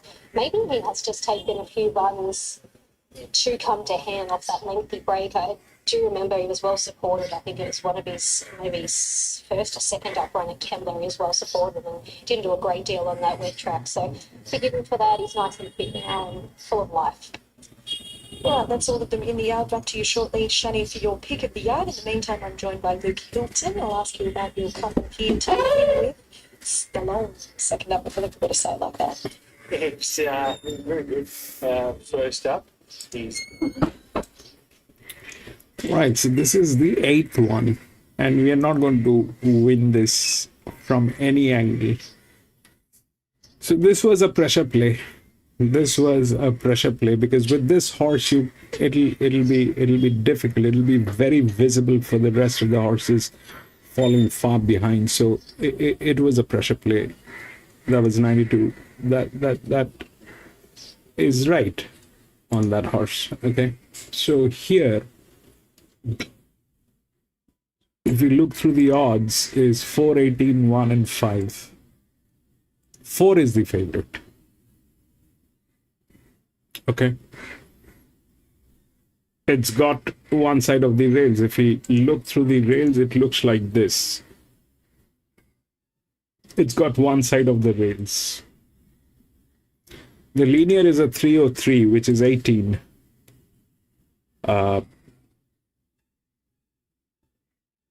Which has also one side of the rails. They both have the physics, but they lack this side. So winning is not easy. Plus, it already looks like a death trap. This thing already looks like a death trap. Now, what are the possibilities? We've got this thing on top, 10. 10 is a check. It's with one of the drift jocks. That is good. That is also good, but this guy has never raced here. This guy has never raced here at Doomben, so he probably doesn't know the dynamics of the track. But they're also like that, so that's where they stand. 6 is a neutral. They're in good hands. 20 is in good hands. They are the best hands. One of the lowest pressure on that horse, 20, here within the rails. So that's from gate number 4. Is this a good jock? Is a good jock. Okay. Is a good jock. The best is probably 4, which is rightly identified here. These two jocks are disguised here, which are with the lowest pressure. That is gate number 4. This is gate number 3. They're like that. They don't deliver. 4, they don't deliver. I mean, this is the best jock, but they are financially bleeding badly. So what is the other possibility that might happen is,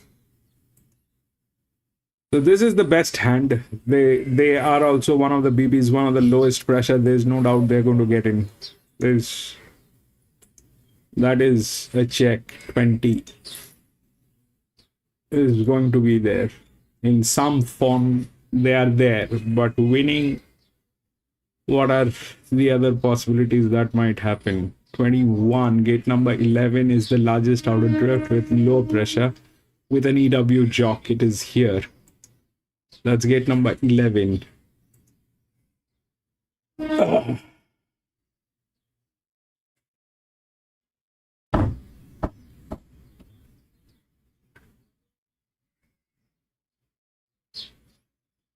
a death trap.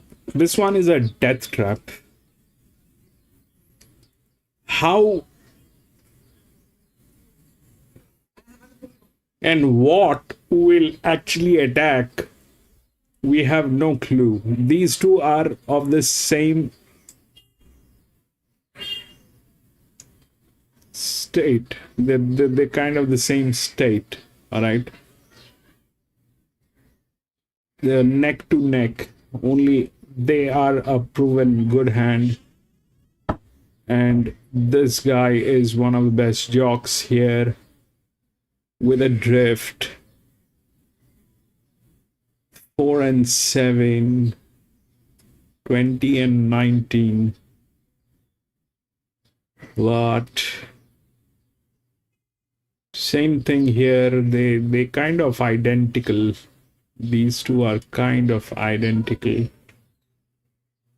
So if we consider 20, which is a low pressure, this is the other one, which is here. They're also good hands. Well, the jockey is EW, but this is where they deliver. 11. Or will that be the second position? That's a tricky thing to talk.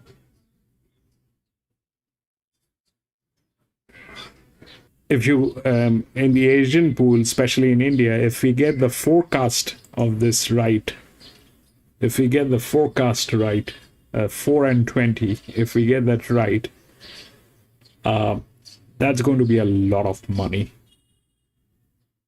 That's going to be a lot of money.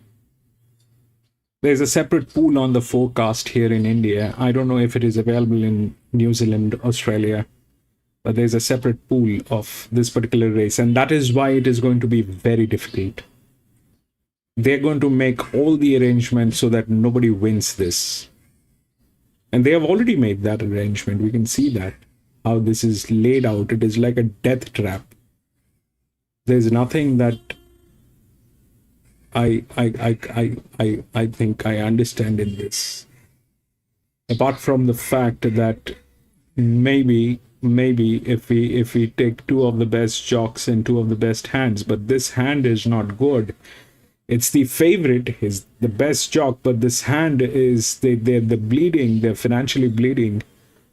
So all depends on whether 4 will win or not. That's a separate thing. The 4 is the favorite, but they're like that, they don't deliver. It's a chance.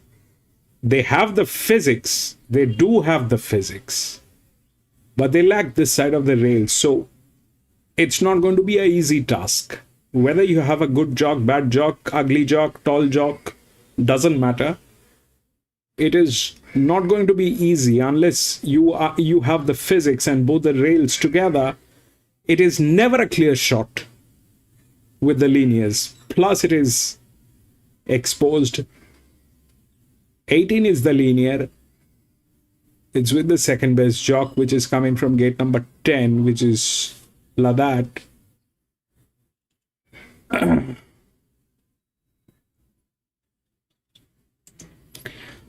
I don't have a great feel about this. I don't have a great feel about this. This is 7, 6, 7, 6, neutral 6, 4, 527, 17, 37, 17, 5,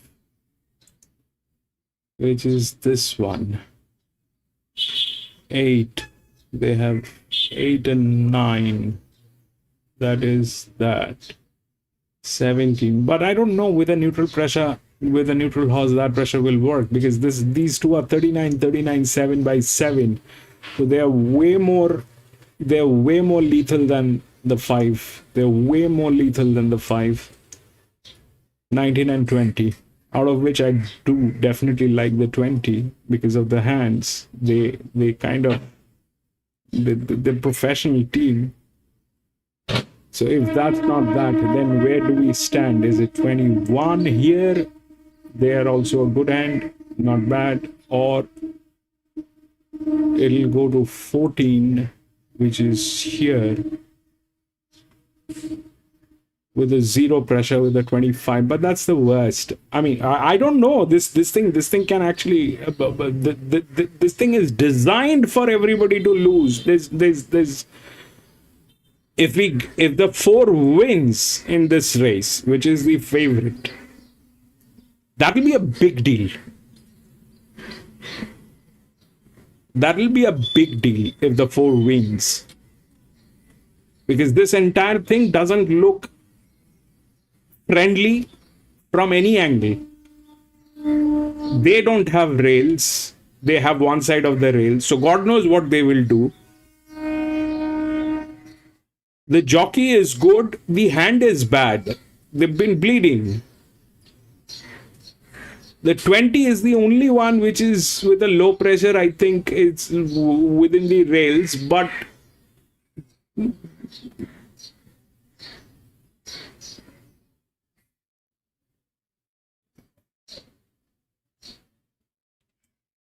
I'm going to go with a 20 EW. If they don't have the 20 EW6. So they're taking the blinkers off, and I would think I want to try and ride her a little bit cozy early. She's certainly got strong enough placed form to be hard to beat here if she's on top of her game. John EW6. Blinkers come off today for Tony Gollan and Andrew Mallion.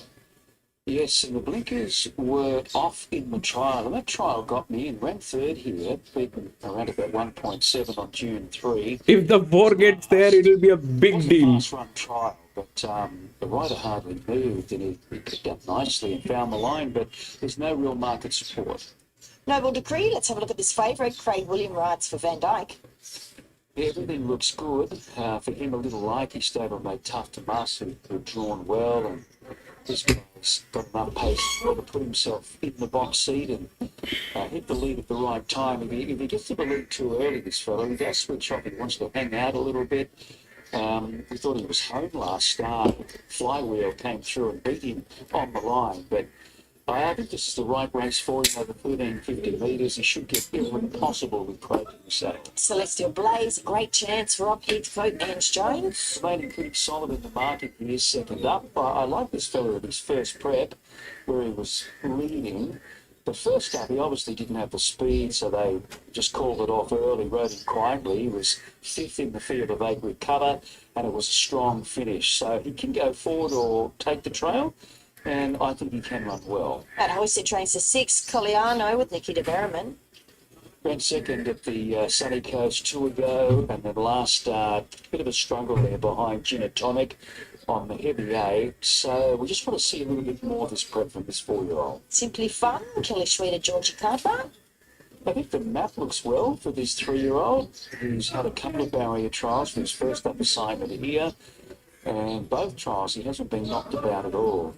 Pretty much doing it under his own steam. Blonde on Blonde, money for the blonde, Maxi, David Van Dyke, CJ Graham. There wasn't any money first up. It was on a heavy 8 at Ipswich, and she only beat 1 runner home. But this is a different story altogether. It's the scene of her only win. She's only had 3 starts, but she won this track and distance in a maiden back in November. So 1 run back. Back up in trip, firm the ground, inside barrier. It's certainly starting to add up positively. Spirit of New Eye is from the Mark Goodwin stable, Michael Hallier. Yep, and on pace, just hard to recommend. This is a little bit harder. The 2-year-old, Worthy Enough, Michael Nolan, Cody. Oh, actually, it's Cody. I'm not sure. I better check. I'm a little bit gun shy. He was replaced earlier on a horse. Yeah. I better just check. All right, well, Worthy Enough, the 2-year-old, ran 3rd here behind Damien 2 weeks ago. Was a good run. It was 5th offence, nibbled that a little bit, bombed a bit early, so he gets an extra 150 metres today. Just drawn awkwardly against the older horses, but he's a nice horse on the way up. Alrighty, we get to Gunboat here from the Paul Wallace stable, Emily Lane. The former Victorian, Paul has given this fellow a trial at the coast where it went nicely. We'll know more about him after today. Lockall is from the Barry Lockwood stable with Luke Dempsey. Was okay first up at Ipswich, finishing third to I Am Heroic. Sat back with a bit of cover, ran on okay. Talia Finland is riding worthy enough there, Maxi. Let's look at the 21, Ranger NJ, David Van Dyke and Robbie Lamb. Another runner for David. Robbie Dolan. Robbie Dolan taking the mount here. And yeah, probably wants something a little bit further. He's going okay, but this looks a bit too sharp. Rightio, 270 is not budged since we started that yard, Maxi. Noble Decree for Van Dyke. Others in the market, Miss Buslinger, Celestial Blaze, worthy enough, and a little bit of money for Lockall. Yeah, and also Simply Fun. First up, couple of soft trials for Kelly Smith. 418.15. 21 down to $12.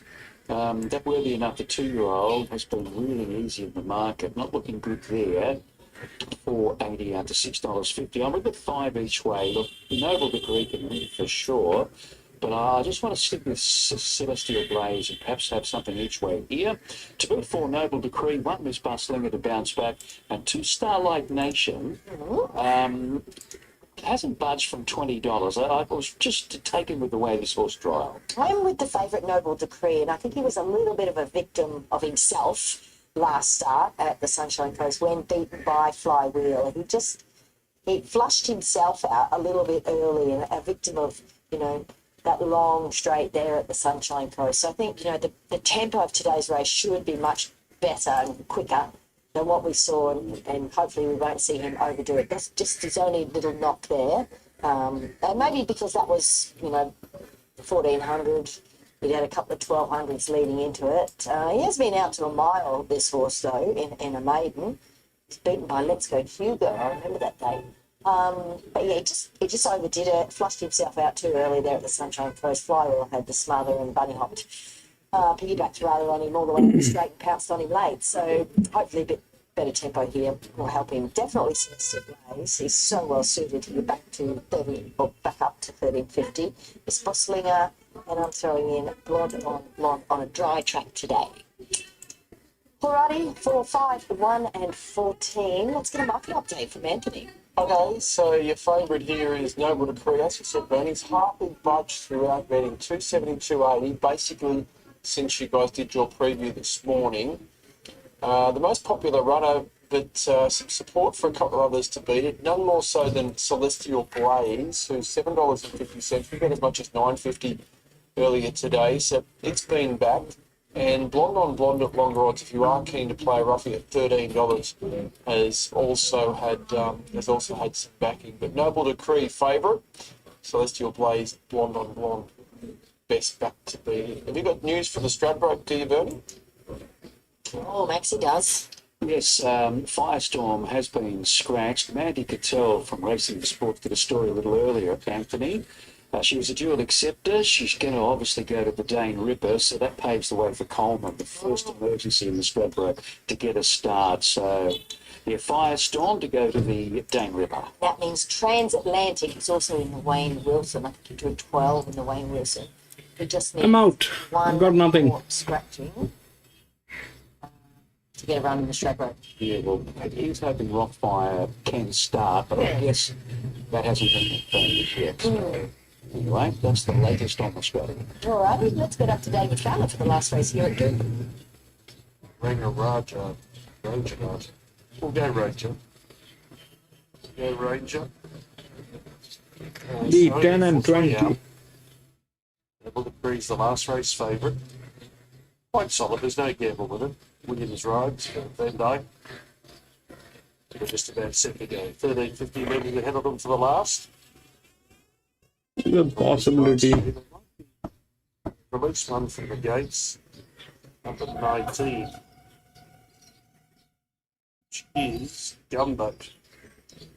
Which has been speak 41 down to 26. This will be news from our I just hope that, yes, Josh. Thank you. It doesn't play absolutely awkward something. Stalls and will be It is quite capable of playing something really awkward. Red Knight's got 3 in the last race. Naval Decree as well as Blonde on Blonde. This thing is laid in such a way. So Gumbo cleared the run. Toledo moves in. Starlight Nation goes up.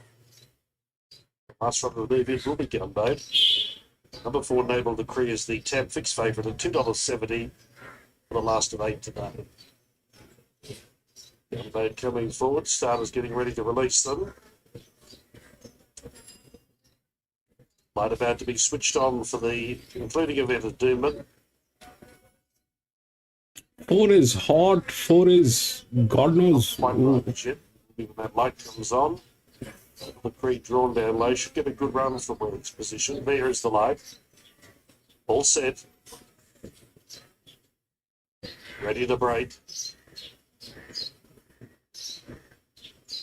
Move it out wide. Might have been Miss Bustlinger. Racing Brisbane.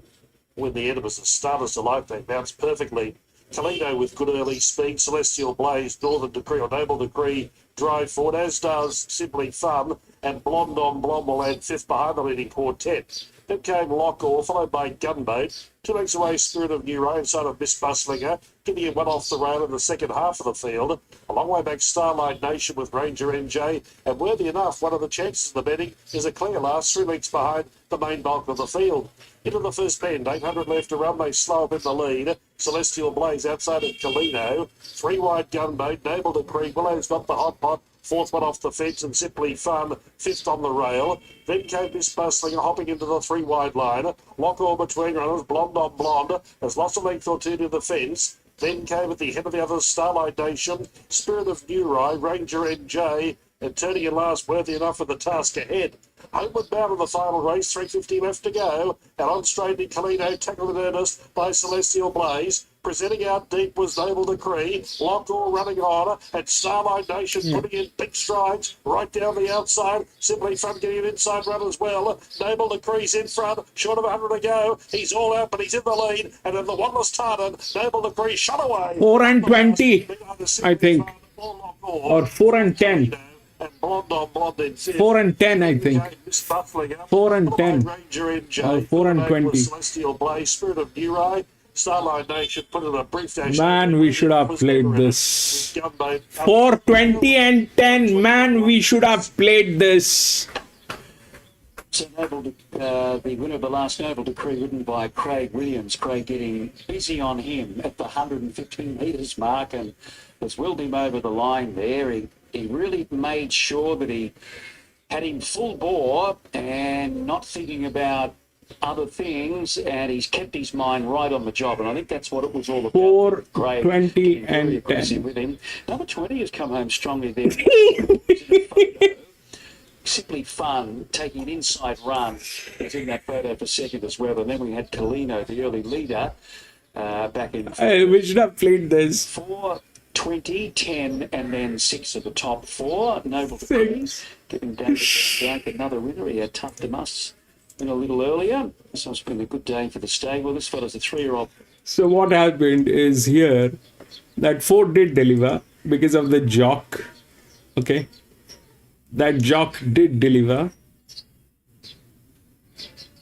Then it was 20 with one of the lowest pressure, and then it was 10.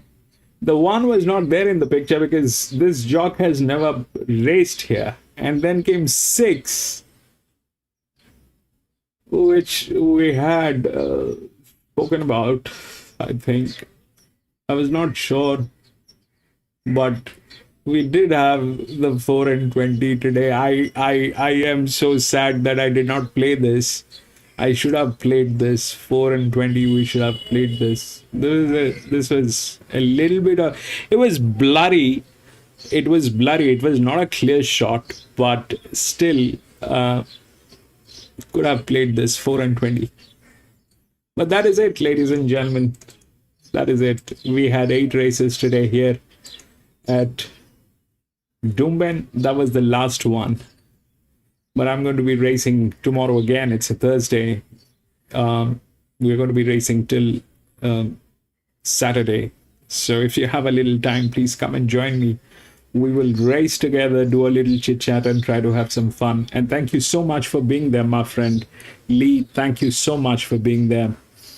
John, my friend, thank you so much for being there, my friend.